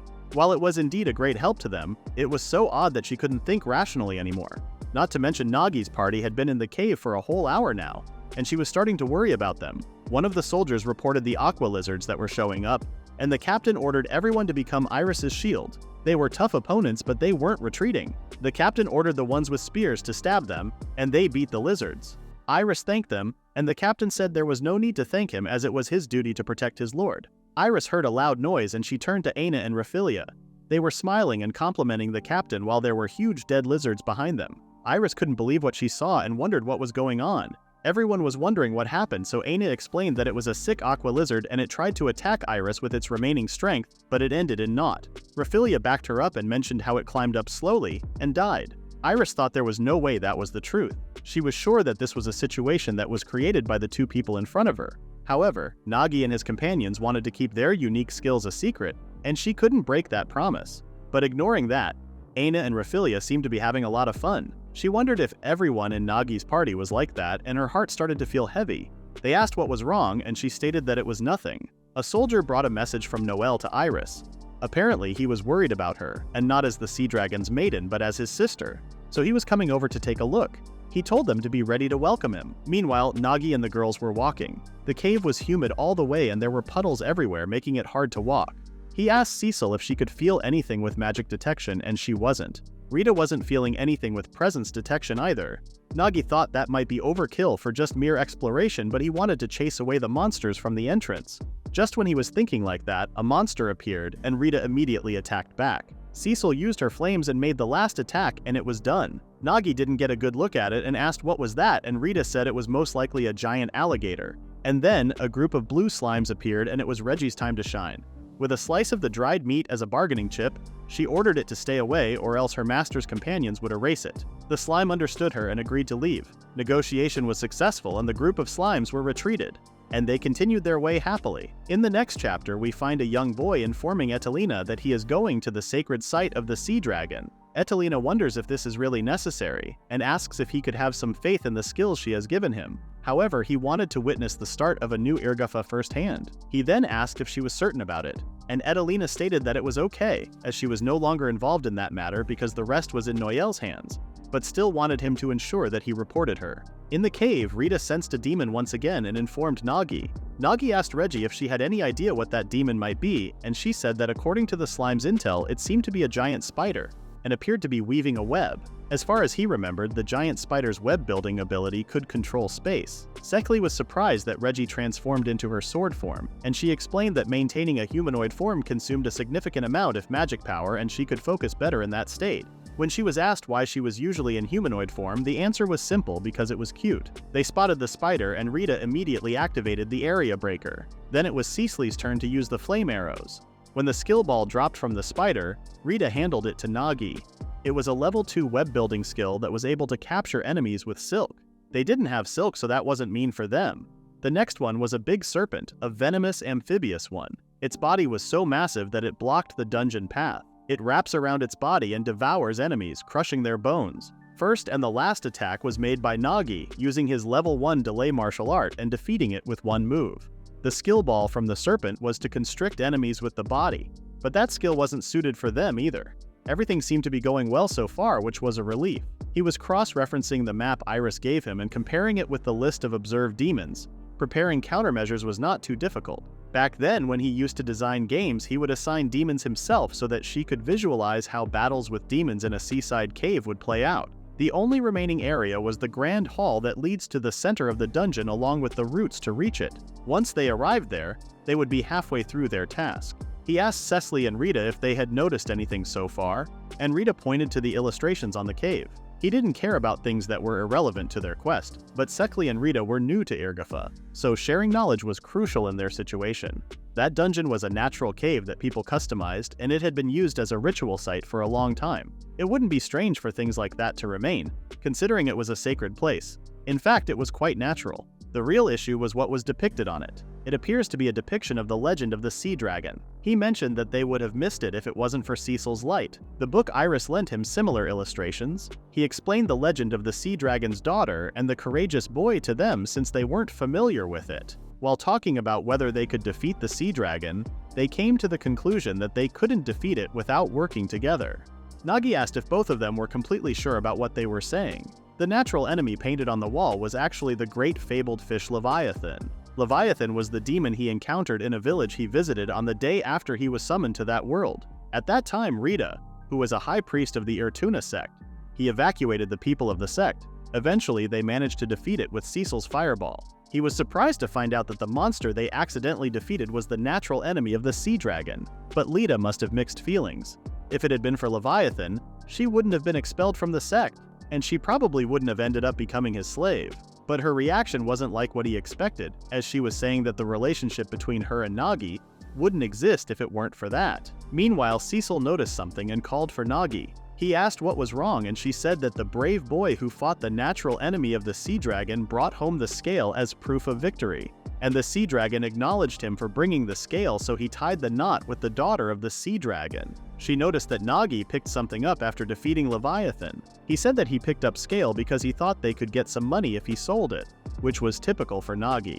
She asked if it was a scale similar to the one in the mural, and he agreed with her. Cecil seemed to have lost in her thoughts, so Lita asked what was wrong. She asked if it was possible for him to be the brave of the legend, because the boy was acknowledged for defeating the natural enemy of the sea dragon, and he took home the scale of Leviathan as proof. It could mean that he qualified as the brave. This surprised Nagi for a second, but he didn't think it was possible. He said that Cecil was the one who blew away Leviathan in the first place, and he just picked up the scale. He believed that he wouldn't be acknowledged with something like that, but didn't know what to do if he had already been acknowledged. They suddenly heard a noise like something was hitting a wall. Nagi told everyone to check, and they informed him that there were some clusters of magical power at the back of the dungeon, and the magical power in the cave was flowing intensely toward them. Rita also sensed something enormous moving. Nagi asked what Reggie received from the slimes, but she seemed pretty nervous, asking for a second. She was linking the sights of the slimes with her, and then she approved that the source of that vibration must be the great hall ahead of them, and a big guy was waiting for them. So far, only demons had emerged, but it was completely different from those, and it wasn't even a demon. The material that Iris gave to him didn't mention that creature either. Nagi asked if Reggie had any idea of what could it be, and she said that she was pretty sure it was an ice golem. Nagi was confused to see an ice golem in a rugged place like that. Reggie said that he could ask Cecil about the rest. As far as Cecil knew, a magical crystal was installed inside the center of its body, and it absorbs magical power from the surroundings. At a guess, it could create the body by freezing moisture around with the magical power. But even if some magical power was occurring for some reason, it absorbed the magical power inside of the dungeon. It was impossible that Golem naturally rose. Nagi thought about the possibility of someone leaving it there. Reggie said that the crystal was a magical item that became the source of the golem. She sees something like that in the center of her body. It was made of a magical crystal, and that must be what absorbs magical power. Lita asked if there was someone causing that thing intentionally. She could defeat demons, but a golem was too big for her. Reggie said that it was taking the magical power inside of the dungeon. Then it was taking the power for the barrier resultantly too, which means that the barrier had been weakened voluntarily, not by a natural phenomenon. Moreover, it was trying to destroy the site. Nagi was sure that there was a person who wanted to destroy the Sea Dragon Festival. When the golem tried to throw its fist at them, Nagi and the girls could barely hide. They had to do something about it because the dungeon might collapse. Nagi suddenly had to grab Rita, pull her aside, and shield herself over her. While he was apologizing to Rita, Rita seemed to be happy with this situation and grabbed Nagi's jacket and pulled him to her. While Rita prepared herself for the kiss, Cecil looked at them annoyed. They then pulled themselves together and Rita asked what they should do. Nagi said that the golem was unexpected, but they can manage it because it was a request from Iris. At that rate, it was a matter of time before the gate was broken.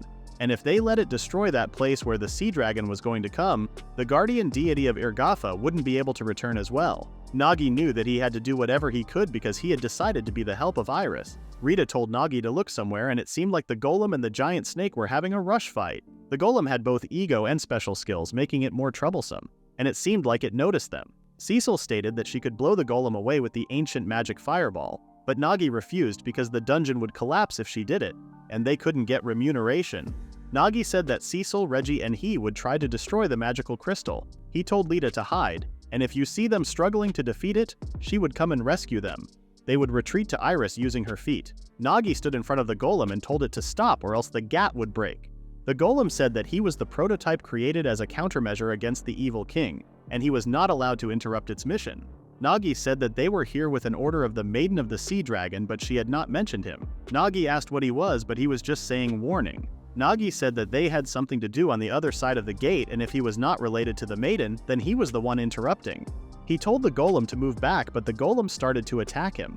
However, it couldn't damage Nagi even a bit. Golem considered them as an interruption. Meanwhile, they were on business, and they were the ones who wouldn't accept the golem. Golem said that it didn't care about its job and that its master was a great figure who had been taking countermeasures against the evil king. Any sacrifices were justified for the measures. Nagi decided to collect information from the golem to report Iris, and asked what he meant by the countermeasures, and if it was relevant to the golem devastating the sacred site of the dragon. The golem said that uncivilized people do not deserve to know anything, and said that he was created in order to achieve that experiment. His master was a great person performing the experiment to fulfill the mission, and she was honored to have been created by such a great figure. Even though he had an ego, he was speaking so glibly so he might give an information to a certain extent. Nagi asked if he didn't think it was a personal reason, which was annoying. He tried to learn about the experiment and if the sea dragon was involved, but the golem was just saying the same things with different words. Nagi understood that there was no point in asking questions and there was no other way around defeating it.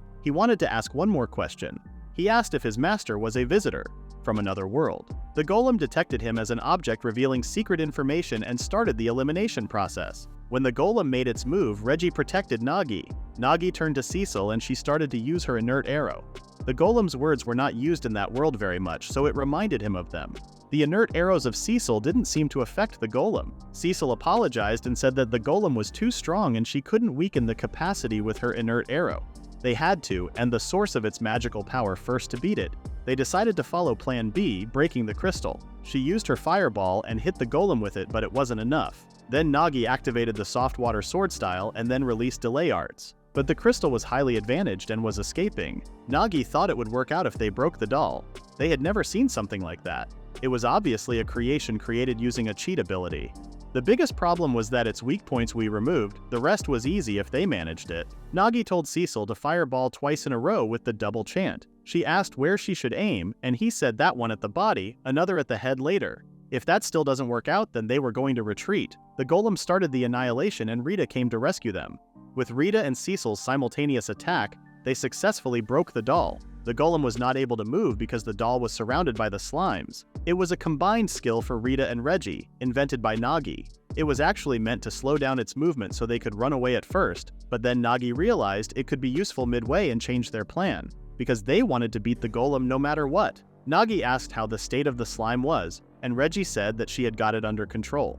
They had drained most of its magical power so it wouldn't be able to manipulate the golem effectively. Nagi can now eliminate it with delayed arts. Cece said that he actually didn't need to do that and offered to take care of it with the ancient language, Fireball. Rita also wanted to beat him as the golem attacked Cecil and Nagi. The golem was still in disbelief at how he ended up in a situation like that, and asked Nagi if he was the brave of the sea dragon. He was shocked and considered that as an emergency that threatened his master's order. Nagi interrupted him and told him to not jinx it, and he was feeling uncomfortable.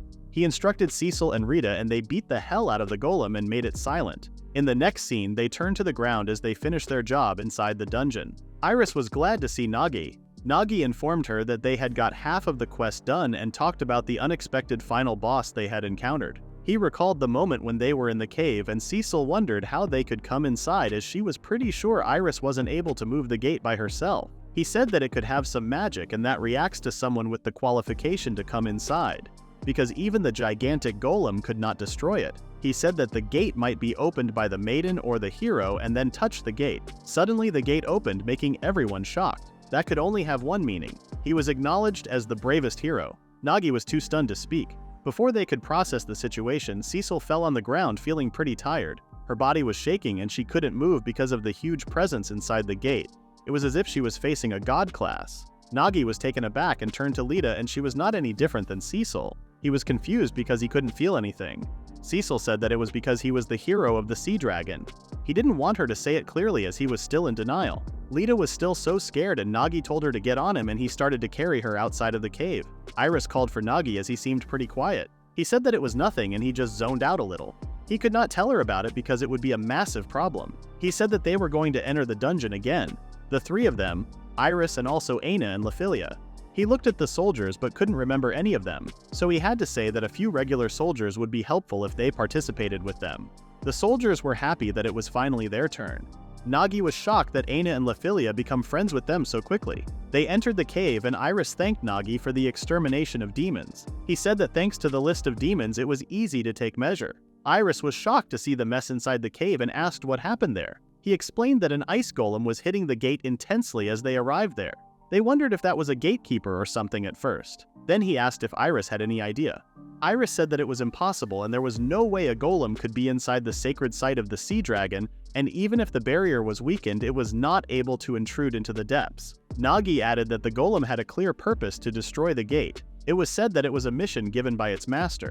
Iris wanted to confirm that someone was attempting to destroy the sacred site, and asked if Nagi was also thinking like that. He said that he wanted to ask her about the golem because they weren't given any information about it. But the gate was going to be broken at that rate. Also, they were in danger, so they had but to destroy it. He then gave her the ring that they found when they destroyed the goblin. Iris examined the then, and it was written that Dear Comtesse Edelina Habsburg, as proof of our alliance. From that sentence, Iris said that she was someone whom her brother often meets these days. Nagi asked if they were in a relationship, and she said that she came on a trip from the royal capital, and he provided her with hospitality, but they weren't in a relationship. But she wasn't sure he would use something that might leave evidence. There was another possibility that it was another noble, and the noble's name wasn't engraved. Only the exclusive goldsmith of the Irgafa family made that design, and it was made of expensive materials. Ordinary nobles should not be able to purchase those. Those were so inconspicuous because of the rarity, and they sometimes used them to send a bribe. Its price would remain high even if it was crushed. She remembered her brother saying he wanted to get promoted in the central city, so even if he sent an expensive gift to a comtesse to establish a connection, she wouldn't be surprised. She mentioned that not only was the metal expensive and scarce, but also it accumulated and conducted mana. She was certain that was the medium to create golems. People of Irgafa have the culture to worship and revere the sacred site, so they don't go inside the cave. Only a few select people could go to the depths. That made sense that the ring was used as the core. Considering the engraving hadn't been erased, Nagi assumed he didn't ponder the risk that the golem would be destroyed and leave the evidence. Iris firmly stated that she was going to thoroughly investigate that matter to uncover the truth later, and whoever she involved was going to be punished, regardless of their identity. That was her responsibility as the Maiden of the Sea Dragon. Everyone was speechless after her speech. Iris didn't deny or affirm that her brother might be the mastermind behind the incident. She was glad that she got him to do the quest. The damage and the victims would have been more if it were other adventurers. The matter was about the circumstances of the Lord's family. The problem was complicated, and he supposed that was all they were able to do. Iris then said that she had exported him to danger, which was why she could not have forgiven herself if something bad happened to him, even though she believed his skills. Nagi didn't want her to worry about it, as it was their job to do that. Now it's time to enter the gate to reconstruct the barrier. She suddenly noticed something and asked Nagi if he touched the door in the center, making him nervous. He asked why she was asking to escape answering, but she insisted, so he had to explain that his curiosity got the best of him and he was sorry. She asked if it was just him and if he opened it. When she got the answers, she said that the door in the center opens only once a year. The dust and salt from the sea accumulate on the ground and they become firm. When the door opens, they are shoved to the side and make traces. The question was why the door had a sign of being open, because the only person who could open it besides her was the hero of the sea dragon. Since Nagi didn't say anything, Iris understood that he was already aware of it. While they were talking, Aina didn't seem to understand what was going on, so Cecil whispered in her ear. Aina seemed pretty amazed by Nagi as he didn't say anything, as she was considerate of Iris's feelings. They decided to talk about it later since the situation was complicated right now. When the brave and the maiden of the sea dragon touch each other, the scale shimmers with pearl gray. It was what happened to Iris. She fell into the arms of Nagi and asked him to be her master. The port city that prospers with the grace of the sea dragon, Irgafa. Its origin began with the story that the hero and the daughter of the sea dragon tied the knot once upon a time, and for generations, the girls of the sea dragon's descent had become the maiden, and they have lasted the grace of Irgafa by performing the ritual every year. The bloodline breathes within Iris. Not only does the inheritance bring the light inside, but it also brings the dark side. That is the genealogy of the maiden, which inherits the blood of the sea dragon, and the genealogy which inherits the name of Hafumea, the lord family of Irgafa. The maiden only exists for the ritual to be granted grace. Naturally, they were separated in Hafumea. They cannot go outside except for official occasions, and they were not allowed to have contact with people outside either. Thus, they spend their lifetime mostly confined in a mansion. Iris's mother and Iris were not an exception.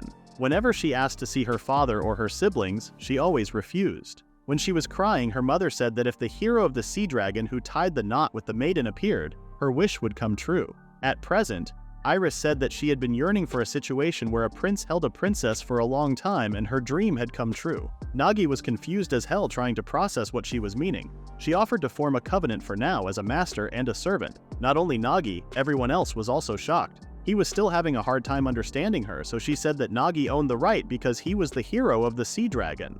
Iris was dreaming big, while Nagi warned her that there was no time for such things, and said that they should hurry to reconstruct the barrier of the sacred site. Iris came back to reality and said that touching Nagi made her feelings overflow. She then showed her arm and it was rainbow-colored.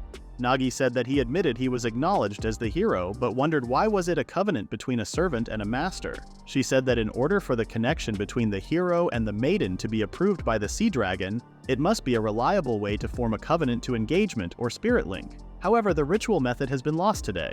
If there were humans who could perform it, it would mean the revisitation of the first hero and the maiden. They decided to talk about the details later. Iris informed everyone that she was going to reconstruct the barrier in the center now, and she recommended everyone except Nagi to go outside of the hall. Ordinary people would be considerably affected by the divinity that leaks when the gate is opened. Nagi was about to request Cecil and Aina to go to the passageway, but they were already grabbing his arm, saying that they would always be by his side. Nagi tried to convince them about how dangerous the situation could be, but they were still standing. He decided to not hesitate since they weren't listening to him, then grabbed the two of them and carried them to the passengerway. The other girls seemed jealous, expect Rita. Iris then opened the gate and was the lead person who entered inside. The hostile footsteps of Iris's brother and his subordinates were approaching to get her. Iris told Nagi to wait for her and she would finish this quickly and come back. Nagi was relieved about Iris because he assumed she was more like a sharp individual as a maiden, but she was just a normal girl. But after all, women who interact with him might be stimulated by something underlying, as Cecil states. Nagi was confused and asked her to repeat what she had just said, but she didn't. Cecil suddenly noticed that she didn't feel any fear. But Aina was the opposite. She was freaking out. She tried to comfort herself and the others by repeating over and over again that she was fine, but it didn't seem like it. Cecil asked Nagi if he knew Aina and Cecil would react differently. Nagi asked what made her think like that, and apparently she heard him saying he knew it. He smiled and explained that when the three of them came here and opened the gate, The reactions of Lita and Cecil were different. Cecil got better soon, but Lita was like a child who encountered something scary until she went back to the entrance. Nagi stated that he was pretty sure this was related to the pressure of divinity and the connection between souls. The reason he didn't feel anything was because he was acknowledged as the hero of the Sea Dragon. Then the question was, what was the difference between Cecil and Lita at that time? Both have formed the conventions as servant and master, so their condition has been the same up until now. The pact with Cecil was so difficult to form, and the one with Lita didn't go well. It was no wonder that Cecil was acknowledged just like him who was the hero, since they were the same. He was sorry about Aina because he had tested her reaction in the end. Aina said it was fine because anything Nagi did to her was important and pleased her. He summarized that they had a sufficient amount of evidence now. More than that, they felt nothing towards the divinity of the Sea Dragon. He was now sure that he was acknowledged as the hero by the Sea Dragon even without the covenant. But she wondered why Iris wanted the soul connection between Nagi. There was no doubt that it was because he was the hero, even though he didn't want to. He thought about the possibility of her wanting to replicate the legend of the hero and the Maiden of the First. Alternatively, she might be able to obtain something she desires by proving the soul connection between the hero. Cecil recalled a moment with Iris and Nagi and figured out the reason somehow. Nagi begged her to inform him too, but Cecil said he was so insensitive so she wouldn't. Suddenly, the air had cleared up and Iris came back. Now she had been connected with the Day Dragon, and it looked like it had been aware of the abnormality in the dungeon. Its wrath and grief had been conveyed to her, and she assumed it wouldn't return this year if the dungeon was devastated even more. Aina was petting Cecil's head while Nagi was sulking. When Nagi saw Iris, he immediately asked if that was a countermeasure or if it was about the covenant before. It was essential to gain acknowledgement from the Sea Dragon, but they could prove that he was the hero objectively. He asked why she still wanted to have the dragon acknowledge him by forming the soul connection that was impossible to replicate. Iris wanted to talk about this later, but Nagi continued to assume stuff such as her wanting to recreate the hero and maiden legend, or gaining something by providing the hero's deep connection. But Cecil had a different view. Cecil panicked at first, but then stated that she understood what Nagi said and her passionate attitude to her work as the maiden. She had treated her well in Richarda, and provided her with nice hospitality in Irgafa as well. She was a little hesitant to say such a rude thing, but she stated that she felt like Iris had some special feelings for Nagi. The ritual of the hero and the maiden had made them like a tied knot. When Iris realized what Cecil was trying to say, she was so embarrassed. She said that she couldn't comprehend it well at all and was just glad to get close to Nagi. When she was about to put it in words, Lafilia informed them that they had detected intruders. But Nagi was comfortable because there was no way a demon could come in. Lafinia told them that the intruders were humans. The presence differs from the soldiers that came with them, and they resemble the Oracle's night order that they encountered before. Prince Noyle arrived at the second underground level and there was still no response from the golem, so they assumed that it had been destroyed. That was impossible for Prince because the golem was specially manufactured. It was able to absorb magical power infinitely with granted skills, and an ordinary adventurer can't defeat it like that. Noyle was furious to see his plans going bad. He asked if it was possible to change the plans. They said that they could make the path to the center impassable after reviewing the current state of the gate. By doing so, they could disrupt the ritual itself and they would be unable to hold the festival. He offered the prince to form a new covenant with the maiden in the meantime. However, it was uncertain whether or not Lady Iris would be convinced about it. Noyle was confident because he could convince her with Etelina's help if that happened. There was no problem with the plan at first. One thing he had miscalculated was that Iris had returned from Richarda sooner than he expected. Because of that, the investigation on this site hasn't been assigned to the Oracle's Night Order, but to the adventurers whom Iris hired. By all rights, it would have been completed before Iris would return. This is partly because they secured elves for magic power adjustment late. The delay affected both strengthening the golem and their destruction project. Also, there were some candidates he might like, but they were distracted by the weird masked people. The Sea Dragon was an annoying matter for Noyle. They informed him that they would detain Iris for now and it would be an extreme measure. There was no choice. They have to prioritize the rapid execution of the plan. The prince was not sure why, but the number of soldiers that sided with Iris had increased. Since she has returned from Richard, this was a grave problem. The soldiers in front of the gate have obstructed them too. He had been assigning only soldiers affiliated with him to easily isolate Iris and use her, but they were still useless. They planned to control the Sea Dragon Quetzalcoatl. They, as humans, should use the Sea Dragon, a type of monster, rather than worship it. So the contract should not be advantageous for the dragon, it should be a slave contract. And Iris was an essential pawn for that. He ordered his soldiers to kill the adventurers Iris hired, and allowed them to harm Iris if the wound could be healed with magic. The soldiers were A rank, and they all had gone through and surpassed C rank and B rank, so they believed they could show the prince their skills with no hesitation. Before all this happened, Edelina explained to Noel about her building a new thought organization plan. He found it a very efficient and effective method. Those who join the organization start from crank, and they are promoted to the higher ranks based on the recognition of their achievements. The remuneration raises as they go up to the higher ranks, and it would feel rewarding for them. In short, all they had to do was to increase the number of members. Noelle wondered what the mask was for, and she explained that they could enhance the sense of solidarity as a member of the Knights by wearing it. They become the complete significant parts of the organization. There was no betrayal. He wouldn't be mocked for being a mobility from the sticks with this organizational strength. The central aristocratic society would recognize the Irgafa lord family, and then his father would understand that he was right. Etelina had one more thing to say. There was a thing that they absolutely must do to eliminate the outsiders in their organization, which is the Sea Dragon and its maiden. Noel hesitated to do this condition, but Etelina reminded him that if he wanted to get promoted to the central aristocracy, he should stop being a savage who worships the Sea Dragon and be a new lord of Irgafa. The outsiders, the dragon and the maiden, were foreign matters in Irgafa, and he should fairly treat them as tools. Back to the present, Noel recalled this conversation, so he ordered his soldiers to capture Iris and bring her here. But to his shock, Iris was already right behind him. Iris calmly asked why he was there. Noel responded that he was there because he was her brother. With disturbances occurring in the sanctuary, it was natural to be concerned about his sister coming here. Now he wanted to see if she was safe. But Iris stopped him, and Nagi, Anya, Lita, Lafilia, and Cecil appeared right next to Iris. Noel asked who they were. Before they encountered Noel, Reggie was also there and informed Iris that they were progressing through the middle of the first floor. She figured that a man with gray hair and blue eyes was her brother. Only someone from the noble family could enter here without reservations, and the masked group was the Divine Order of Knights. It seemed her brother had a close connection with them.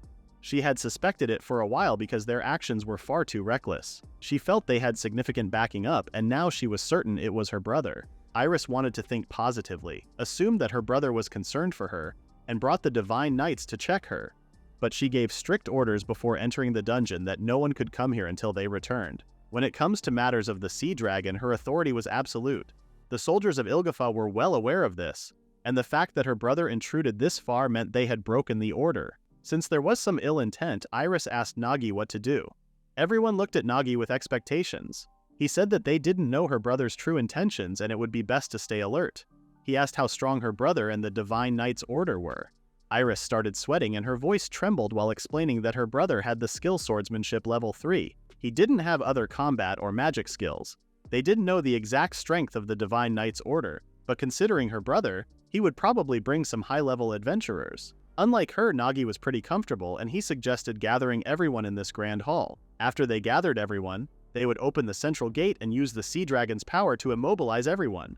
But Iris told him that if this place got any more damage, the Sea Dragon wouldn't come back. If they can't stop her brother and the others, they would use that as a final measure. This meant they had to do something before they got here. Iris asked if he had a plan. Nagi told everyone to wear their masks. Reggie gave everyone a mask she prepared just in case. The sea dragon Kelkator was known as a powerful guardian deity even for her brother. In Nagi's world, if you disturb a place where a god resides, divine punishment will befall you. He told her that they would support her, and that's why, in the name of the priestess, they would give a little punishment to those who are causing trouble. Back to the present, Iris asked her brother if he was the one who was disrupting the Sea Dragon Festival and the sacred rites. Noel responded with ease, asking why he would do such a thing. As the next head of the noble family, there was no way he would do such a thing, and he said it was terrible to accuse him without evidence. Iris showed her ring and told him that a golem was rampaging to destroy the central gate leading to the sacred area. The sanctuary almost got desecrated, and this ring was the core that powered that golem. She knew her brother recognized this ring, and that's why she was showing him that as evidence. There was no other option, so he admitted that he brought it in, following Ederina's suggestion. Without further ado, they started attacking Iris and the others, but were stopped by a prismatic barrier. Iris asked Noel why he was doing this, and if he wanted to see Ilgafa fall. He responded that he wanted to reform this town to bring further prosperity. He told her that while this town prospers as a trading country, this place was still just a minor noble's territory. Compared to the nobles in the capital, they were not only inferior, but also looked down upon and despised as barbarians. This was because they worshipped a sea dragon, a mere demon. Iris claimed that this was Ederina's idea, but he was agreeing with her. He assumed she wouldn't understand because she had never been to high society. Without a title, he couldn't stand alongside other nobles and build connections. The people of this territory could live comfortably and they could live safely in this land. Visitors who visit this land could have a pleasant time and return home. And as the noble family, there was no greater joy than this. He told her that gaining fame and expanding their territory was what makes a noble. Iris asked what the point was of pushing themselves to increase fame and expand their territory because the distortions would fall upon the people. But the prince asked her how she could think about such things before she tried because she could think about that after doing what needed to be done. To achieve their goals, they have secured the necessary personnel, the Divine Knight's Order. With this system, they could achieve 5 times the results with the same number of people. Iris asked if that was also Ederina's idea. She never thought her brother would disregard the people like this. Nagi approached Iris and started talking. He first calls him a fool. Noel attacked him for being rude, but Nagi used Reggie to defend himself. He told him that he was an envoy dispatched by the Sea Dragon to protect the priestess. He told him that the Sea Dragon sees all, including the true identity and abilities of the one called Ederina. Noel didn't believe him. Nagi revealed that she created the Divine Knight's Order as a new business strategy, and she must have claimed there was a way to gather both people and money. The truth was revealed to him through the sea currents, and he said that the Marquise's daughter likely possesses some unique ability. Nagi knew he was being deceived by her abilities and knowledge, turning his back on the Sea Dragon and the priestess. Also, he was trying to betray Ilga as well. Noel tried to object to him. He tried to explain that he was thinking about Ilgafa's future, and Ederina only devised a plan. Nagi then asked him why Ederina wasn't here with him. It wouldn't make sense without the Marquise's daughter. Noel responded that she left his sister Iris to him. Even though Nagi wanted to remain silent while wearing a mask, he couldn't hold back. He thought Iris's brother was just jealous of her being the Sea Dragon priestess, so that's why he didn't want to interfere, but that wasn't all. It would have been nice if they could just have a conversation between siblings, but that didn't seem possible. Iris's brother was blindly trusting that Ederina woman, and he got a bad feeling about it. He didn't come out without a plan, though. Back when they wore their masks, he told everyone that they would focus on defense since they didn't know their strength. He told Anna to make sure she could activate the rainbow barrier at any time, because they needed to be prepared for both physical and magical attacks. Iris stopped him and said she wanted him to wait before starting an attack. Since she hadn't had any conversations with her brother up until now, she didn't understand why Noel would go this far. If that was what she wanted, Nagi was willing to support her decisions. Even so, he had never expected to hear such a bizarre tale in this other world. The main goal was to neutralize the enemy without damaging the dungeon. If they could defeat them, that would be better. First, they would use Cecil's ancient language light to blind the enemy. If it goes well, the enemy would be left in a bad state. Next was Laphilia. He would give her the signal for the timing and she was going to fire arrows at the enemy. Laphilia didn't seem very confident, but he just wanted her to try her luck and shoot them. During that time, they would use Cecil's magic detection, Rita's presence detection, and his quick scan all together. To predict the enemy's position and the timing of the mage's attacks, he said he would gather data and communicate it to Laphilia. The rest was up to Laphilia's skill and luck. He thought this would significantly reduce the enemy's strength. Then, if there was a way to fully disable and restrain them, they could safely capture them. More importantly, it would shorten their working hours. When Nagi called Rita, she approached him. He hasn't said anything, but she said that he had been glancing at her for a while, so it was too obvious. Since she was necessary for Nagi's strength, she told him that it was fine. He said that he wanted to use her skill and asked if that was okay. Rita told him that he didn't have to ask for permission every time because he was her master after all. She said he just needed to say he wanted to do it with Rita and she would do it. She was so happy that Nagi wanted to use her. This time he said he would make sure to reconstruct properly because last time he failed to do that and it burdened Rita. When he said he would make sure he didn't mess up this time, she snuggled him. She said that she wanted to engage and that she needed him. They held hands and started restructuring skills. Iris was confused, so Cecil explained to her. Skills were supposed to be something that already existed, but Nagi could remake those skills. Iris was shocked and amazed by his skill, but of course it can't be done with just anyone. Cecil could connect her magic with Nagi and commune their souls, and it was something only slaves could do. Even skilled elves or renowned magicians consider it extremely difficult to channel their magic with others, so Iris was confused as to who Nagi was. The preparations were completed after that, and everyone was ready to meet her brother. With that, they finished their important meeting and now they were here. Nagi told Noel that the Marquise's daughter, whom he trusted so much, wasn't here. The system she talked about was also suspicious because people can't achieve 3 times the normal result. Even if they managed, it would be short-term and would eventually collapse. He told him to think carefully and asked if he could see he was being tricked. Taking someone's word at face value was the act of a fool. Noel refused what he was saying and said she made this plan for him and there were no mistakes. While he was yelling, Nagi realized that he was worse than he thought. Noel then decided to give him a special explanation of the Divine Knight's Order system. The Divine Knight's Order was strictly merit-based. First, you pay the entry fee to join. You start at the lowest rank C and wear the mask. The reason why you wear a mask is to create a sense of unity within the Divine Knight's Order. Then you contribute to the organization and rise in rank. The higher the rank, the greater the rewards.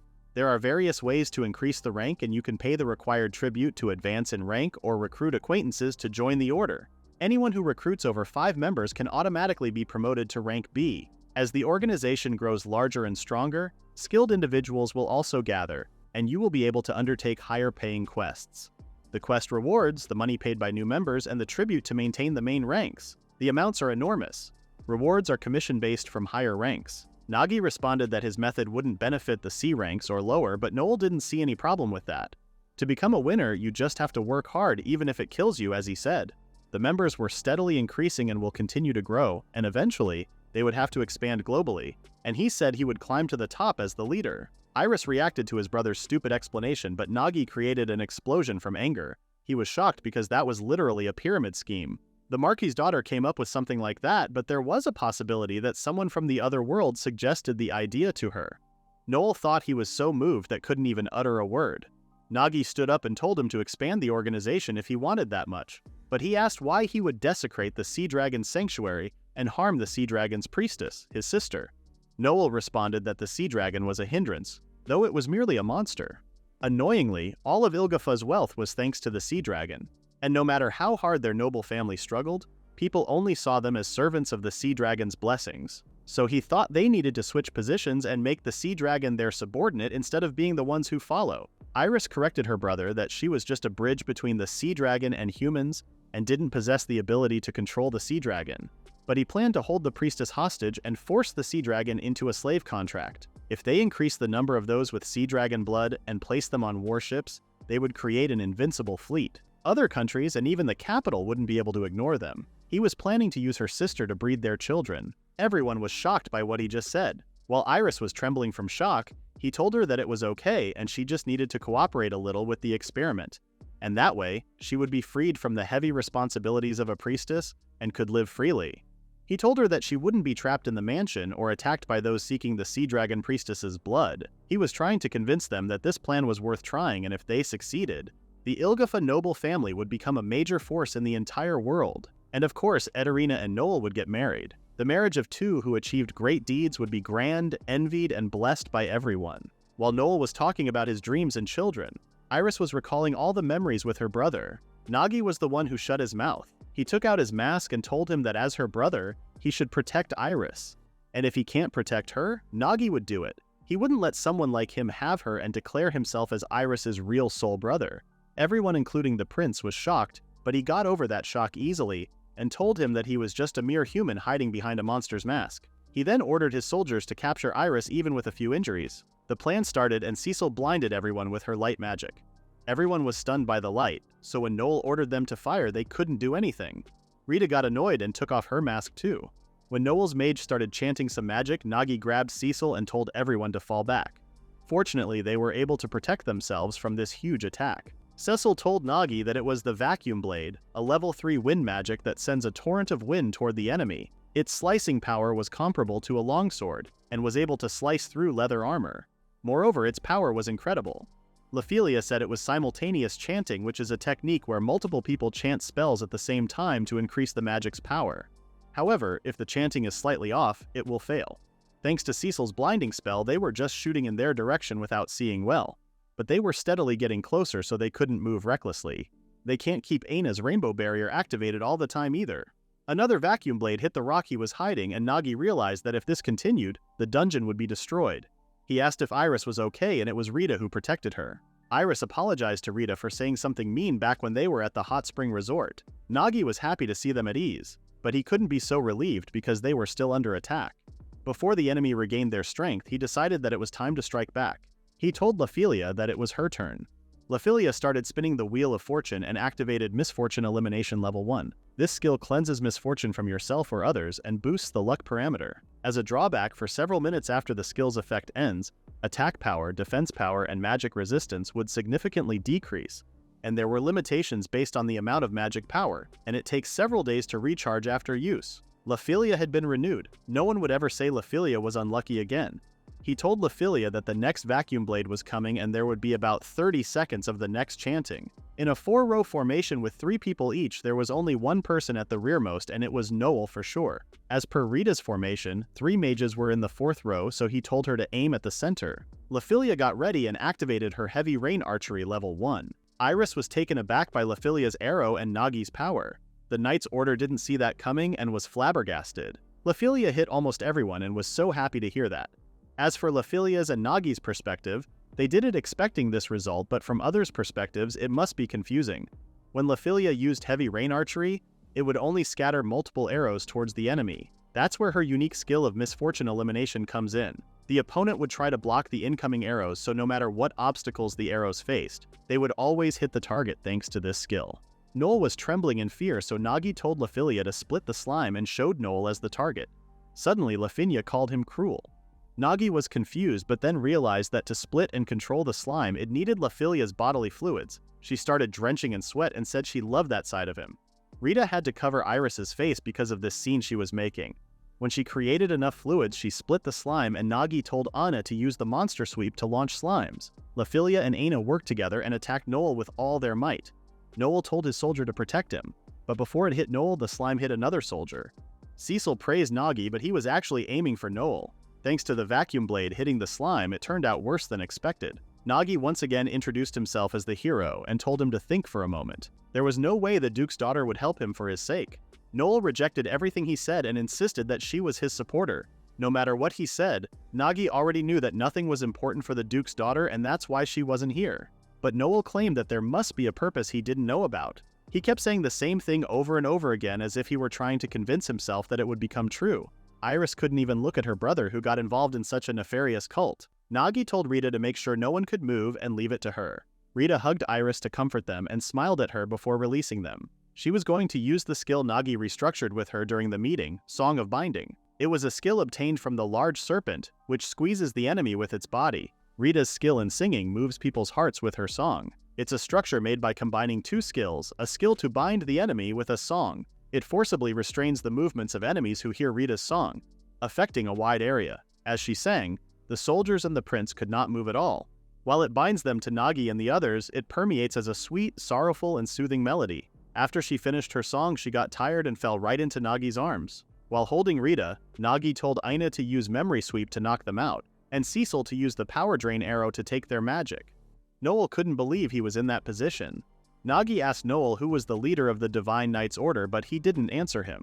Cecil informed Nagi that apart from user magic, there was a strange flow of magic, and the source was that woman over there. Nagi approached the woman and asked if she could hear him. She tried to say something, but they couldn't understand her. She said that when you become B rank, you can collect 5% rewards from C rank quests. Furthermore, as an A rank, you can collect 20%. She was trying to explain the ranking plan even before she was about to die. When she finished her campaign words, her body collapsed and her mask came off. The mask started buzzing, and it said that due to incapacitation, the A rank mask would be deactivated and she would start again from C rank. Before he touched the max, Cecil confirmed that there was no magic flow on it. Nagi grabbed the mask and asked Cecil to appraise it. Cecil informed Nagi that this mask has a mind control skill. The mask absorbs the wearer's magic power and uses it to control others wearing similar masks. Aina came and told him that while she was doing what Nagi told her to do, everyone passed out before she could activate her skill. Nagi understood what Cecil said now. This mask controls the minds of those wearing the same mask. That's why each feeling was suppressed. There was a mastermind. When the girl wearing the mask who acted as the leader fainted, the control was broken and the others fainted too. When he said it was like a downgraded version of what Reggie used before, she got mad and corrected him that it was completely different. A bit of manipulation to enjoy the sight of cute girls being both erotic and wild leaves them confused by how their bodies react. And she was just enjoying the way it felt. She said that she was doing this with love and there was no loss. Cecil agreed with Reggie because this mask was just a magical item without love. The mind control from this mask was quite powerful. If worn continuously, it could erode the mind and eventually turn one into a husk.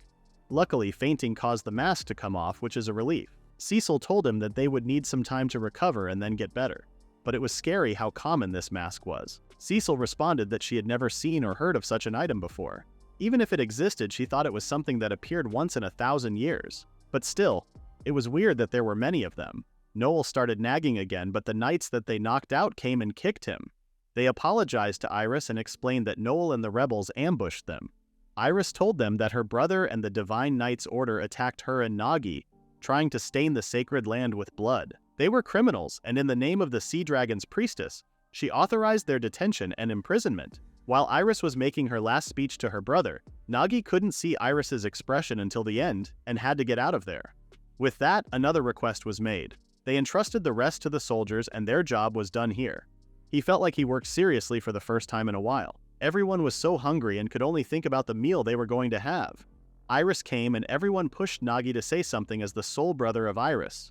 Before he could say something, Iris thanked everyone. They perfectly fulfilled Iris's request, including the matter with her brother. She then smiled at Nagi and reassured him that she was fine, and she asked him to join her for the festival ceremony if it wouldn't be too much trouble. Nagi accepted her invitation. Iris had been through a lot and was pushing herself hard, and as a friend he felt the need to be with her. Iris smiled at Nagi and called him her brother. After that, she bowed elegantly and had a cute smile. After they returned home, a messenger arrived from Iris of the Ilgafa noble family. They came to report on the self-proclaimed Duchess, Ederina Harsberg. After that, the soldiers immediately rushed to the Duke's villa. However, it was already empty. In the fireplace, a stack of documents had turned to ash, leaving only one piece of parchment unburned. It read, "In exchange for bringing down Ilgafa, pay Ederina several million." It seemed Ederina believed that preventing them from receiving the Sea Dragon's blessing would quickly bring down Ilgafa.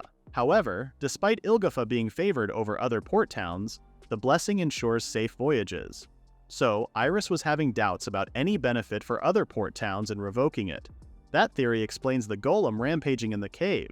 If the sacred land is destroyed, the Sea Dragon wouldn't appear, and they would lose the blessing as well. The problem is whether that Duchess is the mastermind or if she was hired by someone else. Only someone from the Ilgafa noble family can enter the deepest part of the sacred land. That's why she approached Noel. They still haven't figured out who hired her though. The soldier who informed Nagi about the investigation asked Nagi if he was someone called Brother. Apparently Iris told them about the previous incident. She didn't yield, saying it was necessary for Noel. There were also some checkpoints at both the town gate and the exit. Once the Duchess is captured, everything should be fine. The Lord stated that all decisions regarding the Sea Dragon would be left to Iris. After leaving the cave, they headed to the Hoffmeyer family's house to report to the Lord. Iris and Nagi waited in the room, and this made Nagi wonder if it had always been like this. Iris was confused when Nagi said he wondered if he wouldn't meet his daughter directly. He then realized how rude he was and apologized. Iris responded calmly that it did make her wonder too. Iris decided to let everyone know about her and the Lord's family as well. She explained that she rarely met the Lord, her father, except on the day of the festival.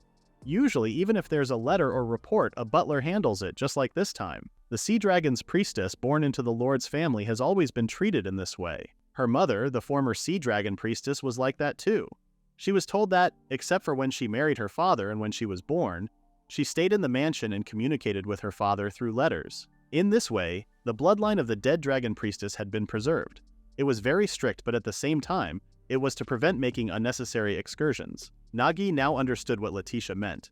Her brother was also like that, and she doesn't even have the chance to talk to her father.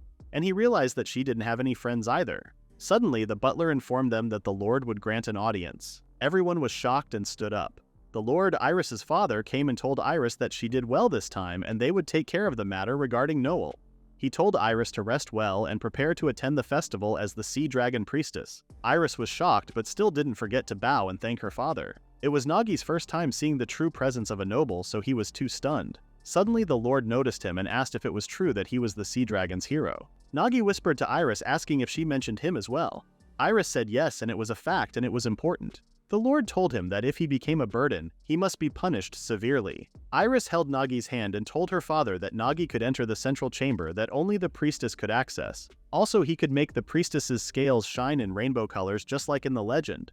Most importantly, if it weren't for Nagi, the sanctuary would have been destroyed. The Lord stated his surprise about the fact that the child who used to cower before him had begun to speak up. Since the Sea Dragon's priestess says so, the Lord believes him and tells him to make sure to protect the priestess well. When the Lord left, Iris explained that her father was really strict and had always been like that with her. When Nagi returned to his room, he noticed a pile of blankets. After they returned, he approached Rita to recalibrate their skills, but she ended up shutting herself. He gave her some time to calm down, and it was about time they did the restructuring before the side effects of quick structure took effect. Rita suddenly started talking about random things, and this made Nagi remember that when you stay over at a friend's house and turn off the lights, love stories begin. She said that the dungeon was also a kind of darkness, and it was understandable if you accidentally sang embarrassing songs. She didn't notice during the battle, but she ended up singing such a lovey-dovey song, that's why she was embarrassed. She didn't even know why she sang that song, and just thinking about it made her heart stop. But she clarified that she wasn't lying, the lyrics were true. Nagi told her to not worry about it and comforted her. Since she was drenched in sweat, she wanted to clean herself first. If she got naked in front of Nagi when she was feeling like this, she didn't think her heart would be able to take it. But she also can't have him hold her while her body is drenched in sweat. Just in case something like this happened, Nagi prepared something called a super luxurious bathrobe. It's a bathrobe used by royalty and nobility.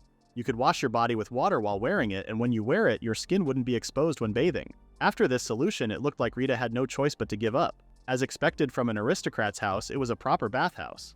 Although it was a little cramped, it was made of high-quality stone.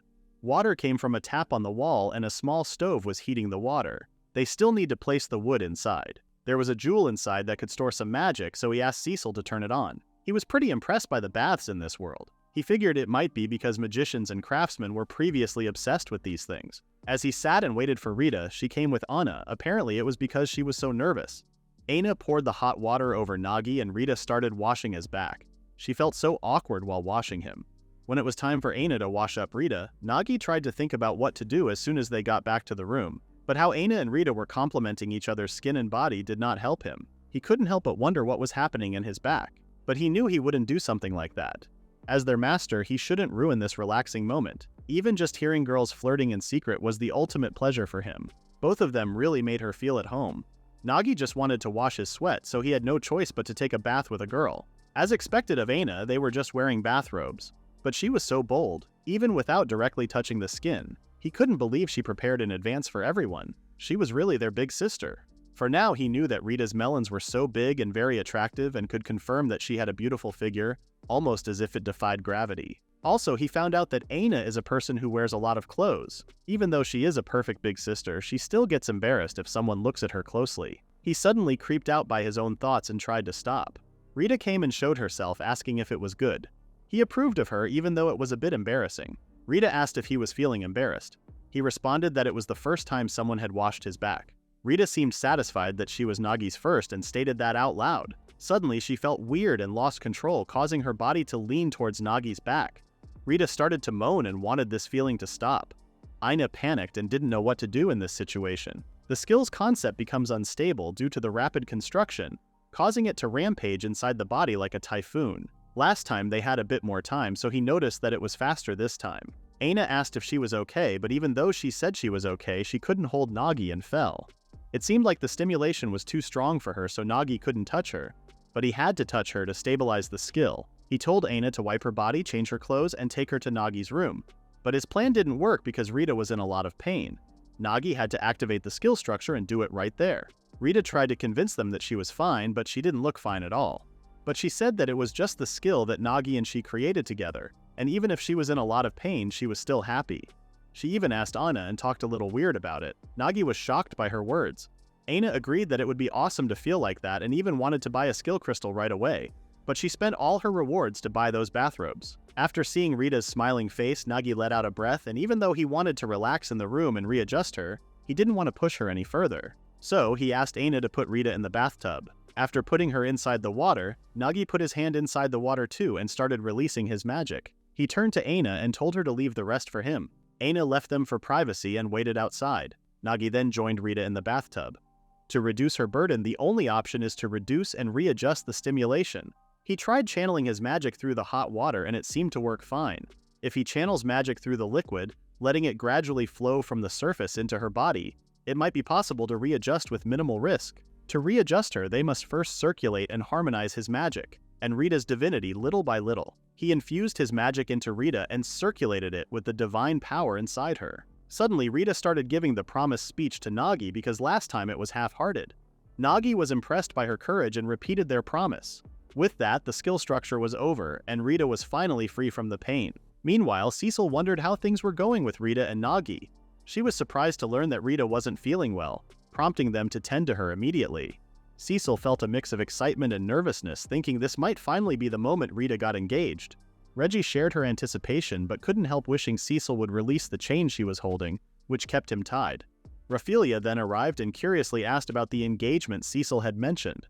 She had heard that Nagi and Rita were going to reconstruct her skills, so Cecil explained that this skill reconstruction was actually part of the engagement process. Apologizing for not realizing Raphaelia wasn't aware of this, Cecil went on to elaborate. She explained that engagement was a legendary ritual handed down in Ilgafa, first discovered by Nagi in a text about the original Sea Dragon priestess and hero. Apparently, no one besides the original pair had ever performed it. The ritual was said to forge a deep connection between souls, enabling them to weave unbreakable bonds that transcended both distance and time. Raphaelia was captivated by the concept of the engage process and wondered if it was truly linked to skill reconstruction. Cecil explained that engagement required a deep, intimate connection between the two participants, uniting them as one. When their skills were reconstructed with Nagi, it facilitated the circulation of magic power between master and slave. Nagi believed this process might closely resemble the legendary engagement ritual. However, something about calling it engagement felt off, though Nagi himself seemed indifferent to such formalities. Reggie agreed, remarking that their master wasn't concerned with superficial labels but instead focused on dominating the body and crushing the soul. Cecil immediately seized Reggie and chained her up again, cutting off her disruptive commentary. Turning back to Raphaelia, Cecil elaborated further, explaining that Nagi had chosen to perform the ritual to reap its benefits if it succeeded. The rewards included significant health recovery and the acquisition of rare skills. Initially, they had tried the ritual with little expectation, but to their surprise, it had worked. That was why Rita was chosen for this round. The group decided that the next time would mark the moment for Nagi and Rita to engage. Raphaelia, realizing she hadn't grasped the importance of the situation earlier, now understood why Aina was so determined. However, when Cecil described the engagement as a long shot, Raphaelia wondered if it meant someone had succeeded in performing it before. Cecil revealed that she herself had undergone the process, recalling how she collapsed with a high fever in Richard but couldn't see a doctor. Nagi had desperately searched for a solution, and in the end, both Rita and Cecil had resolved to stay by his side. Raphaelia was puzzled, questioning why Cecil couldn't simply seek medical treatment. Assuming it was due to financial struggles while traveling, she was taken aback when Cecil admitted the real reason. She was a demon and needed to keep that fact hidden from others. Raphaelia hadn't anticipated such a revelation. As Cecil carried on with her day as though nothing had happened, Raphaelia began chasing after her, bombarding her with more questions. Meanwhile, Reggie quietly reflected, already imagining the day when Raphaelia might engage with Nagi herself. Meanwhile, Rita was struggling to endure the strange sensation. A tingling feeling spread through her stomach, and suddenly Nagi began to feel it too. He wondered if it was related to his level increasing. If he focused, he felt he might be able to reach deeper and gain a better understanding. Examining Rita's stats in detail, he confirmed that there was something worth noting. This was still a mysterious skill. Up until now, he had been using it vaguely, but for readjustment, he decided to use the new information as a reference. To do so, he needed to harmonize his magic with Rita's divine power. He also decided to display the details of the Song of Binding skill to begin reconstruction. It was his first time seeing such an intricate display, and he wondered if this change was also a result of his level increase. The Song of Binding skill worked by using a song to bind an enemy, relying on 3 core concepts. The new display suggested that the number of concepts might be adjustable. Deciding to delay the reconstruction for now, Nagi focused on stabilizing Rita. Rita described the sensation, saying it felt as though Nagi was seeping into her body and she couldn't stop it. Nagi reassured her, explaining that he understood how she felt, which left her momentarily confused. He elaborated, saying that because Rita wanted to connect with his magic, and thanks to the skill structure leveling up, he could now better sense and understand her condition. He could grasp the feeling of channeling magic between them, though it was still challenging. Using his hands and toes to create a connection with Rita, Nagi concentrated on the process. As he did so, memories of their journey together flooded his mind. How they first met, became comrades, and traveled side by side. Rita, uncertain if they could succeed this time, expressed her doubts. Nagi, however, promised her that he would keep trying until they succeeded. In the end, he managed to reconstruct a Song of Binding with a skill structure. Rita's pain ended and a little Rita appeared. The little thing thanked him for not giving up. She asked if Rita was clumsy, and Nagi responded that it was the reason why she stuck with him, and she said Rita was a hassle, but that's what he liked about her. Rita was in the end a lonely soul, but it was the same for both of them, so he didn't mind. Little things stood up and created a bond. deeper than a contract with him. He wanted him to take care of Rita and promised that Rita would be by his side no matter what hardships came. When the little Rita disappeared, the engagement had been formed. Rita's condition was stable, and the skill added to Rita through engagement was beautification. As for Nagi, it's called self-awareness. This skill could be communicated. The master can do the same, but understanding the slave's thoughts requires mutual trust. As proof, a kiss on the lips serves as the key. This was a bit too much for Nagi. Rita noticed a ring on her finger and felt so happy that her soul had finally belonged to Nagi. She approached him and told him to prepare himself because she wouldn't let him escape anywhere. Meanwhile, Iris was overwhelmed because they let Ederina escape. They lost track of her and she was occupying the king's villa on a small island, and was engaged in a battle with the troops. Everyone was shocked and couldn't say anything for a moment. Nagi asked how that happened, and then remembered her saying she was in an alliance with Iris's brother. It seemed her brother gave her the key. The king was aware of this, but Iris explained that his father was busy cleaning up her brother's mess. The investigation found that the economic losses caused by the Divine Knight's order were severe. Due to joining orders, some went bankrupt, families were separated, and some even turned to crime. They were entirely focused on implementing relief policies to return to normal economic activities. Nagi couldn't react much to the outside, but on the inside, he was so mad at Noel for causing this much trouble to Ilgafa. She said that she would be taking charge of this countermeasure. In this world, there was so much network business scheme that it was too much to handle.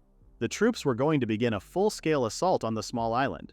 That mansion was built sturdy enough for the king to barricade himself in during emergencies. If they attack by force, there will be significant casualties on both sides. On the other hand, if they go easy, they risk wasting time and letting them escape. Iris glanced at her knight and they started staring at Nagi. Iris then continued, stating that they wanted to capture the Duchess alive to gather information. But this was a difficult thing to do. Nagi immediately figured that they wanted their help to capture her. When he thinks about it, it is hard. If the military can move, they should handle the aftermath. She apologized because she knew he was still tired the other day. Before Nagi could say anything, Rita and Cecil grabbed his arms and said he would accept it. He was thinking about declining it, but the girls pressured him so much that he had to accept it. He wanted to see the map, and while he was looking at it, the girls winked at Iris. The knight pointed out where the Duchess was holed up. The island was about 10 minutes across by warship. There was a dock on the north side and high walls surrounded the mansion. The rest were sheer cliffs, so there was no other way in or out except the dock. There was also a watchtower, which was used as a base against pirates. They can't approach from here, but the Duchess and her group have no escape route either. They secured the highway, so they would have no other choice but to retreat there. The issue was whether they were truly cornered and fled, or if they were waiting for reinforcements. They didn't know if they were holed up and waiting for a chance to escape. Nagi had read books about capturing isolated islands when he was trying to create a simulation game. It was difficult, and this situation was a bit different too.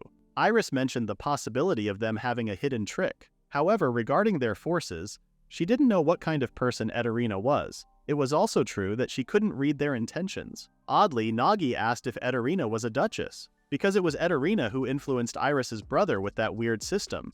And there was something similar in a faraway land where he was from. He can't imagine a noble lady from the capital to know about that. He tried to say that the duchess was fake. Iris started to think about this and noticed that when she escaped from her residence, she took all the valuables from the mansion, which seemed quite inelegant to her. Although she came for a trip, she didn't do any sightseeing and only met with her brother. The knight said he would inform the duke's family of the situation and verify her identity. Nagi then told Iris that he had come up with a good plan. It wasn't that complicated, and they just needed Iris's brother to take some responsibility. Meanwhile, Ederina was in her castle, enjoying her 5 p.m. tea, knowing that those idiots could not catch her. Ederina's real name was Katagiri Irina, and she came from another world about 2 years ago as a visitor. She had finished her job and wouldn't have to deal with those stinky primitives anymore. Her unique skill was magic tool creation, which allows her to create instant magic items by imbuing tools with magic. Using that skill, she was currently enchanting a small boat and securing it with enchantment. The boat was powered by a gem infused with magic. By doing that, it should temporarily reach the speed of a motorboat. Then she was going to wait for nightfall and make a quick escape. The Divine Knight's order was to defend the northern cover, which is the only entry and exit point. The control through masks drains their magic and stamina, but they follow orders well. Until her preparations were complete, they would faithfully carry out their mission, even if it cost them their lives. But she was still thinking about where it went wrong because the plan entrusted by the White Guild should have been perfect. According to the guild's arrangements, she became the adopted daughter of the Duchess and went to Ilgafa to complete her mission. Noel Hoffmeyer was easy to manipulate, so she used him as a pawn for this. He had a strict father, a talented sister, and the envy of the capital nobles. He was full of an inferiority complex. She kept telling him that he wasn't destined to remain just a port town lord, and she saw his abilities in him that no one else had, and proposed a business perfect for him. She believed that she didn't lie because she achieved results using this method to gather people and funds. The guildmaster acknowledged that, which is why they entrusted her with the job. The port town has independently contracted with the sea dragon Kelkater to safeguard its vessels, generating substantial profits from sea trade. She was expected by the master of the whole guild and the supporting noble. They wanted Ilgafa to struggle just like everyone else. That's why they made her the adopted daughter of a high-ranking noble family to support her. Her mission was to take away the sea dragon's protection from the port town of Ilgafa. She couldn't capture Iris by manipulating Noel. It was unfortunate, as some wanted her as a valuable sample, and she also experimented with the remote golem creation while disturbing the sanctuary. This was successful, so she needed to report it. She was entrusted with everything, provided she fulfilled her mission. She created an organization and gathered funds, and she believed she would make good use of it. The magic tool creation skill was incredibly useful and was only given to visitors from another world. She could even create masks that control people. The masks she created taught her something. It was so exciting to dominate people. The fact that everyone obeys the righteous, which was her, made her feel so good. In the next scene, Ederina gets mad at one of her knights for doing things on his own. It was also like this in her original words. She was surrounded by idiots who couldn't read the room. She was so mad that she had to keep yelling. She recalled the times when a coworker wanted to rest while everyone else was still working. Even though she got lots of complaints, she still thinks she was right on that call. She believed that if you work hard, you'll get results. If there are no results, it's because you're lacking effort. She considers herself an A rank and her boss was a D rank. She was brought to this world when she got tired of that reality and was stunned by the view of this new world. However, she realized something. In this world, no colleagues were dragging her down, no one complaining, no one limiting her work, and no rules. She used every method to rise and achieve results. While thinking about her growth in this world, she was informed that a new warship was approaching, flying flags of truce and negotiation. When she went outside to see the ship, she encountered Noel being tied up. He wanted to speak with Ederina. He said that everyone thought she only used him and wanted her to confirm that she did help him. Ederina told her knights to stand by and prepare to charge at any moment. Noel then wanted Ederina to tell everyone that their plan would help the town's growth. Ederina responded that she never meant to cause him any trouble and she fled because the soldiers came without warning. This wouldn't have happened if they hadn't attacked, and she wanted to speak with him as well. She wanted to agree to a temporary ceasefire, saying that effective communication was crucial and that without mutual agreement, they might face conflicts over information. Noel told everyone to bring the ship to the island quickly. When the ship approached, Ederina was planning to board immediately, take Iris as a hostage, and flee. In her mind, there was no way her plan would fail. Suddenly, Cecil's fireball appeared in the sky, and it exploded right on top of Ederina. Ederina was shocked and puzzled as to what happened. All her knights were injured or dead. She looked around and her castle was almost gone. When she turned her back, she saw a bunch of warships approaching the island. Cecil was done with her job and leaned on Nagi for support. Nagi's plan was simple. He used Noel to distract the Duchess and gather the enemies to the north. Then he used the ancient spell Fireball to black the weakened southern wall. Using the heat and black to break the enemy's will to fight, he got what he wanted. Iris also wanted to join, and it was the right decision to have her distract both the Duchess and the knights. They also got the skill of shipmanship for small group operation. Now they just need to find out the Duchess's true identity and the person behind her. They have seized the island's defenses, and with that number of soldiers, it should be easy to capture. Nagi was really tired. Nagi brought the tea Aina gave him and asked if she could drink it. Cecil really seemed worn out. He was channeling magic power, but the ancient fireball spell was really tough after all. He thought about what he could do to make her feel better and regretted not bringing Aina. For now, he decided to monitor her condition using the details of skill structure. If he knew what she was thinking, he might do something better. Suddenly it hit him that he had a new skill called self-awareness. He started using it and contacted Cecil without talking. He told her that she didn't need to force herself to talk and that if she wanted to say something, all she had to do was just think about it. She was confused by this because even though they weren't talking, she was hearing his voice. Nagi explained that he used the new skill to share awareness. It was urgent, so he used the skill to check her physical condition and asked what was needed to improve it through sharing awareness. Cecil thanked him for saving her, but Nagi wanted to apologize for the sharing of awareness. They could share thoughts even when they were separated for a certain time, but it needs mutual trust to work. Cecil said there wasn't a problem since they trusted each other, but she was a little surprised when Nagi said they had to kiss as proof. He panically apologized and promised to treat her to Ilgafa's famous sea dragon fries on the way back. Cecil didn't get angry and grabbed his shirt. She told him to do it one more time. They looked into each other's eyes, and a kiss happened right after. With that, Ederina Harsberg was captured successfully. In the next scene, it was time for Iris to open the central gate. Before that day, Iris brought documents about the festival ceremony. Since they promised to participate in the festival ceremony, he wanted to check the details. Somehow, he also heard about what happened after they captured Ederina. After the incident, the Divine Night Order who had their masks removed all regained their sanity. According to their testimony, Ederina ordered the first group to join her, and the rest willingly joined. Instead of earning profits, they were just being controlled under the mask. He wondered how many of them had been controlled by the mask. Ederina was the only one who knew how many casualties were incurred. The Marquise's daughter struggled during the capture and sustained injuries. Unfortunately, a thorough interrogation hasn't been conducted. Iris informed him that they would dispose of this matter privately. That made sense because the Sea Dragon's land had been isolated and the Sea Dragon Priestess had been targeted. One of the masterminds behind this was the heir of the noble family, and it couldn't be worse for their reputation. They were currently in the process of questioning the Marquise's family. Regarding Ederina, they had sealed her magic and relocated her to a different prison. Noelle had been untrusted to relatives and was now under the clan's protection. It seemed the new heir was an adopted child from a branch family. Nagi suddenly wondered if it was okay for her to be in Nagi's house, and she responded that things had settled down for now. And that's because the Sea Dragon hero Nagi was with her, so it shouldn't be a problem. It wasn't Nagi's concern, and he thought about not getting involved too much. He was just a mere adventurer and didn't know how to think like a lord. Then, he briefly went over the legend of the Sea Dragon, the knowledge he gained from the books Iris provided, and also the mural found in the cave. Iris was shocked that he just read the mural while fighting monsters in that cave. Back to the present, Rita felt overwhelmed when Iris said she was going to open the gate. But she tried to keep it together by believing that their love wouldn't lose to something like the pressure of a sea dragon, because they would be protected by Nagi's mysterious power. It wasn't a mysterious power actually, it was just the effect of the Sea Dragon hero flowing through the Engage, but Nagi didn't want to ruin the magic. Iris was happy too and she opened the gate. She held Nagi's hand and they both went inside. Nagi was amazed by the place even though he was told about it. Iris mentioned that the glowing scales belonged to the sea dragon Kelkator. Nagi stopped for a moment and Iris asked what happened. He said since this was where the sea dragon appeared, it wasn't surprising to find scales, but he didn't expect to see the entire ceiling covered in scales. Iris explained that when the tide rose, this place was flooded to the ceiling, and when the sea dragon shows up, those scales are carried up to the ceiling. Through this repeated process over a long period, the scales become part of the ceiling, forming this sanctuary. After the brief explanation, they were ready to begin the sea dragon summoning ritual.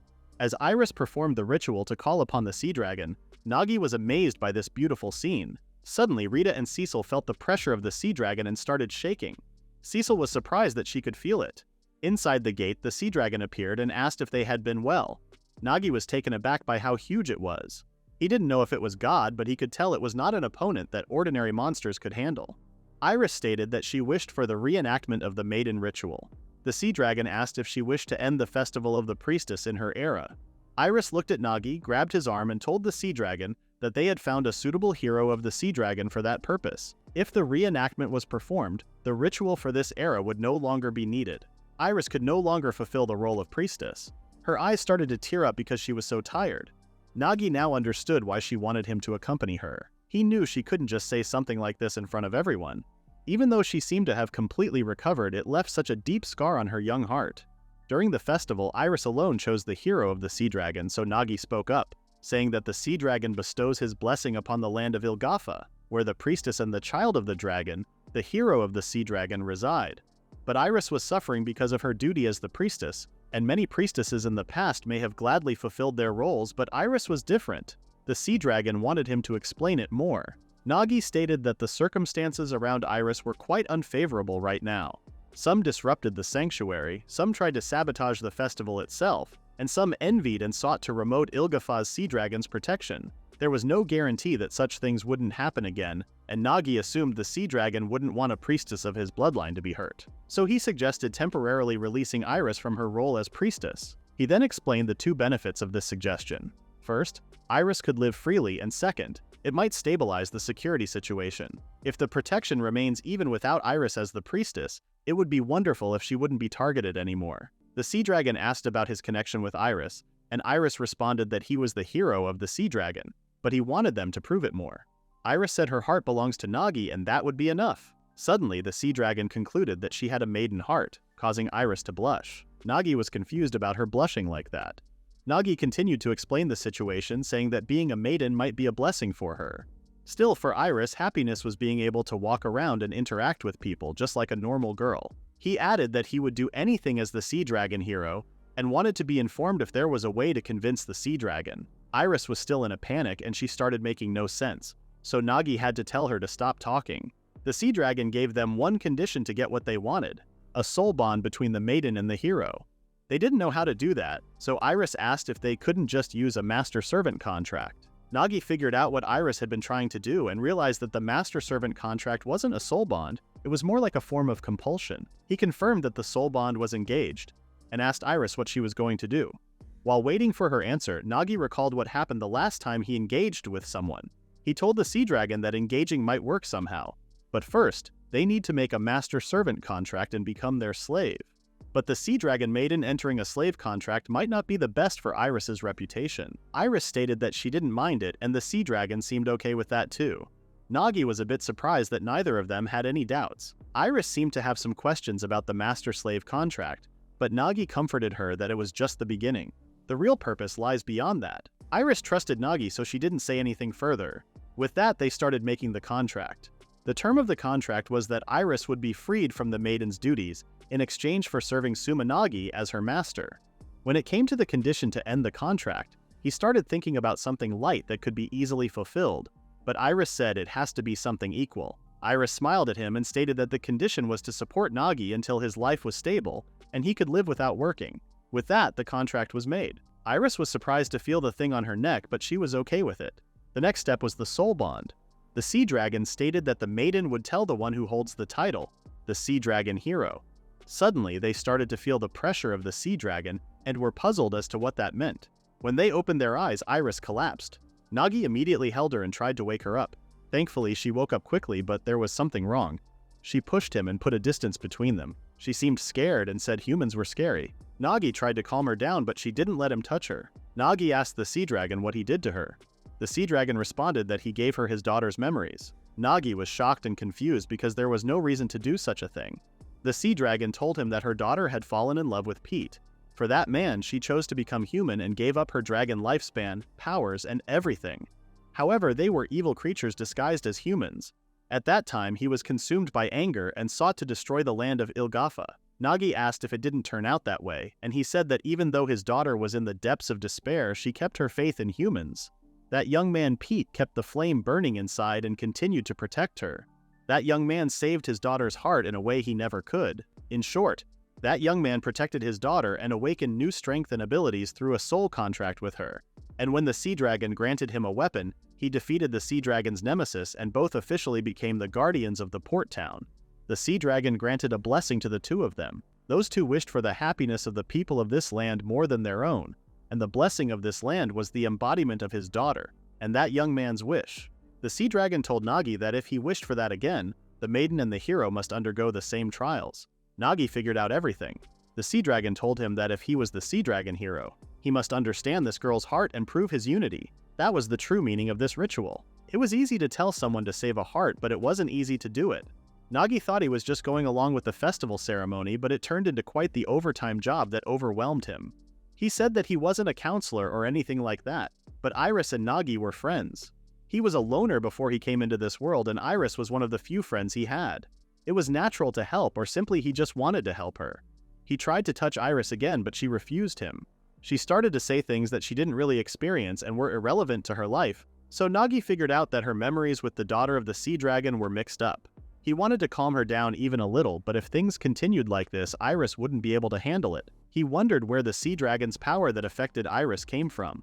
As an example, if it's about magic and nature, Cecil's magic detection might help them with the magic flow. But it could be something related to mental perception. He had an idea and called Reggie, but there was no reaction. He wondered if it was because of the sacred place, but didn't focus on that. He took a deep breath and apologized to Iris for scaring her. When he connected with Laphilia, he remembered black energy flowing into the skill. He was glad they made the contract because he could learn more about Iris and help her. He checked her status while the sea dragon was wondering what he was doing. If the skill that seemed to influence Iris the most was the dragon empathy skill, with skill structure, he locked that skill of hers. This skill enables a connection between dragons and consciousness, but if the other party is a higher species, the lower species might be dominated by their thoughts and consciousness. He channeled his magic power just like before, and Iris's pain seemed to be over. It looked like she was a bit calmer now, but this wouldn't solve anything. Now he started to think about what he could do because he didn't even know Iris quite well. They met on the way to the hot spring town of Lahelda, and she was the sea dragon priestess. She was the daughter of Lord Ilgafa, and she diligently performed her duties. She used to be alone just like him. It just so happens that he was the sea dragon hero, and now he ended up in a place where he could be of help. But still, it was almost like destiny. But he changed the way he saw things, and decided that that could be enough for him. If Iris wishes to become like that, he would like to be there for her. After all, he was her soul brother. The sea dragon told him to overcome it together as the priestess and hero. If that's the case, there was no other way. He was a bit uneasy about the idea he thought of. When Iris opened her eyes, she saw Nagi getting closer to her face. Nagi approached her and asked if he could kiss her. Iris blushed, but she let him kiss her to take her away together. It seemed like there was some misunderstanding, so Nagi froze for a moment to think about what he should do. But it can't be helped in this situation. It might be okay since it's an emergency, but he really wanted her consent. Nagi once again asked if she would like him to kiss her, and she held his face and kissed him. The moment they kissed, Nagi saw every memory of the sea dragon's daughter, how she wanted to become human, and then how she was being tortured by them. He also saw Iris's memories, how she became the ritual doll and was forbidden to do anything, even visiting her mother's grave. It was tough to see both of their memories with the images. Iris had been living in an abhorrent environment after all. And suddenly, because of the mind linkage, Nagi saw his own memories from his world too. And seeing those unwanted memories made him feel sick. He wanted his friends Cecil, Rita, Ina, Lavilia, and Letitia's help, but no one helped him. Eventually, he collapsed just like Iris. Suddenly, the vision of two people came and woke Iris up. Nagi was shocked to see them. Those two visions were only the daughter of the sea dragon and her husband. They also turned to Nagi and stood him up. While Nagi was holding Iris, the sea dragon stated that the reenactment had been accomplished, and he acknowledged the bond between the two. The sea dragon, Kelkater, formed a contract, as long as the maiden and the hero live and take on the role of protector of Ilgafa. For the current maiden, the festival was no longer necessary. For the safety and the strengthening of his lineage, the festival was unnecessary. But still, everyone was looking forward to the festival, and also economic activities were crucial for a better living, so they were still giving the festival. Nagi was surprised that the sea dragon didn't mind them having the festival and figured that it was only humans who worried about the details. When the sea dragon told Nagi that he did something he couldn't just like the first hero, Nagi said he didn't do anything and got curious about what he did. Iris asked how they could prove it. They suddenly started to feel very overwhelmed by everything. The sea dragon was doing this to warn them as his daughter's blood flowed between Iris and Nagi. Before he disappeared, he told them that he recognized them as his kin. When he left, Iris said their consciousnesses merged back then, and the painful memories have meaning, and they lived and loved together on this land with those memories. She said that she was still young and didn't understand everything. Painful memories of hers remain painful. But now she had Nagi. She hugged him and asked if he would take responsibility. The responsibility for teaching her something inappropriate. Her face was red, and Nagi realized that she was talking about the kiss. Iris said she wanted to know where this was going. Putting Cecil aside, Rita would probably be angry. He thought Aina might be happy and had no idea what Lafilia would think, but he didn't even want to think about what Reggie would say. Iris held his hand and wanted him to watch over her. In the next scene, Ederina kept screaming from pain while she was being taken in a carriage. The knight inside the carriage told her to stop screaming and not be scared. He said that the Demon King's subordinate must be purified, and this was the orientation for the 8th generation of heroes. Ederina was confused, but the knight was also new to this and wasn't sure about that stuff. He apologized for only being able to save her this way and wanted to use the flames of purification at least. Ederina's scream echoed everywhere as if she were in immense pain. The other knight told Tokimoto, the one who was taking care of Ederina, that she was talking too much with the target and this could lead to her getting tainted. She was annoyed that the tasks were too difficult for an orientation. Still, he told her that she shouldn't let personal emotions get in the way. He reminded her that they were the chosen ones and they couldn't ignore the Demon King's subordinate. They must save the world quickly before any more tragedies occur. Ederina was confused as to what she was doing here. She then remembered that she was Ederina Harsberg, the daughter of the Marquis, and she caused a commotion in the port town and got caught. Even though she committed a crime, she was still a noble and reminded herself not to show any disgraceful behavior. She wanted the guards to bring her water, but everyone outside the carriage was already knocked off. In the next scene, Iris and Nagi get out of the gate, and she announces that during the ritual in Ilgafa, they have made a pact that says as long as Iris lives, they will receive the sea dragon's protection, and from now on, the priestess's rituals will no longer be necessary. The pact made with the sea dragon Kelkater was widely spread throughout the town under the noble family's influence. As proof, Iris appeared offshore and waved from the cliff. Iris then informed everyone that she was now a slave under contract to Nagi, and she would also serve him, striving to match the excellent slaves of the Soul Brother. While she was telling the girls that she would take control of the noble house and make things easier for them, the girls were shocked by her boldness. Nagi told Iris that he was happy about her feelings, but for now, having a place to belong was enough for them, and she didn't need to do anything more. Iris was once again amazed by Nagi, even though it wasn't his intention. Iris then noticed Cecil and noticed that it was the first time they were talking normally. She asked if Cecil was Nagi's first contract, then looked at her up and down, saying that someone like her was Nagi's type.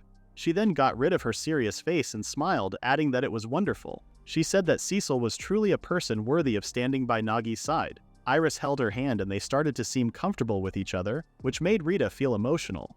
She grabbed them both and hugged them. Aina also welcomed her into their little family and felt so touched when Iris called her big sister. While everyone was getting along with Iris, Nagi watched them and realized that everyone had won over Iris. Then everyone said they would dedicate their lives to serving him from now on, but Nagi was planning to take a break and have a holiday.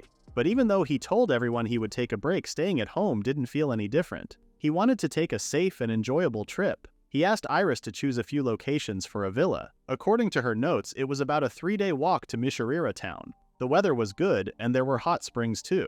He thought everyone could relax in such a place. Also, most importantly, they could stay a fair distance from Ilgafa until the Sea Dragon Festival was over. It was taught to experience the Sea Dragon appearing for the first time in response to Iris, and with that, he also appeared and saved Iris, causing a huge commotion throughout Ilgafa. Thanks to that, the news about Noel didn't spread much. He just wanted to relax and take it easy. But the problem was that if the fact that the Sea Dragon hero appeared became widely known, it would be troublesome for them. The best way to avoid that is to stay away from the scene, and the timing was perfect to take a trip.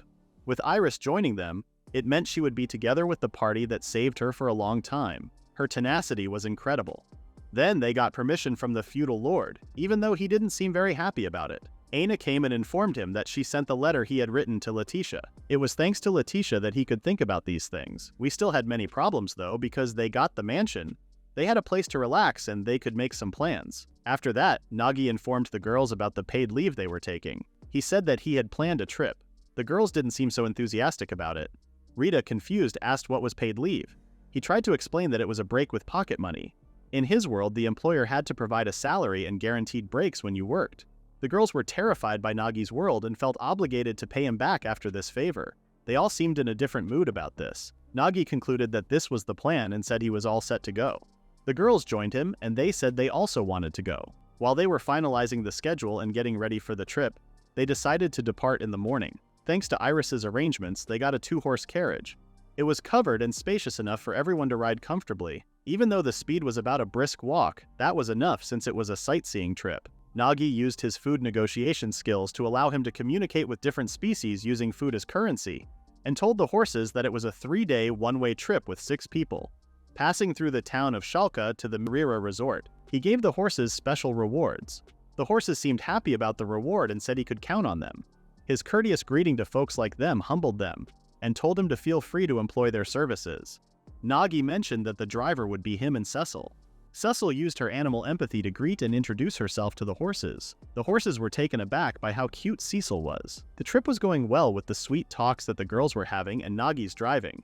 Iris asked Nagi if the carriage was good. They could have arranged a more luxurious carriage with escorts for the Sea Dragon hero, but Nagi told Iris that they intended to travel on foot and just rent a horse for the luggage anyway. So he was happy they got a carriage that fits everyone. Iris wanted him to be more selfish and less modest like that, but he wanted everyone to relax, so having tight security around them would just make it harder to enjoy themselves. Iris was sulking, but she was embarrassed when she noticed Aina was looking at her smiling. Cecil asked Nagi if they were staying at Shalka tonight, and Nagi confirmed her. It would take 2 to 3 days to reach the resort. Schalke town was located on the way between the resort and Ilgaf. It seemed there was an altar where people prayed for safe travels. Cecil mentioned that Schalke was a town blessed by the blood of the sky dragon Bran Schalke. It wasn't strange, considering Ilgafa was blessed by the sea dragon Kalkator. So far, it seemed like only Kalkator had been confirmed to exist. She had heard there were earth dragons and demon dragons too, but it was said that the sky dragon was gone. When the sky dragon died, part of its body fell to the earth. One part created a large crater from the impact of hitting the ground. A magic research city was built on that site. Another part fell in the town of Schalke where they were heading. In Schalke, a part of the sky dragon's remains was preserved, and travelers carved it to pray for safety while flying in the sky. Nagi thought it would be nice to stop by since it was along their way. While they were talking about doing it there, Rita appeared from the sky and jumped right next to them. She said that something was sticking out in the direction of the town. To see that, Nagi told Rita to put Cecil on her shoulders. Rita easily grabbed her and put her on her shoulders while complimenting her tights. Nagi asked if she could see what was on their way, and she responded that it was the symbol and the traveler's guardian deity, the Whigs of Bran Schalke. The place they would be staying in tonight also appeared, and Nagi said they would take a closer look when they arrived. When they arrived at the town, Rita suggested they go to see that thing in the square while she watched the horses. Nagi asked if she wasn't interested in sightseeing, and she responded that she was just tired from walking so far, and she would take a rest in here. After saying goodbye to her, they went to the square to see the wing. Cecil pointed out a plaque with an explanation, and Nagi went to read it. Long ago, the Sky Dragon halted a human war. Since then, whenever people saw the Sky Dragon's shadow, they would cease fighting. It would send downlight from the sky to vanquish evil creatures. It seemed like a typical legend. It was also written that the Sky Dragon would resurrect when the time came, and it was in a state of waiting for resurrection. When Nagi thought it was like the usual tale, he overheard two people arguing. One said he knew where the Sky Dragon was, and it must have transformed into a spiritual form. They were having a big fight over this, and Nagi decided to stick to the facts about this monument. Cecil explained that long ago the king tried to use it to make a shield, and dozens of people attempted to cut it, but it didn't work. At that time, a cult was established to protect and manage it to prevent such attempts from happening. Facing something this enormous made him feel insignificant. They only existed for about 100 years, but he was moved by the greatness of the creatures in this world. Aina mentioned that she and the others can't live forever, but they could pass on their blood to the future. Even after they die, their children would tell their stories into the distant future, just like the Sky Dragon. Iris and Laphelia were cheering for Aina's little speech. Nagi appreciated their consideration and was truly blessed to have such a companion. He wanted to continue traveling to various places and learn many things to truly live in this world. Iris wanted to tell Nagi the tales related to the Sky Dragon's win. Nagi was so excited to hear them all. When Nagi went back to the carriage, Rita asked where the girls were, and he said that they went to look around a bit more. Nagi looked at what was around him and examined the people in the town. He could hear what Rita said to him, so he explained what he was thinking. Aina came and told him that he couldn't do that because they were on paid leave and on a company trip. She kind of scolded him for working all the time. Nagi had an idea, and he said that while they were relaxing, he had something he wanted Rita and Aina to help with. He said that he wanted to create more skills, and since they can't figure it out at home, he wanted them to use them outside and give him feedback. Rita was annoyed that he was trying to work right after he said something. Nagi said that usually you reconstruct skills on the spot after something happens, and quick structure puts a lot of strain on everyone. But that seemed inefficient to him, especially for Rita. Rita didn't have anything to say back. He has massage and appraisal skills now. If they have skills they could use in advance, it would be easier to plan. He told them to combine them and showed them. He activated skill structure and put one skill in each hand. He looked at Aina and told her legs were tired, especially below the knees. Also, her lower back and shoulders were tense, probably from sitting in the carriage. He told her to relax and rest early because they had more travel tomorrow. This dynamic observation shows the tense parts of the observed subject. He even could tell what she was planning to do. The areas where muscles were tense and the spots she was about to move glow faintly. Rita had an idea and asked if he could do Laphelia. He looked at her and said her legs were kind of orange and her front body was slightly red. There were 2 circles on the upper part of her body. While examining, he realized that it was because of her big breasts. Aina had to stop them. He tried to explain that he wasn't doing this as a pervert, but she said that she was just so sad. Even without relying on such things, everyone's body and soul belonged to Nagi. Nagi then went to get the girls because it was about time to get to the inn. Suddenly, everyone felt pressure for an unknown reason. Then a girl appeared, telling them to come. After the girl disappeared, he checked around, and it seemed that no one else but them could see her. Since it seemed like Rita and Aina couldn't see her, it wasn't related to their master-servant relationship. She kept repeating the same words, which felt more like a recorded hologram than a ghost. There was nothing they could do, and there was too little information as well, so he decided to put it on hold for the time being. Nagi told the girls that they should go to the inn for now. On their precious day off, if something like this happens right from the start, it is going to be hard for him to not worry. When he went to the inn, he learned that the road to the Mishirira resort was a danger zone. The man explained that some days ago, a flying dragon appeared on the road from the town of Schalke to the resort. Some people in the caravan were injured. The Adventurer Guild was forming a subjugation squad, and guards were standing on the sides of Schalke and the Magic Research City. Nagi was shocked and puzzled as to how he didn't know about this. It wasn't mentioned in the materials they received, and he felt very overwhelmed and didn't know what to do. The man suggested that it was best to stay because they didn't know what would happen. Nagi had to return to their room and explain the situation to the girls. The inns were full of people who couldn't leave Schalke, and the inn prices would go up starting tomorrow. Rita didn't seem bothered because they were not on a rush trip, and they had plenty of money so they could relax until the subjugation was over. But Nagi said it wasn't good. He said that after all the effort in researching and planning, their schedule got messed up and it was like they wasted their time.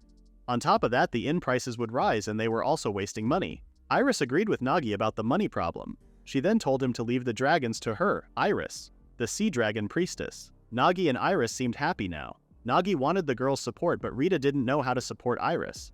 Nagi said when he talked to Iris about the trip, they did a skill structure. Dragon empathy enabled a connection between dragons and consciousness. That encounter with the sea dragon was probably due to that skill. Everything was fine until Link with Iris.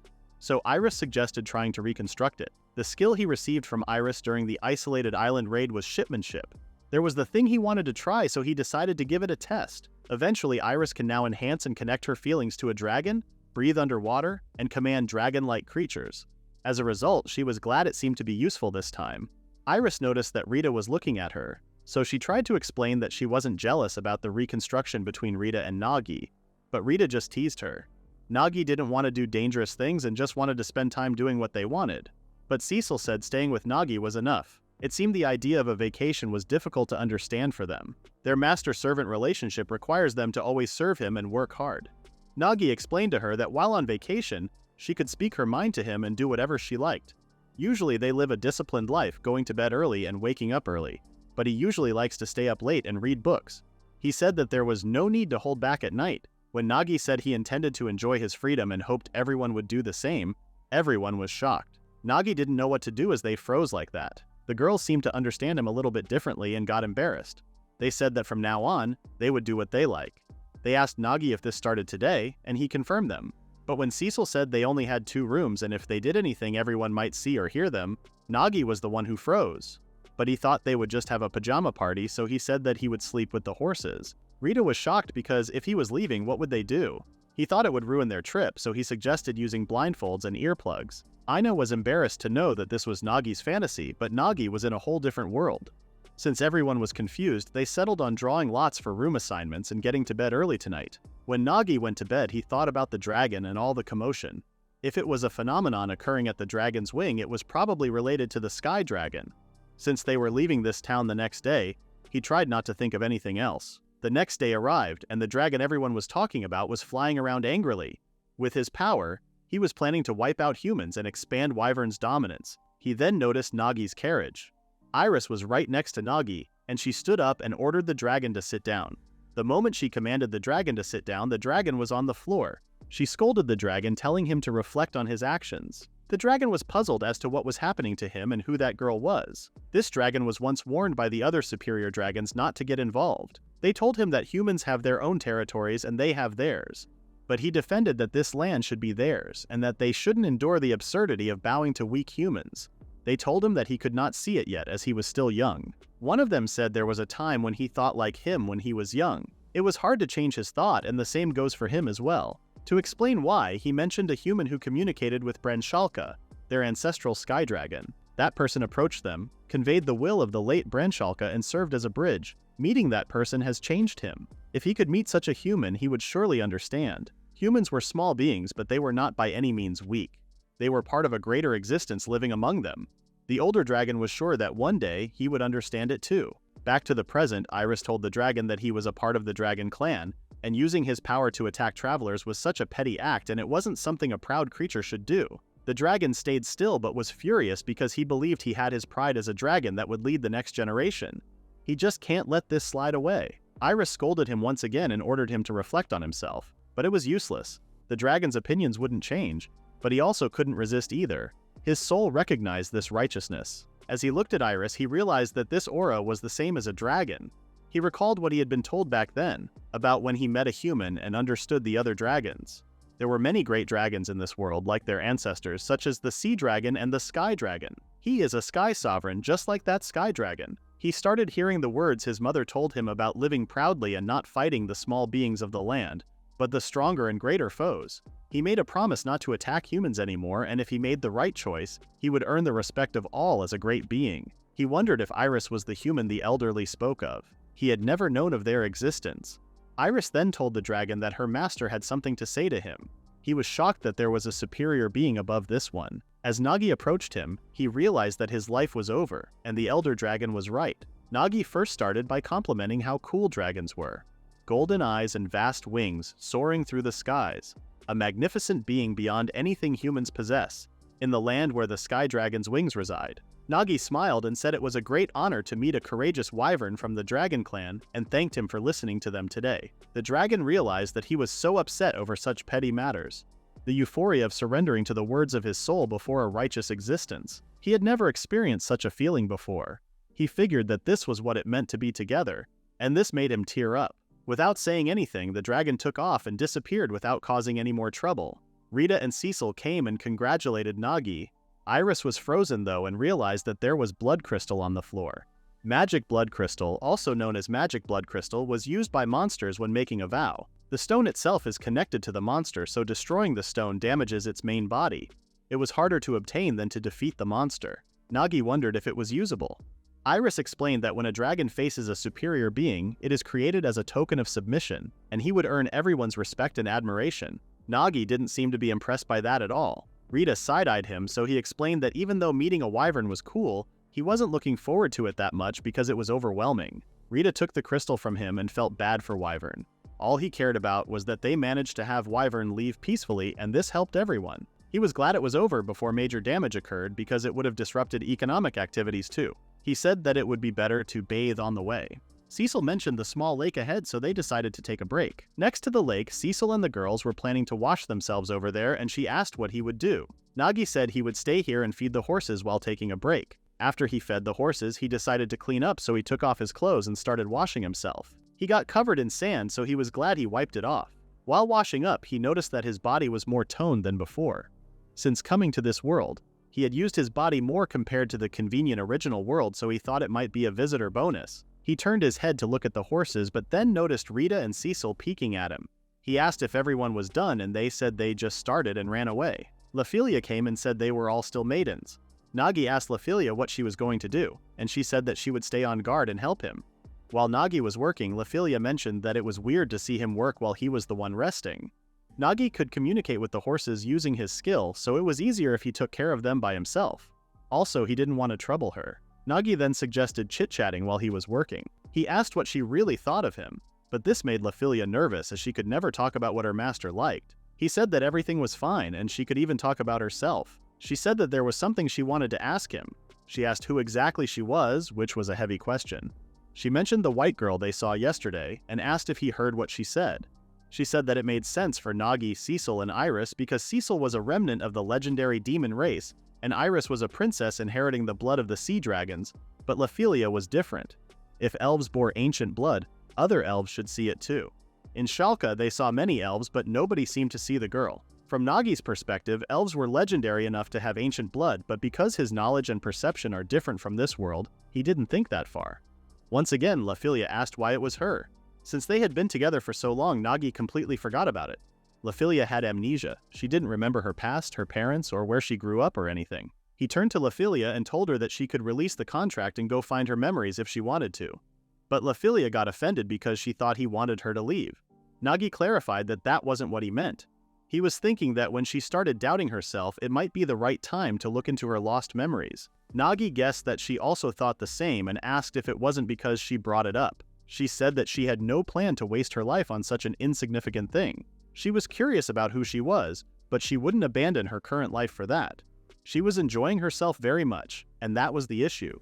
She always thought she would quietly live without being involved with anyone, but Nagi cured her bad luck and now she could travel happily with everyone. She said that if she weighed her life with Nagi and everyone against her past memories, she would choose her right now without hesitation.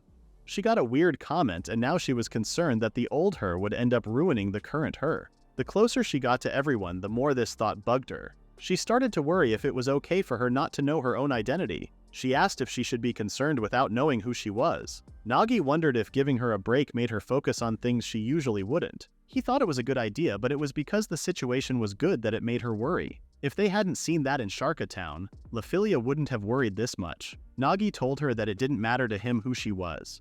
Even if she was a mythical class or even a savior of the world, a hero, he didn't mind. He thought that she didn't need to be serious because she was too shy. Suddenly, Laphilia went for a hug but ended up being on top of him. If Laphilia sits quietly, everyone is captivated by her delicate beauty. Her pink hair swayed softly and her slender body looked like a painting in a gallery. What he could do for her was a cheat skill. He told her that he was going to give her cheat skills. There was one he made with dynamic observation that was given to Anna. It is a skill that reduces the value and effect of an item. He cut the palm of his hand and explained that you could temporarily weaken the sharpness of a sword. Laphilia was amazed, and how to use it was up to Laphilia. Whenever she was in trouble, he would be there to help her. She wanted to start right away and pierced her fingertip. Nagi stopped her immediately and wondered if he should take it away. Laphilia was grateful for Nagi's kindness and she kneeled in front of him and promised to pledge her loyalty to Nagi. No matter who she was in the past, her gratitude to Nagi remains unchanged and she would serve him with her entire body and soul. Nagi said that was a bit too much. Laphilia mentioned that there weren't many masters who would take their slaves on a trip. She showed the travel guide he prepared and said exploring ruins, swimming in the sea, and trying local foods was something that Laphilia had never received even when she was an adventurer. Nagi responded that they were together by chance and he just wanted them to enjoy it and it wasn't a big deal. But Laphilia refused and said he was ready to impregnate them on this trip. Nagi was shocked and he approached Laphilia, asking her to tell him more about that. Laphilia was completely dominated by Nagi and promised to tell him everything she knew. In the next scene, Nagi wants to explain himself to the girls because they misunderstood him. They thought they would do threesomes and foursomes when he said they could do whatever they wanted. He thought they saw him as an orgy, hopeless, lousy who declared himself to be an absolute harem master, and no wonder why everyone was acting weird. He clarified that feeling free at night meant they could rest, indulge in their hobbies, or just spend the night as they liked. You could do whatever you wanted, which meant they had the freedom to act as they wanted. He thought no one would take a break unless he ordered a break. Lastly, he bows to the girls and apologizes. The girls were unresponsive at first, but then acted like they knew Nagi wouldn't do such a thing. He once again apologized for making them nervous. Rita looked so unconvincing because her face was blushing and her tail was sticking up, and Laphilia shouldn't even be talking. Aina smiled and said she understood, but Reggie was just so excited to think Nagi was getting fired up for her sake and wanted him to give her back her excitement. He obviously refused to give her what she wanted. Aina then made some tea and everyone started to drink in silence. While Cecil was drinking her tea, Nagi wanted her help to pick some sticks to burn. While they were gathering wood, Nagi once again apologized to her for saying things that caused misunderstandings. He said that back then when they were in Schalke, she warned him, but he didn't notice at all. Cecil was confused at first, but then remembered what happened. She explained that she had never expected such words from Nagi, but since he was their master, it was okay to act as he pleased. Cecil thought that the matter was already settled and asked if he brought her here just to say that. Nagi explained that she seemed different from everyone else, so he was worried. He believed that it was also the master's duty to take care of everyone. Cecil was once again impressed. She said that she thought he was finally going to make a baby with her, and started giving him flirty looks. Nagi panicked and fell, but she said that she was just kidding. She added that she was looking forward to repaying him. Long ago, Cecil's mother told her one of the teachings of the demon tribe. They could find happiness simply by being with someone whose soul harmonizes with theirs, and her mother told her to make sure to properly repay the one who brings her that happiness. Nagi always made her happy, but all she could give him was her heart and her body. So if Nagi wished, she wanted to serve with her body. Her words made him think of unethical things to do with her.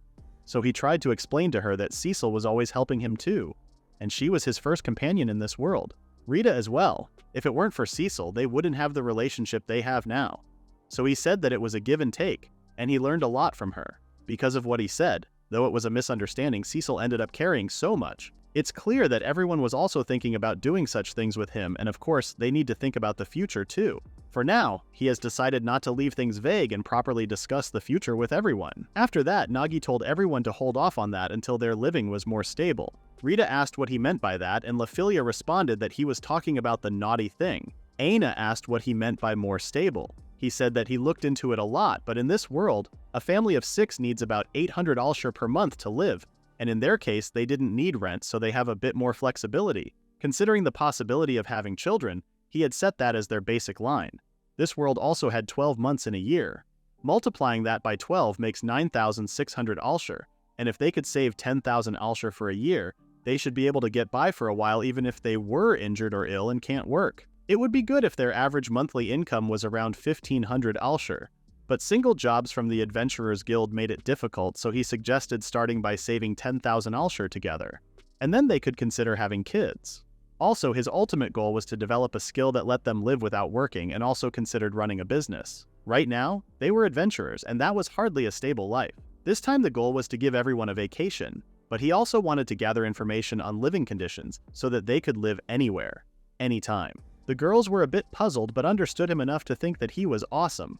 Cecil said he considered that much, but she would work hard too, and so would everyone else. She told him not to bear the burden alone, and they could manage stability together. Nagi said he didn't want anyone, especially their kids, having to do tough jobs just to survive. He then ended the conversation here and apologized again for the misunderstanding. But he wasn't taking any of this lightly with all of them and wanted them to understand this. Rita asked if it was okay for them to think that he was willing to have kids with them. Nagi realized that talking about having a child with Cecil, he accidentally let it slip. He had no other choice but to say he would do his best. That is the end of the recap at chapter 72. Please read the pinned comment about the next part.